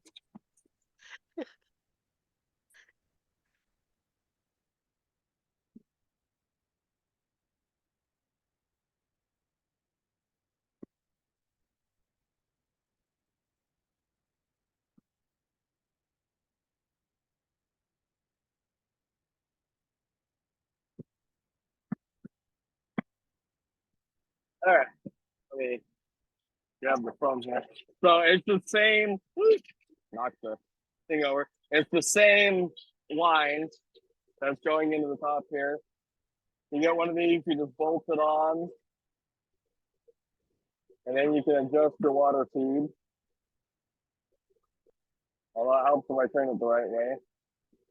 There we go.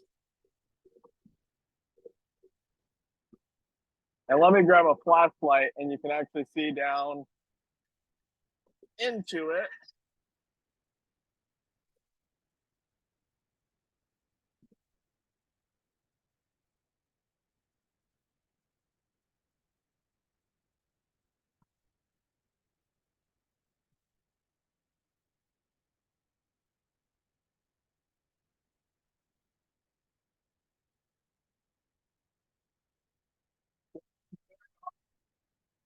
Very aggressive machine.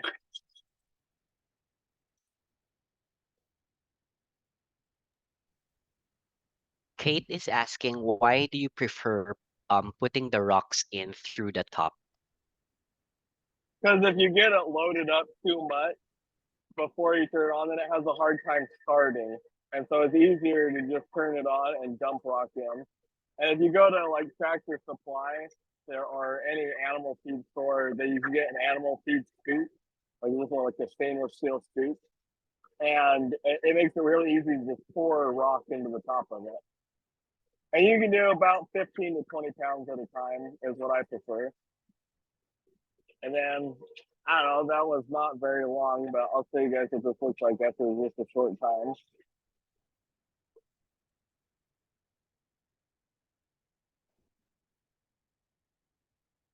So I don't know, what was that, 2 or 3 minutes?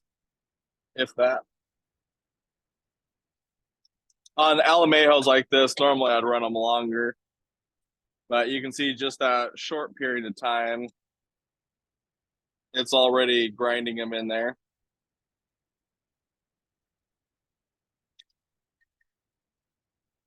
Already starting to smooth them out. These ones I would run for probably 20 minutes to be ideal for what I'd like. But it is starting to take the other thing about loading the rock in there first is because of the way the paddles work. I really do need to tighten that one. You got to move your rock so that the paddles can go down. So you take it and clear it out on the sides there so that they can come down, which is one of the other reasons that I prefer to just load it up the other way. And then By Daniel pouring is in- asking, why would he, sorry, Daniel is asking, why would he get a rough tumbler in addition to a vibratory tumbler? Sorry, a tumble rougher in addition to a vibratory tumbler. Well, they really do two different things. The tumble rougher is going to round those stones out. So like you can see, this is one of the rough pieces that I just stuck in there. And if you stuck this in a vibratory tumbler, it would come out very much this shape. If I take this and stick it in here for 15 minutes, then it's going to be a nice rounded out stone, and you're going to be able to see the pattern, and it'll look a lot more like a skin agate. And then you can stick it in your vibratory tumbler, and it's going to look like you put it through a rotary tumbler. But instead of taking a month or a month and a half, it's going to happen in 4 days, 3 to 4 days, depending on how fast you run it. So for me personally, like if I'm looking at this as a business, when I was doing a lot of coring, I got a lot of odd shaped pieces off there. If it was me, I would take those, scoop them into this machine, round them out so they're really smooth, and then put them in a vibratory tumbler and have nice tumbled stones in 3 to 4 days that are now easy to sell. And if you're doing a vibratory tumbler, or one of the 24-inch ones, you're doing like 150 pounds of rock at a time. So it's like getting a lot of tumbling done quickly.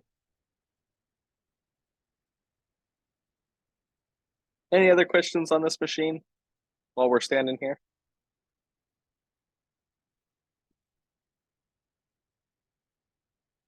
It is a really fun machine, very easy machine to use, and it's cool to watch how fast it goes.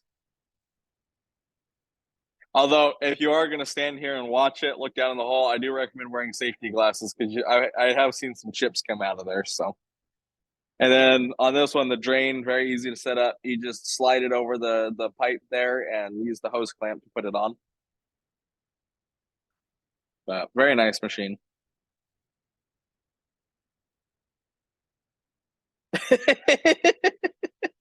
You're so funny, Carl. All right, shall we do our last spin? All right.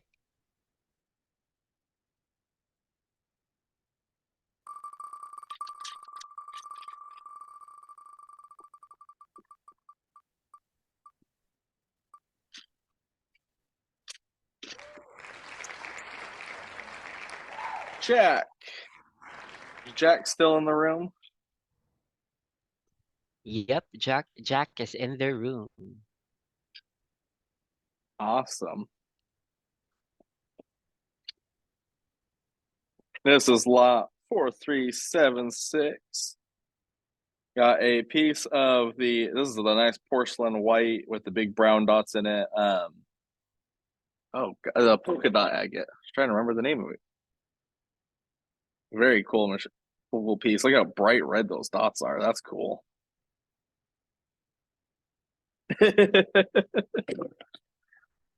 Awesome. Well, thank you, everybody. It is so great to have you with us and cut rocks. These are a lot of fun, and it gives me a good excuse to sit here and polish rock. So I greatly enjoy it. Thanks for spending your night with us. If you like what we do, please leave us a 5-star review. It helps us out a ton. And y'all have a great evening. We'll see you tomorrow night. Thanks, everybody. Thanks, everyone. Have a great night. See you tomorrow. Bye.